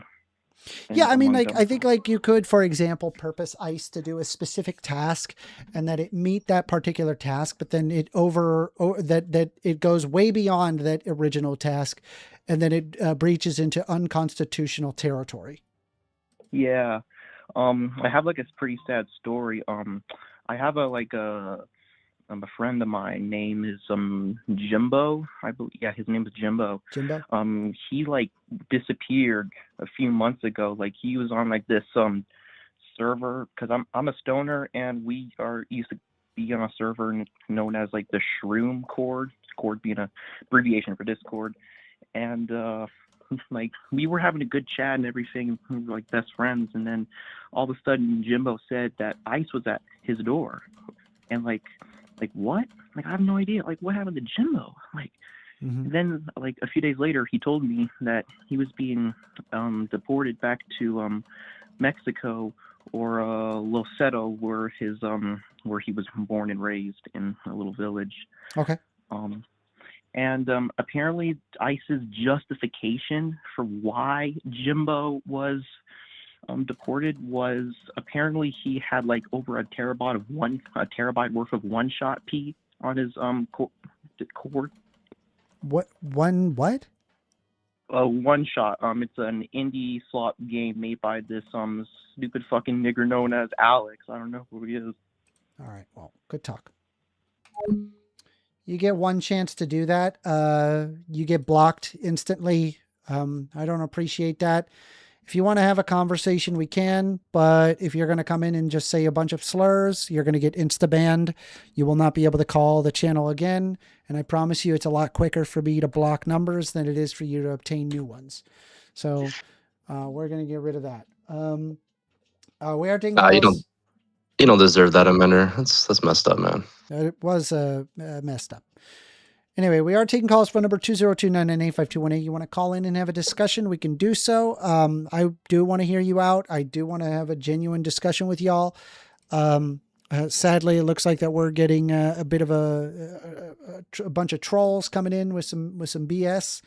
If you want to have an actual conversation, I'm right here. 202-998-5218. I will hear you out. And if we don't get any calls, not a big deal. I'm just going to play some more Legend of Zelda. Looks like we got some people. I see SF is currently unmuted in the Discord. Did you want to have a conversation, SF? Not really, because I'm in League of Legends game right now. Okay, no problem. You're just listening. That's fine. I'm How you just doing, waiting brother? to see if there's anybody that wants to have a convo. If not, we're just going to play the game. All right. Well, looks like we're not getting anything right now, so I'm going to go ahead and start up the game. Let's go ahead and go back to main here. We're going to just play some Majora's Mask. I hope you guys enjoy Majora's Mask. I really enjoy it. I think it's good. It's good stuff. You're getting trolled, bro. Yeah, no, it's part of it, dude, bro. It's all part of the engagement, all part of it. It is what it is. I accept. There must be like a grinder group chat or something. They all got yeah, all the grinder people. Yeah, they show up, start some shit. Yeah, classic. There we go. We're getting a phone call. Here we go. I knew that would not take long. Commander, it looks like you got bots in your YouTube chat. Just check out your YouTube chat. You're on the line with 1stAmender. Hello? Hey, hello. I can hear you. All right, good. So I just wanted to call in, and what is your stance on ICE? Do you think they're like a second Gestapo? Can I get your name? My name is Moses Wilson. Moses Wilson. All right, Moses. You wanted to talk about ICE? Yeah. I'm with the majority of Americans. I think it's about 50% of Americans believe that ICE should be abolished. I mean, it's like half. I wasn't at the majority. That's like half. I think it's very, well, you know what I mean. Fair enough. Maybe it's too much to say that it's but I mean, I think like at minimum, a majority think that it should be seriously reformed, and half says that it should be abolished. So I'm with the half that says that it should be abolished. I don't think ICE is that radical. You don't think ICE is radical? Yeah, like for example, Patrick Crusius would probably be way more radical. Patrick who? Patrick Crusius. Crusius? How do you spell that? Crusius. All right. Let's look up Patrick Crusius. Who is Patrick Crusius? So I'm going to post it right here. I apologize for using an AI overview. It just makes it quicker. So I take it with a grain of salt.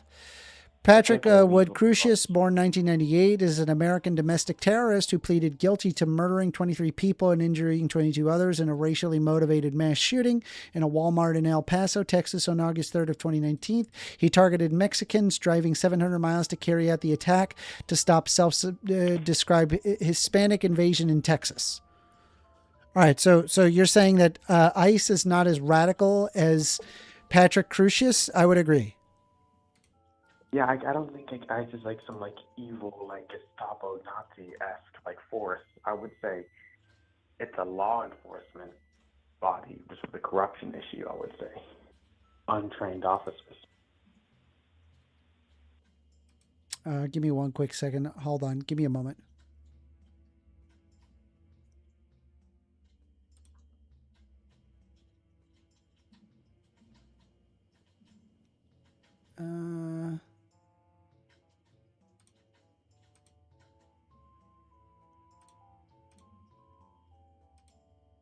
Sorry, can you repeat that? I feel like ICE isn't like an issue on like the organization of corrupt officers. The issue on the, sorry, you said the issue on the organization? I said the issue isn't the organization, but it's actually the officer. I mean, I wouldn't say every person in ICE is necessarily a bad person.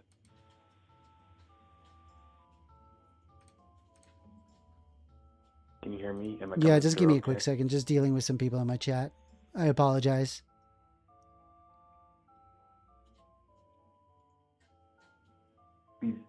I think what are they, like raiders? Yeah, there's a bunch of raiders. So, sorry, can you repeat it? I think it's not the organization, but rather corrupt officers that are in it. Corrupt officers that are in it. Yeah. Well, I think like currently right now there's like there are rules put in place that effectively are unconstitutional. For example, there are the quote unquote warrants to arrest, which are just judges that are within ICE itself. It's not like an actual judge.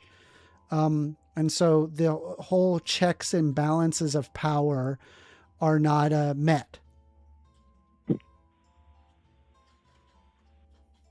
Yeah, I would say that. I think I think they detain too much people. Like, I'm trans, by the way. Just want to let you know that.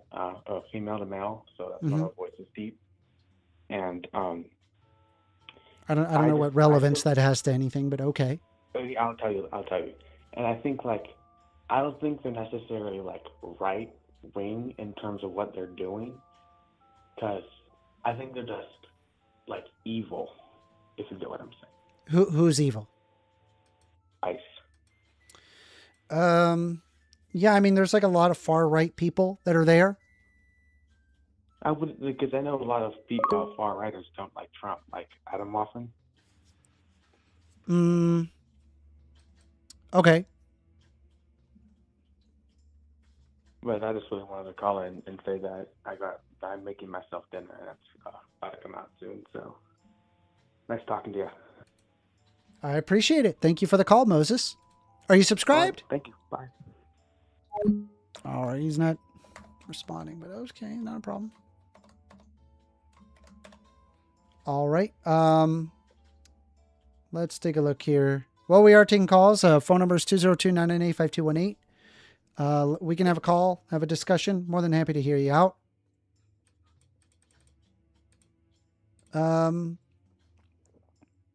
Oh boy, my cat's water. I gotta change it out. Amender. We got a phone call. You're on the line with 1stAmender. Yeah, hello. Hello. Yeah, I'm seeing a lot of people talking about ICE. I was just wondering, like... Can I get your name? Yeah, my name. Mm-hmm. I would like to not have that on the show, if that's okay. I mean, you could just use a pseudonym. I just need something to call you. Pseudonym? Okay. Cobb Gang? Cloud Gang? Is that what you said? Yeah. Cloud Gang. All right. I'll just call you Cloud if that's okay. Yeah, that's all right. okay. So you wanted to talk about ICE. Go ahead. Yeah, so I believe you're anti-ICE. Why is that? I think it's a unconstitutional action. I think it's a humanitarian crisis that is resulting in the curtailing of people's basic rights and liberties on the basis of a racist intent. Well, I think that people who are not citizens should not necessarily be, coming into the country does not necessarily warrant the same rights that, a normal citizen has. Like, after the buck breaking incidents, all these ICE raids, I'm honestly, sorry, what? The ICE raids. What is a buck breaking? It's when you rape and kill niggers. All right. So this is a block. You get one call like that, and that's it. You're done. I hope you enjoyed that. All right. I'm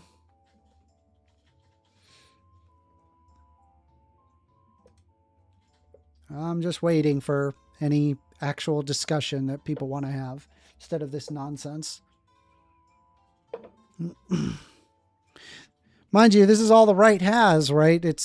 They're basically just a bunch of a-holes because all it requires is derision. They can't actually address any of the positions. It's always derision, hatred, bullying. It's always that. It's never an actual rebuttal to what is being said. And this is really, really common.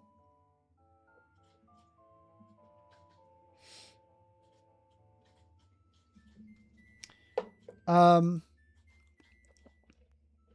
me hang tight real quick. I'm gonna be right back. Let me just take care of my cat's water bowl. It takes maybe about 10 minutes or so. So just hang tight. I appreciate your guys' patience. Give me 1 second. I'm just gonna change up some stuff. I'm gonna server mute myself so nobody can just jump in. And we'll turn up the music a bit. Very nice. Okay.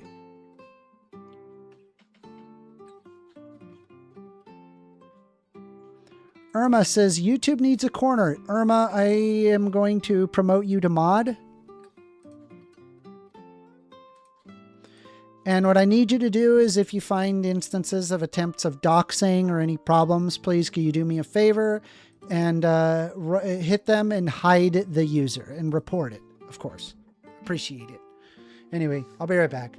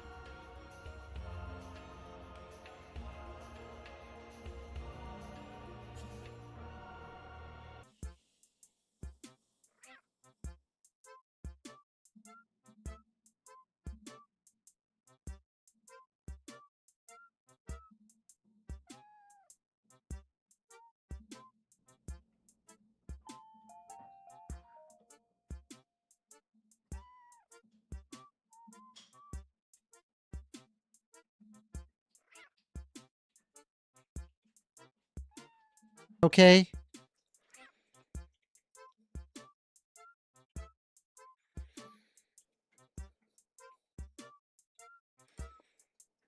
How's everybody going? I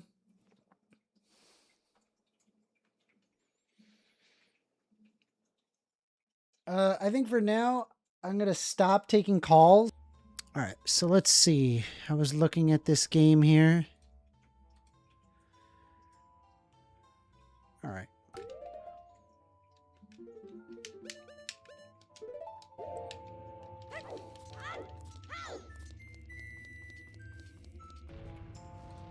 Okay, let's take a look here. Amender, your cat looked so cute. Its tail was in front of the camera for a Yeah, second. it's unwatchable, Amender. They must be DDoSing you. Are they DDoSing me? Oh, yeah.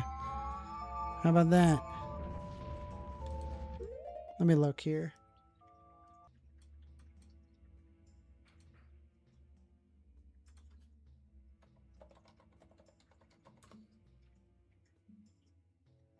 Everybody's saying that.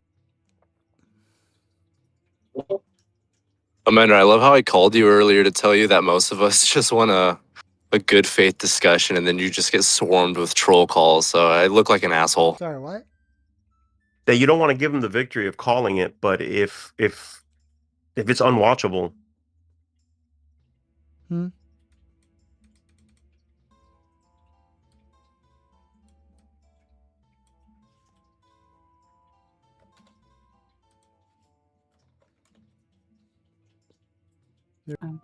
Hey Mender, what are you seeing on your end? Because my end is just spin wheel spinning. Yeah, I'm getting some timeouts for sure.